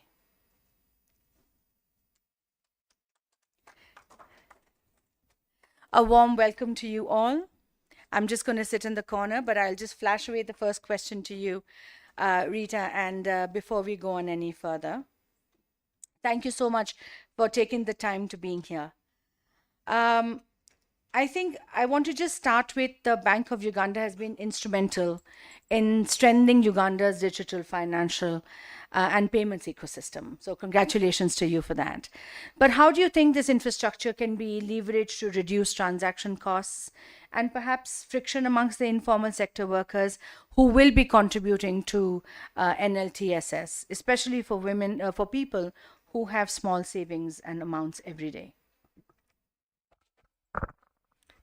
Thank you very much. And I couldn't agree with you more. The Bank of Uganda has been at the heart of driving financial inclusion. As you know, our mandate was expanded to include socioeconomic transformation, so financial inclusion really comes at the heart of what we do.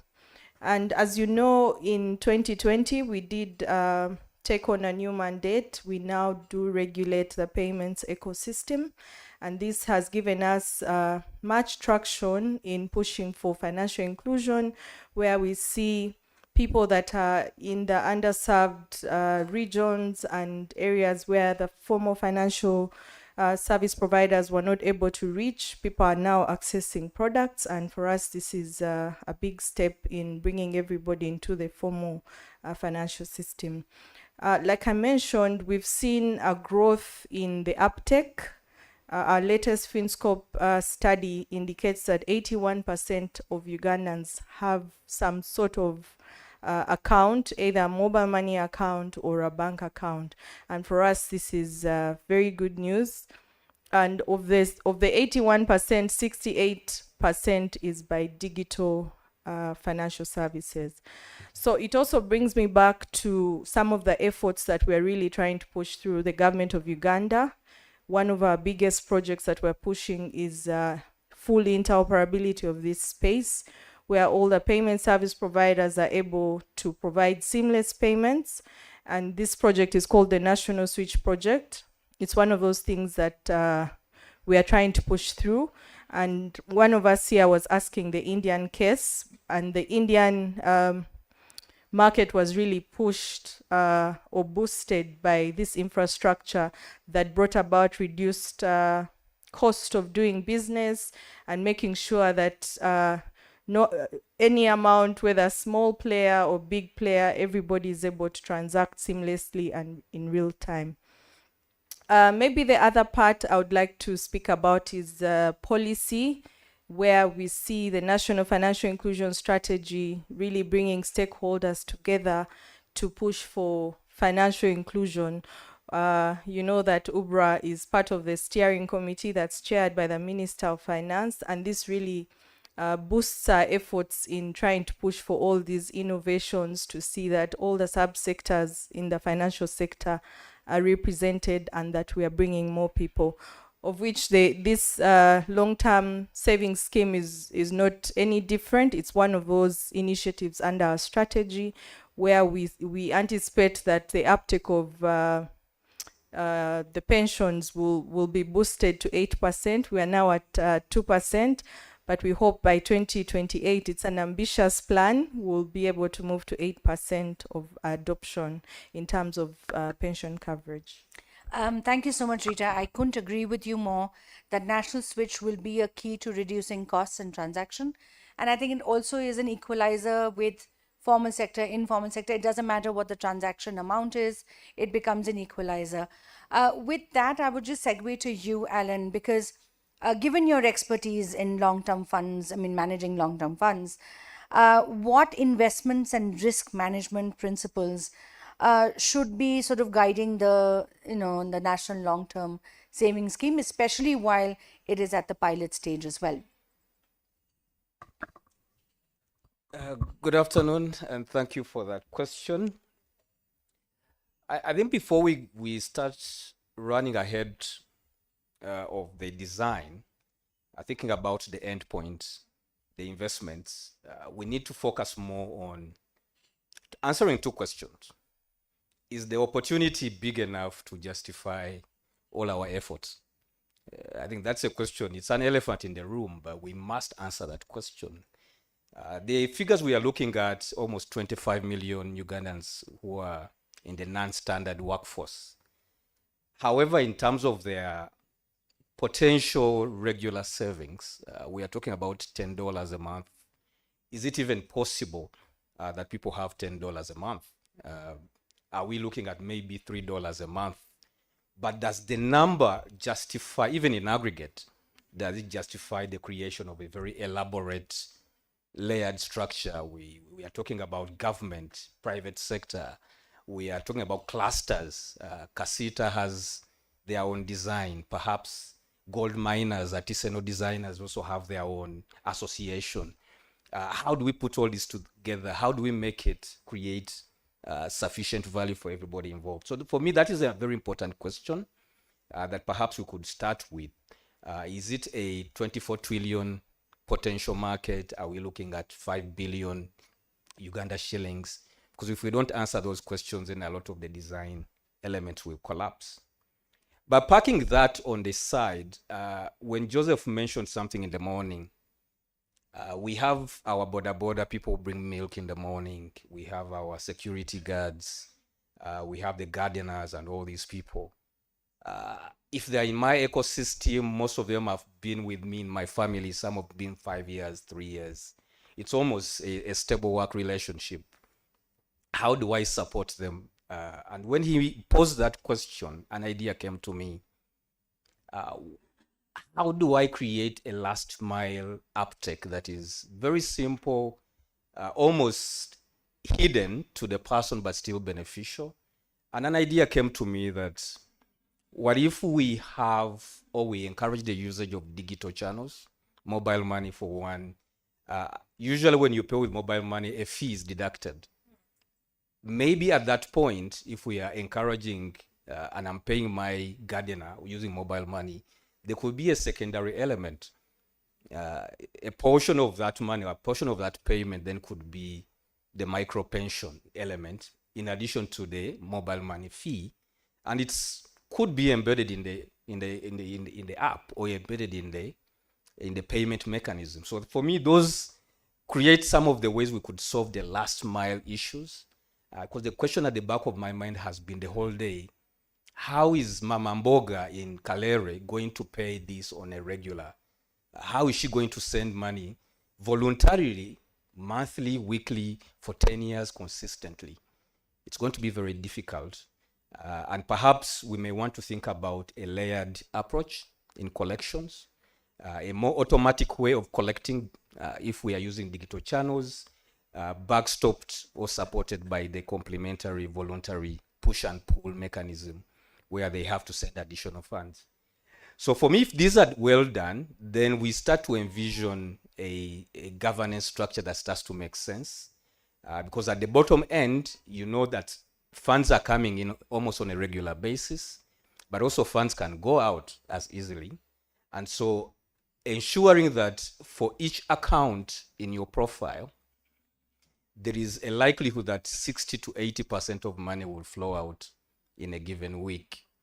So that has to be embedded at a master policy level. Do you have treasury bills? Do you have unit trusts? Do you have a line of credit with a bank that allows you to make this payment and make collections and reconciliations at a later stage? So all this becomes things that should happen instantaneously. And so if I'm thinking about a structure for this entity, at the top level, in my mind, I was thinking we have the superannuation, which is the main government mandated licensed authority, but it must work with clusters. You want to work with the trade association because you're not going to go looking for 10,000 traders yourself. They are already in an association called Casita. You're not going to look for 1,000 artisanal miners in Mubende. They are not going to talk to you. They already have an association. So perhaps the superannuation remains the aggregator. They provide the fund management, the pension administration and technology. But in terms of who interacts with the endpoint, it remains the association and clusters to do a lot of the trust building, the onboarding elements. And then perhaps you can have a structure that starts to make sense. It may become a little bit more complex. And from the picture that Gautam showed, like, it's really going to be a very complex system. But the usage of technology and the allowing of different people to do what they do best is likely to give us the value we're looking for. So for me, at the moment, it's too early to speak about investments. We need to focus more on the structure, getting that structure correct, and figuring out how do we solve the last mile uptake. Because when we solve that, everything else becomes a lot easier. Thank you very much. Thank you for that. I will come back to the investment strategy, but just not yet. Probably the next question. But if I can actually just, to your point on how do you increase uptake at the last mile, we also have Dr. David Pincus. There he is right there. David, you have just recently concluded a multi-country study on the impact of fiscal incentives on coverage and persistency. So based on your study, what incentives or behavioral design elements are most effective in motivating low-income or informal workers to start and sustain long-term savings? Thank you, Paro, and thank you very much for the colleagues from URBA for having me today at this meeting. This has been a very interesting day. The only regret I have is that I'm not able to be there with you in person, but I hope to make up for that soon. I'm the director of the Collar Pensions Institute. We are thrilled to be part of this important initiative to promote long-term savings in Uganda. Very briefly, the Collar Pensions Institute is a non-profit pension action tank, part of the Jeremy Collar Foundation in the UK, and our mission is to expand pension coverage around the world. We are an action tank, meaning that we do research, but the research is always policy-oriented, and we aim to directly support the implementation of pension programs, drawing on the insight of the research activities. So the LTSS scheme, we see the LTSS scheme as very important, and piloting such a scheme as exactly the way to go to move forward. I would also like to highlight that based on what I heard this morning and previous conversations with colleagues at URBRA, we are very much aligned with policymakers in Uganda that pensions is about much more than only providing old age income. We believe that pensions can become a crucial source for sustainable long-term growth of the country driven by domestic resources, by transforming savings into investable assets that can be invested to the benefits of the savers, but also to the benefits of the wider economy of the country. But you asked me about incentives. I would like to highlight two things. First, some of the findings of our research that you mentioned, and then secondly, that the NLTSS presents a unique opportunity to test different incentives in Uganda on the Ugandan populations to really make the policy program stronger for the future. But before going to the research results, let's take a step back and think about what incentives for pensions should actually do. They should incentivize certain behaviors at different phases of the pension life cycle, as a person ages, as they get closer to retirement, and as they are then in retirement.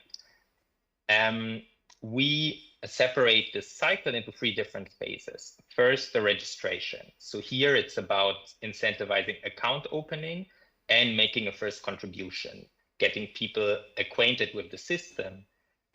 The second phase is accumulation. Here, from a policy side, what you want is that people make regular contributions.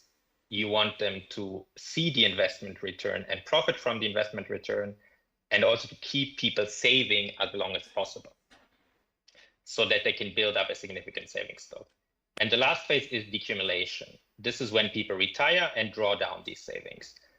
Here, it's important to incentivize retirement income instead of a large part of lump sum payments. You can, of course, mix the two, but it's important to design incentives that nudge people towards taking options that pay out a regular monthly income instead of taking out all of the savings as soon as they retire. And tax benefits are important throughout all of these phases. You can get very creative on the incentives for each of these elements. And throughout the day, we have heard different options, such as matching contributions, bundling of different products, and I will come back to that. But I think we need to actually get very creative, especially regarding combining different incentives. Now, what does the science tell us about incentives for pensions? The short answer is it tells us quite a lot about high-income countries, but much less about what actually works in emerging and developing economies where informality is very high. That is because a lot of the research has studied mandatory schemes for formal workers, foremost the effects of tax incentives on people's pension saving behavior. But these insights are only partially relevant, I think, in a context with high informality, because then, as you very well know, it's very difficult to mandate savings, and tax incentives might play a role for a much smaller part of the population. Very practical approach to the incentives question. And as Parul mentioned, currently we're doing a research project in which we are reviewing informal pension schemes for informal sectors that have been launched over the past 15 years in 11 countries, including Rwanda, Nigeria, Ghana, Kenya, and India, all countries about which we have already heard things this morning.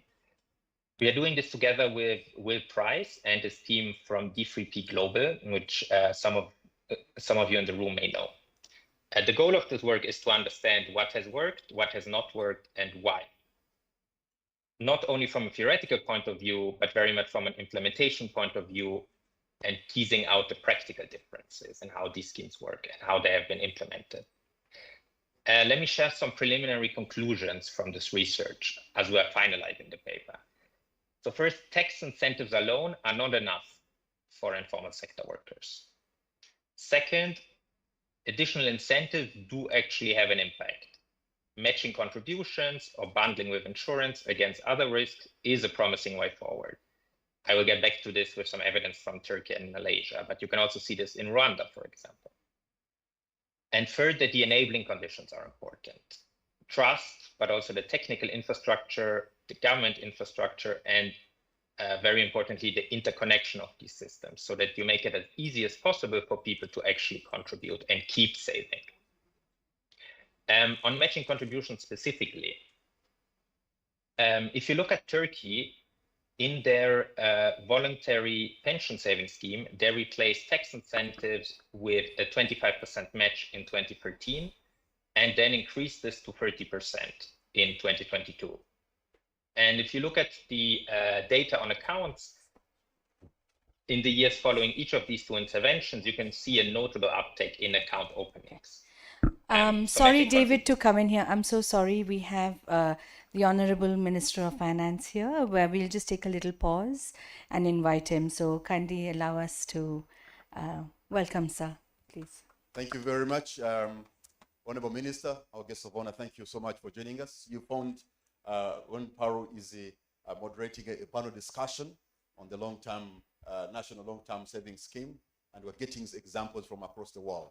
But as protocol demands, may I suggest we stand for the national anthem, and immediately after that, Rita, you will invite the minister to speak to us, and because he has other national duties awaiting him.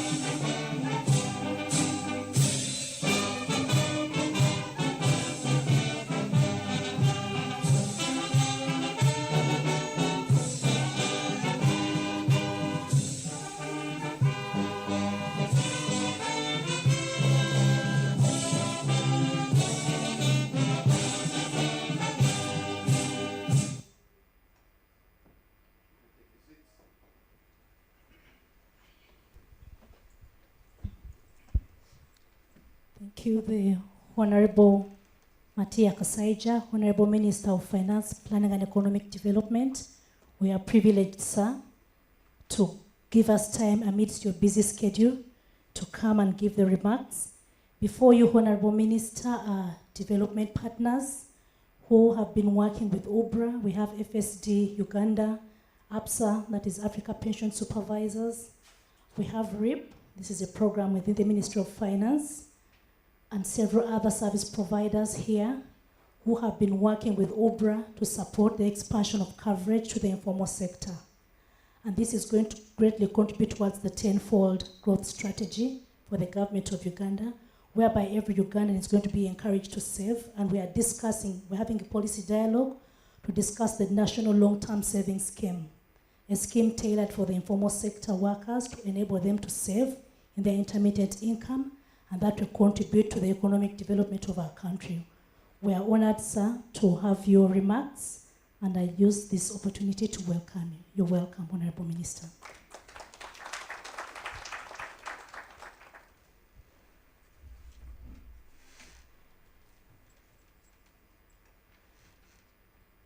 So you may use the podium.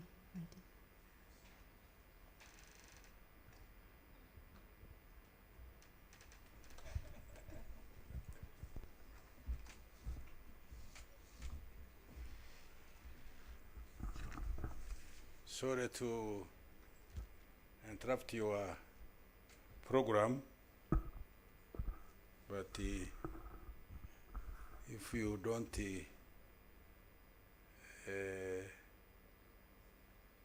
allow me to go, you may get also surprised. I slept last night, sawa mwenda gwekiro. So the head is doing like this, like this, like this. Do you have members of parliament here? No, you didn't invite them. Oh. Our development partners, private sector leaders, representatives of government ministries, departments, and agencies, the management and the staff of UBRA, distinguished guests, ladies and gentlemen, it gives me great pleasure to welcome you all to this high-level policy dialogue on the National Long-Term Savings Scheme. It is almost a decade of careful assessment on the possibility of expanding pension coverage to formal sector workers. At the outset, I want to thank the financial sector deepening, Uganda, the World Bank, the African Pension Supervisors Association, and the Universal Pensions for providing technical support to the Uganda Retirement Benefits Regulatory Authority.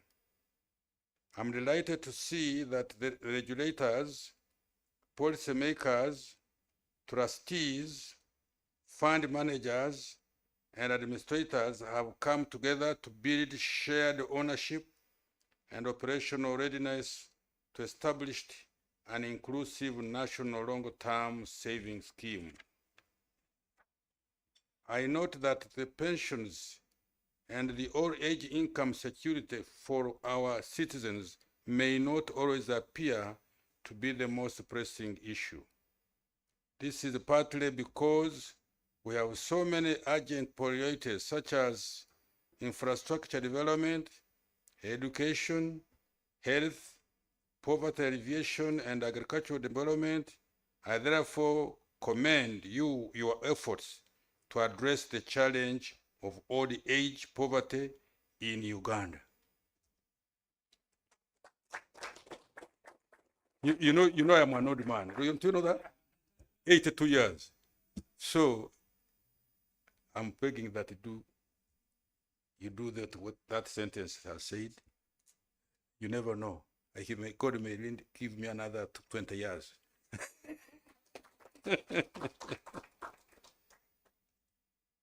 As you may be aware, only 4 million Ugandans are covered under existing retirement benefits arrangements.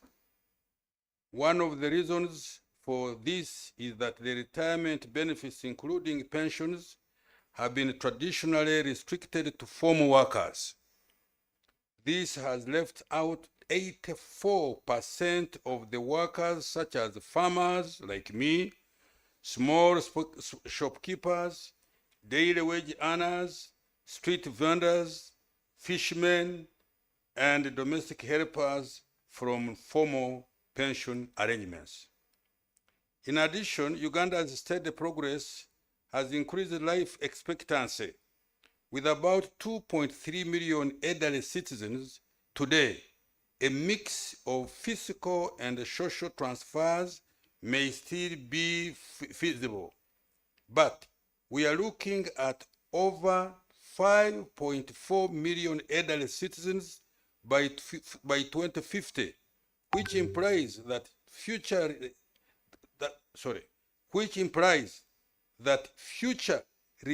retirees will create a fiscal burden to the government. The National Long-Term Savings Scheme is expected to, 1, motivate and enable millions of informal workers to save for their retirement, which will reduce the fiscal cost of old age poverty in the future. Promote mass-scale pension inclusion, whereby informal workers will generate a new pool of long-term domestic savings to support the tenfold growth strategy.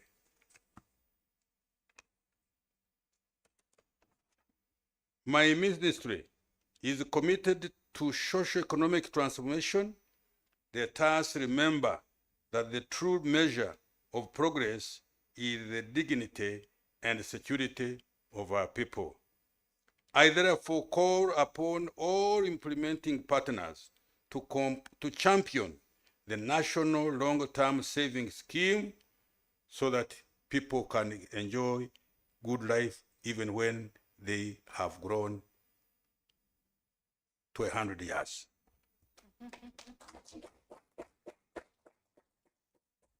I have completed my statement. Thank you very much indeed. Thank you very much, Honorable Minister. May I suggest that we have a photo taken for posterity purposes for us to remember this? And maybe, Rita, you can advise who else can join the picture with the Minister. Thank you.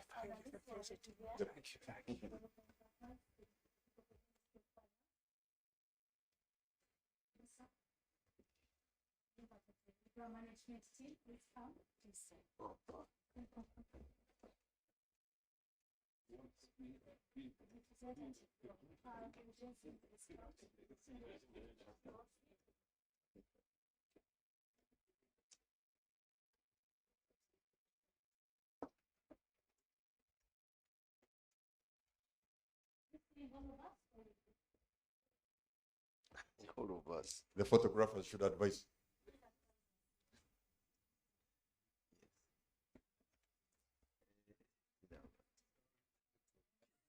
Take care of the shorter guys.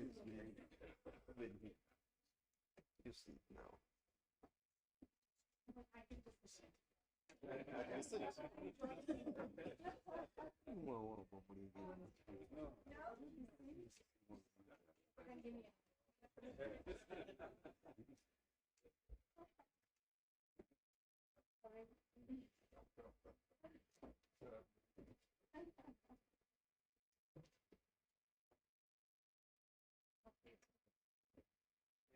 So it's surprisingly, it's the photographers who are smiling instead.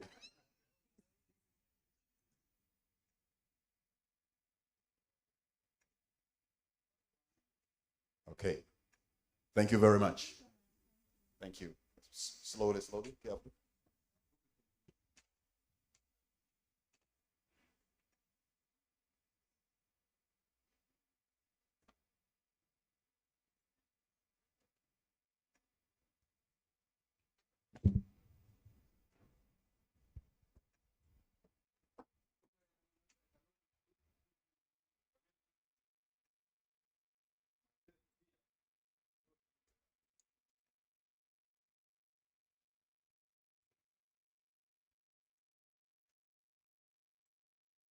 Paru, over to you once again.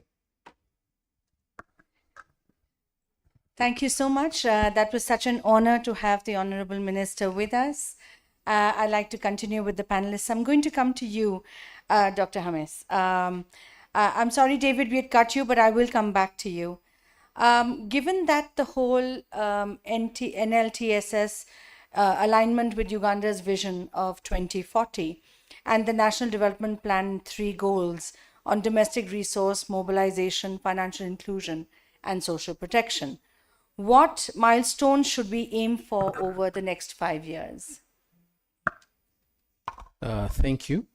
My name is not Hamisi. Hamis was the one that was invited. I'm Patrick Olo. I'm standing in for Dr. Hamis Mugenda. I'm going to blame it on the MC. No. It's a small issue. Forgive me. Sorry. From our perspective as National Planning Authority, we deal with the myriad of planning issues. So, how do we look at this national long-term saving scheme? So, in the morning, Benjamin tried to make a case for it. From our side, we look at this from both a problem angle and an opportunities angle. So we have a problem. We have around 14 million Ugandans who are aging and retiring without some kind of structured saving. So that is already a problem, but we try to address that within the development plan. Then we know that no country is able to develop without sustainable domestic resource mobilization. So we are looking at this as making inroads into tapping domestic resources In the morning, I was speaking to Mr. Julius Mukunda. Of course, there is speaking to these savings from that side, but then there is also speaking to these savings as an opportunity for investing. So Bob told you in the morning that savings equal to investment. So looking at this from the investment angle, it means that we'll be able to have sufficient domestic savings that could go into our investment priorities. Then we also look at this from the point of building resilience of our households as well as the workforce productivity. It is very challenging to have a workforce that is not sure of their current and future financial needs. So this brings out that opportunity. And one final one is we are looking at building patient capital, so which refers, is in line with the required savings that are inevitable for building, for financing our domestic, for our development. Now, within the development plan, we are running the fourth development plan that is aligned to the 10-fold growth, and we have we can look at the milestones in there from 2 points. We have spelled out some reforms around the pension sector that are required to be undertaken, and one of them was to have the informal workers, the non-salaried workers, have some kind of pension scheme to be able to shield them against future old age poverty, but at the same time also bringing those savings into the wider financial sector. So that is one. So there are 4 reforms, but I'll only speak to that. Then at the our plan is around the program, bigger programs. So we have around 2 programs that speak to the National Long-Term Savings Scheme. The very first program is a private sector development program that talks of solving one of the biggest issues of bringing the cost of financing, to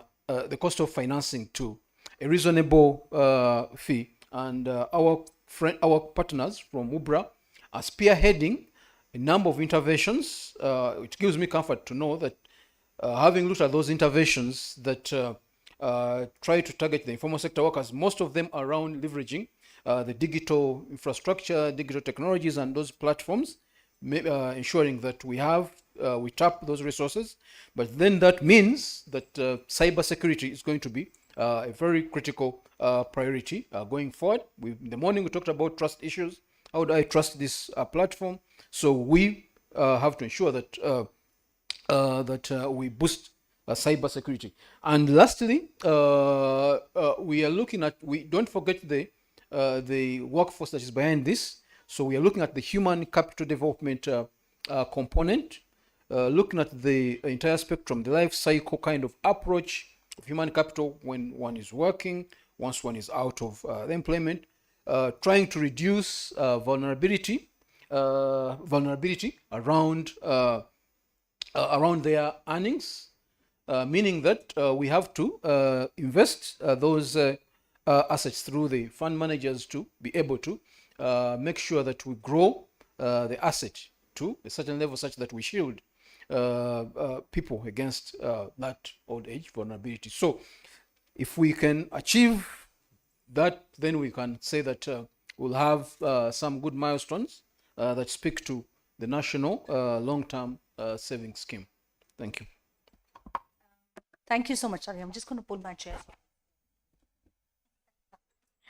Is that better? Yes, seconds.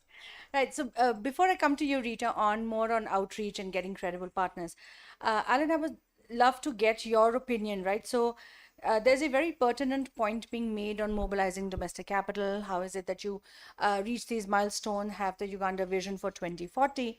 But there's limited trust in financial institutions, right? So how can transparent investment reporting, governance, structures, and communication on fund safety help build confidence and accelerate mass uptake? So I think I would love to hear your point of view on this just before I come to you, Rita. It's a very pertinent question in managing funds, whether institutional or individual, that the responsible persons, let's call them fiduciaries, are easy to access. They use language that communicates, whether it's a local tongue, a local dialect, or even in the official languages, that there is consistency in the message on what you are saying. One of the things I've experienced, because I've done education at high levels, but also at very, very low levels, there is a thirst for good information because there's too much disinformation around. And finding an expert that is able to speak, say, in Uganda and explain these things, what we are saying today, but in the local tongue, and being able to go down to the market and sit down with the vendors, and you spend 3 hours articulating what this is all about. The funny thing is, when I started financial education and inclusion elements 8 years ago, was that whenever I would sit down with traders and explain how a bond works, how they are paid back, the return on investments, the easiest people to convert were the people in the informal sector. When they have understood, they know money. They know easy money, they can tell easy money. They will try it once, like Joseph said, but when it works, they will tell everybody else. So one of the things I found that when you explain well, one of them will try. If it works, then others are easy to convert. But it required me to go down in the market, sit down and explain. So if we are to build trust, it will require that experts like myself, we still have to go and explain this story to the bottom line. We should not delegate this to technology. The ordinary person will not trust an agentic robot explaining a bond or an investment in a unit trust. They want to know your address. They want to know your tribe. They want to know that you exist. So you must make the time to go down and explain. So for me, in our go-to-market strategy for the NLTSS, direct communication, simple messages are going to be key. We have to go down on the ground. We have to spend the time to explain what we are saying. Face the music, as we like to say here. We have to go down and explain to the border people, to the ladies in the marketplace, what we are trying to do and why it makes sense for them in the language they understand. If we do that, and we do that consistently for many years, then the numbers we are talking about, 5 million in the next 10 years, are possible, because communication will translate into onboarding. I couldn't agree with you more. I mean, I think talking to them in their own language, a person standing in front and looks and feels just like them, are very, very important considerations. And I think this brings me to you, Rita. So you also have these field partners, right? So you have maybe Pride, BRAC, Post Banks, cooperatives. They will play an important key role in educating, to the point that Alan made, right? Because they have ear to the ground, they are used to these people, they interact with them. So how can your bank as a principal regulator support LTSS outreach and access through channels that you regulate? Thank you very much. Financial education is also at the heart of what we do in financial inclusion. We actually run a trainers of trainers program, and our goal is to reach as many Ugandans as possible. So we run a curriculum, an 8-module curriculum on financial matters, of which retirement benefits is, planning for retirement is a module. So all we'll have to do is incorporate this particular product that's coming on and tailor it to a particular segment. So as we go to the grassroots, we're able to say, you see, at this time when you're not able to work, there is this product that the government of Uganda has brought. And when you speak from a place of regulation or authority, these people will listen. Why? Because they have that trust that we're talking about. They know that if a central bank is behind this product, then it must be safe. So I think that will be a major contribution. We're already doing a lot of public awareness. We do a lot of quarterly radio talk shows, TVs. We go out and do general literacy in different market segments. You find us in the refugee space. You find us in markets. You find us in farmer farmer shows across the country.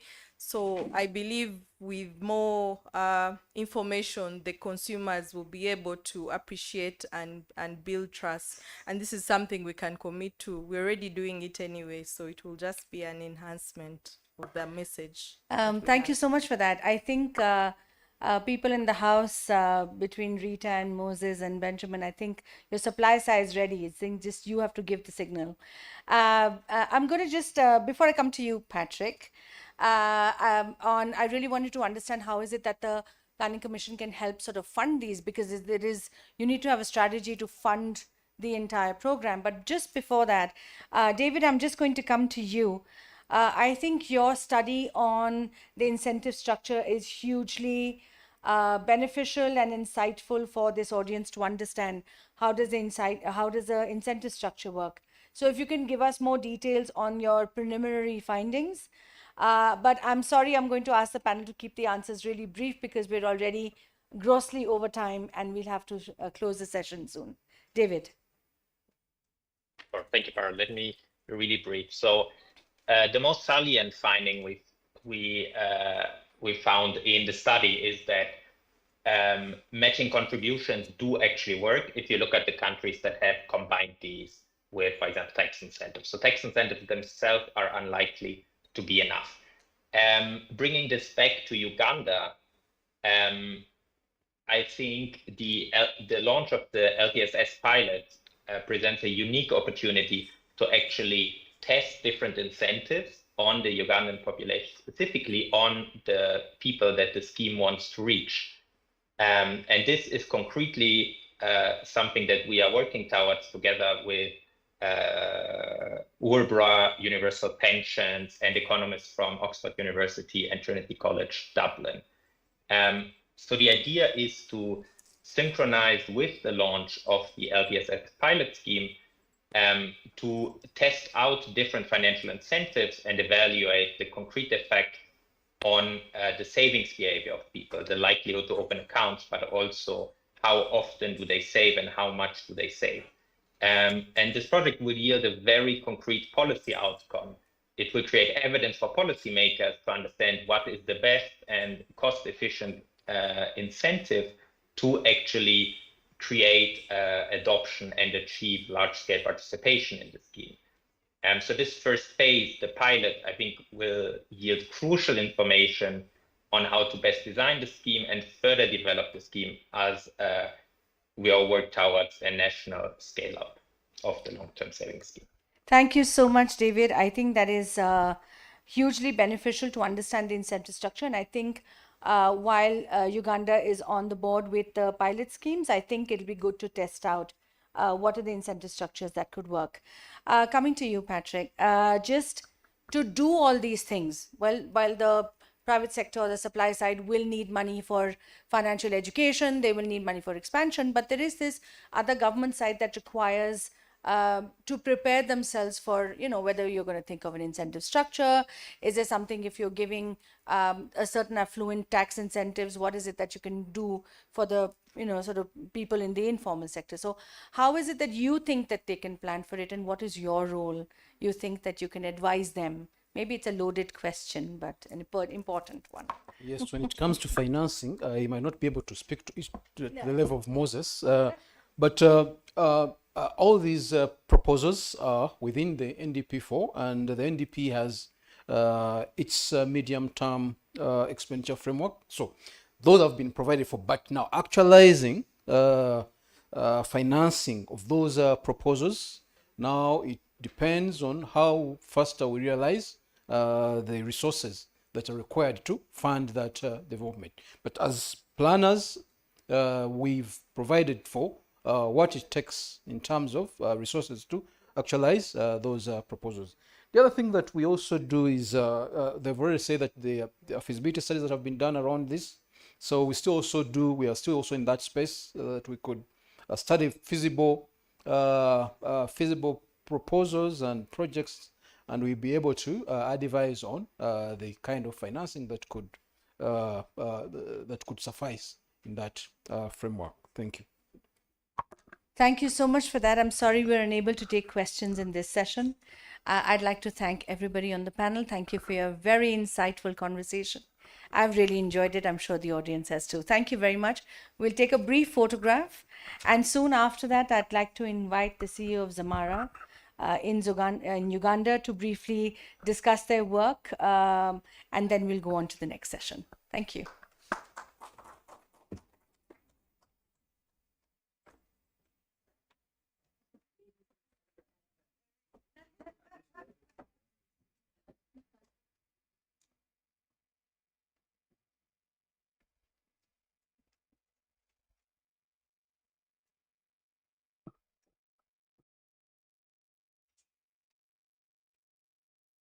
Thank you very much. A round of applause to our panel and our session chair. Thank you very much. We're almost coming to the end of our dialogue, but I'm told they want to give 3 minutes to Zamara to also add some value on what we've been doing. You could pass here. And after that, I'll invite Rita to invite Mr. Kagwa, who will be giving us the closing remarks.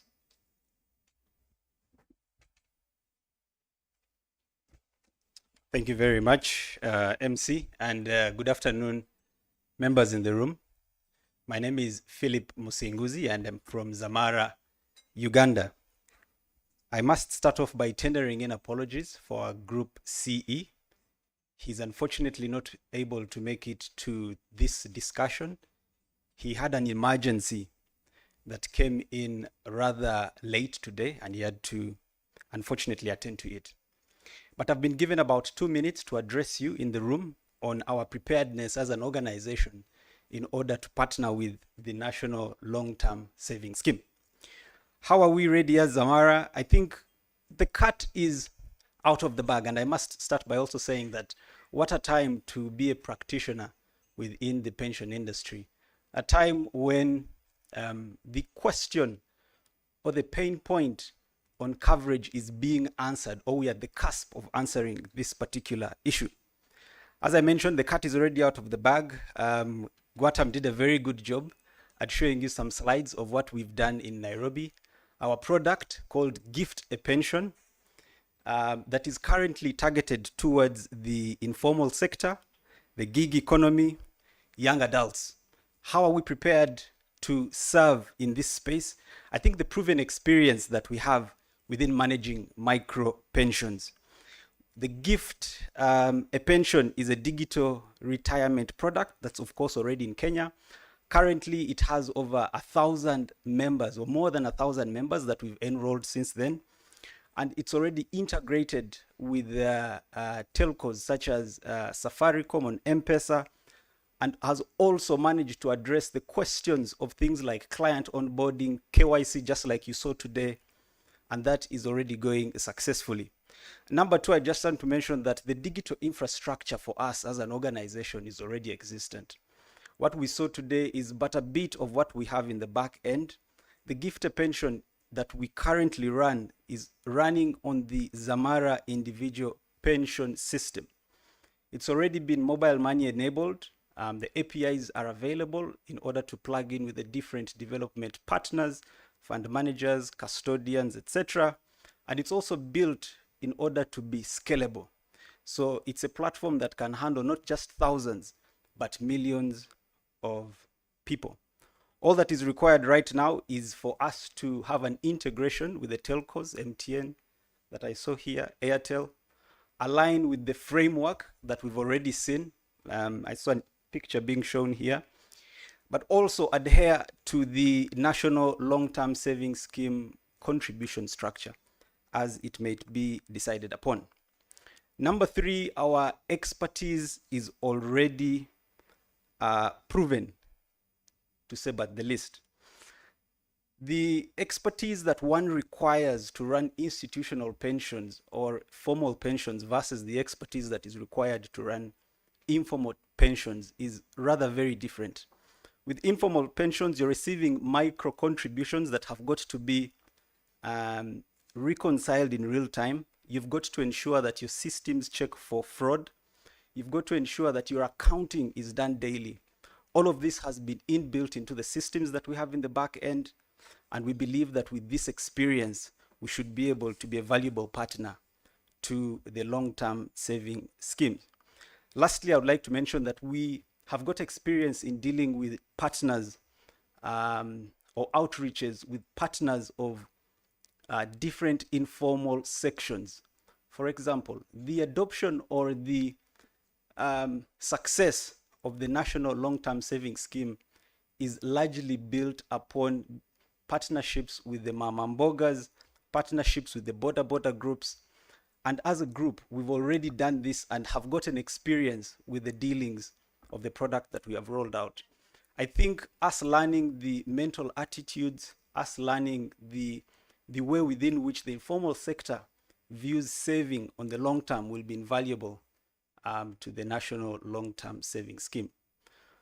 With that being said, we are also ready to undertake the conventional administrative duties that come with our job, which is mainly accounting, compliance, record keeping, benefit processing, etc. With that being said, I would like to say thank you very much, and I'm glad to be part of this discussion.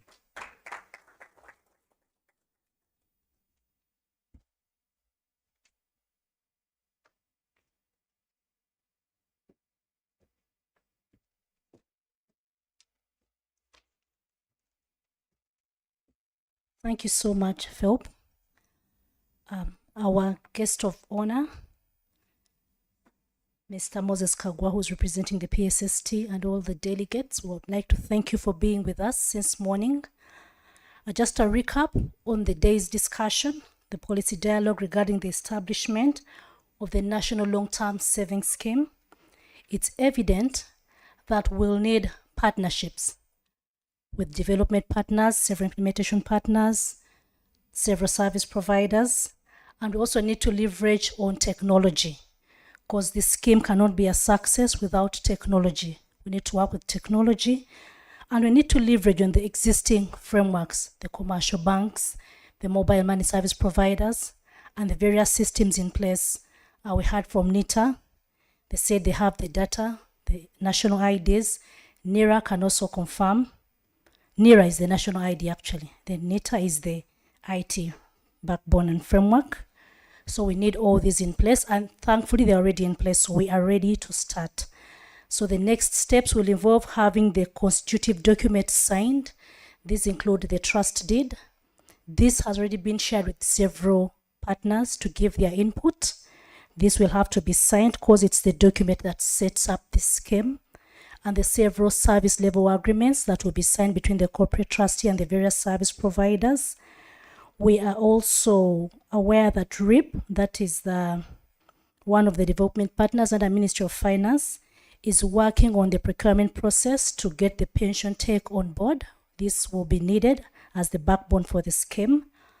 OBRA has also set up, designated a team of staff to work as the project management unit, and we shall work with the development partners to set up a mission office, as well as to conclude the sandbox guidelines so that we can have the scheme up and running. And without further ado, allow me to invite Mr. Moses Kagwa, Director Economic Affairs, to give the closing remarks. Thank you.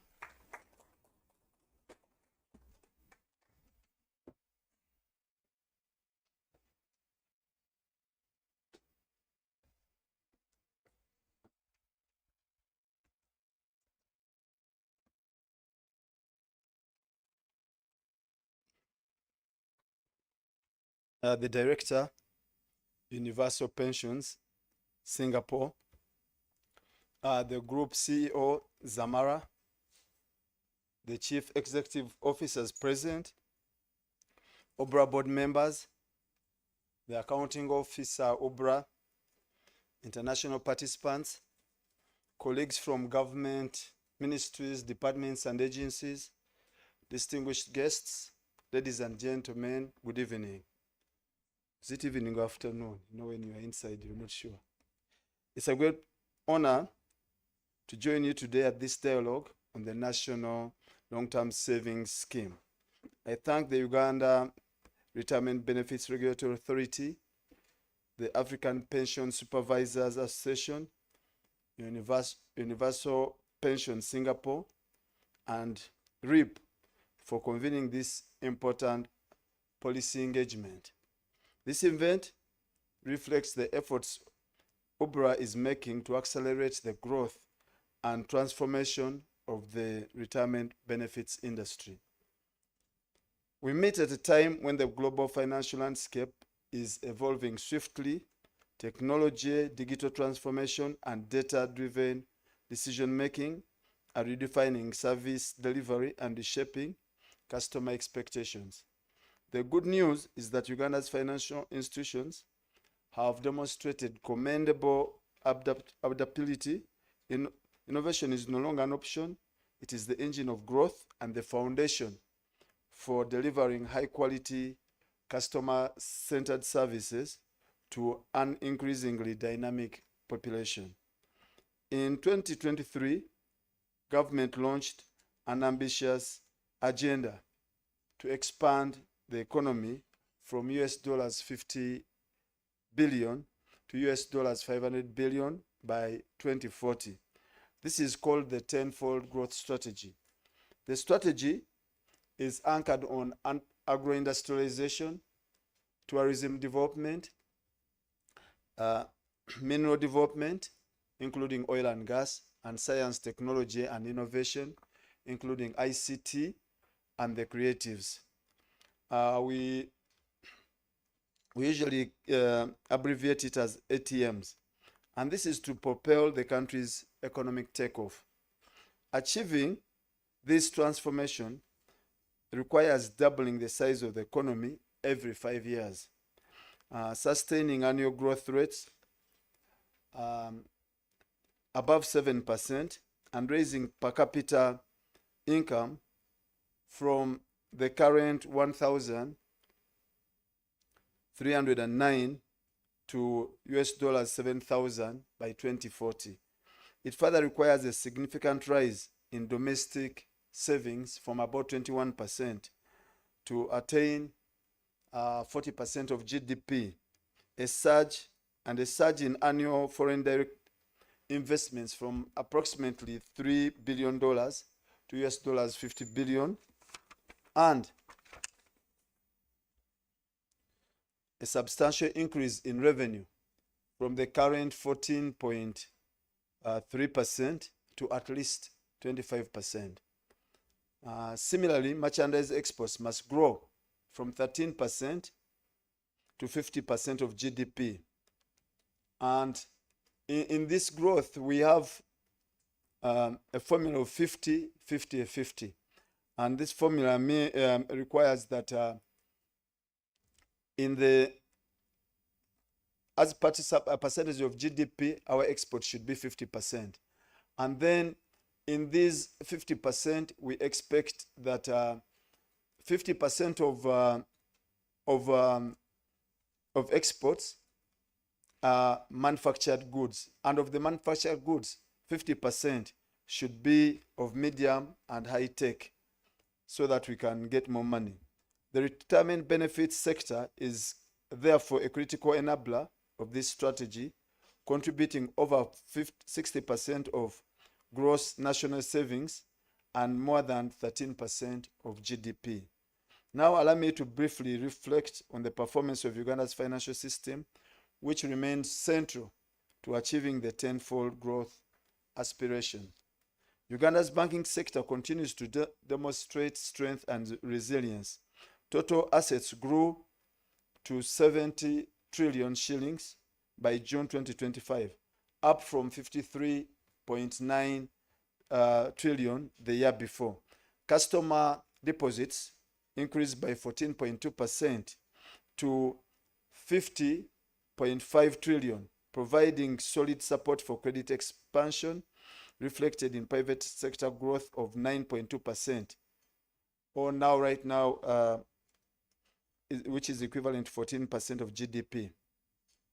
We have also witnessed a decline in the non-performing loans to 3.7% from 4.9% a year earlier, which signals improved credit discipline and economic recovery. We have also witnessed remarkable growth in financial assets Account holders have increased from about 7 million in 2016 to 33 million by September of this year. This underscores the growing reach of our banking industry and the transformative role of digital finance. Government remains committed to fostering financial inclusion. As of 2023, 81% of adult individuals were formally financially included. Mobile money remains the dominant driver, serving 64% of adults, while the banking services account for 11%. The insurance industry continues to expand steadily. By June 2025, total gross written premiums reached 1.85 trillion shillings with a 10% annual growth rate. And of this, 987 billion was from non-life insurance and 702 billion from life insurance. However, usage of more advanced financial services remain low. Only 1% of adult Ugandans use for more insurance services, and insurance penetration remains below 3%, one of the lowest in the region.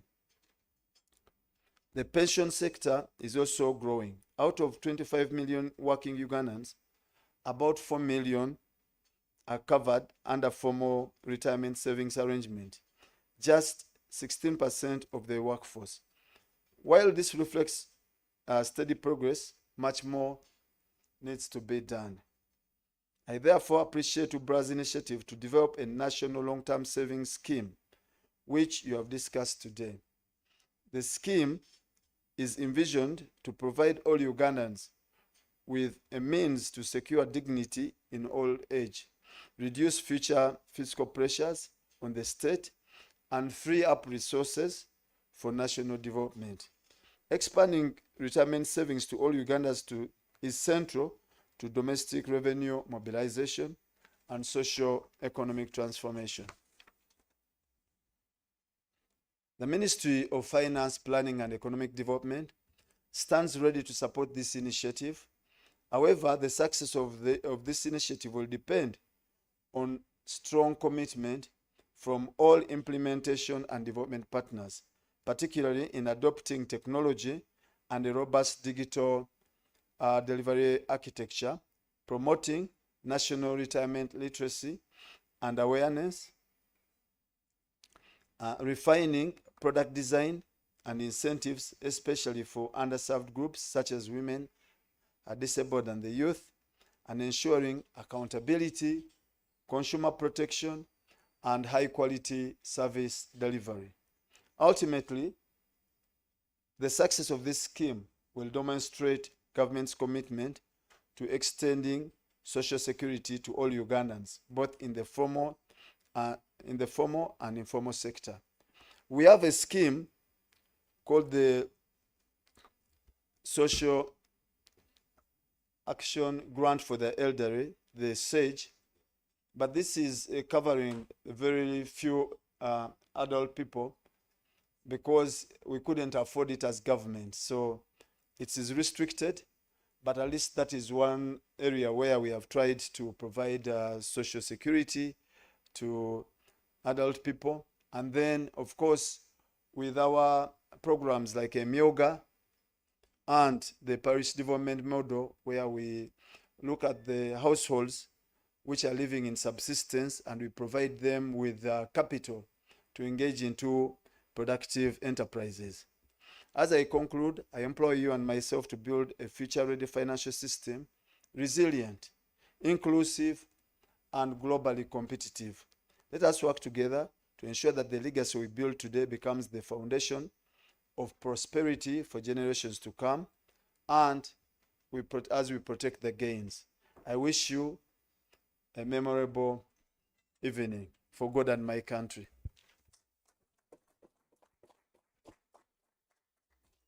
A bigger round of applause for the Director of Economic Affairs at the Minister of Finance. Excuse me, sir. Excuse me, sir. We are going to take a picture with you. So if you could, Rita and the management team of UBRA are the people here on the front desk. if you can come and you take a picture, we shall look back 10 years from now and say, this is where we were. You know, Mr. Kagwa has given us a very positive message of the resilient economy that is surging forward. We have a 500 billion, a tenfold target to make it, to have a $500 billion economy. And it looks like that's where we're pointed to go. And the message of Mr. Moses Kagwa was showing exactly that.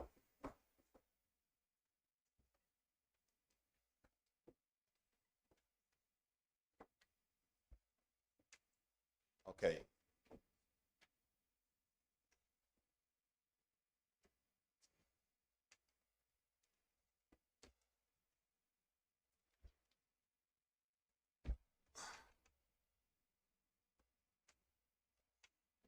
Mr. Kagwa here, members of the informal sector gave us very good insights in this discussion, telling us how we can move forward and how they can be included. Joshua Mawere there did a very good job. He's a trader in downtown Kampala, but when he discusses these things, it's you think that PhD level. And what amuses me is the cameramen who are smiling. Thank you very much. I think we have come to the end of today's dialogue. What's remaining is networking, a cup of tea or coffee, get to know each other more. And they say your network is your net worth. It has been an honor to be able to stand before you, and you have been very phenomenal. Good night.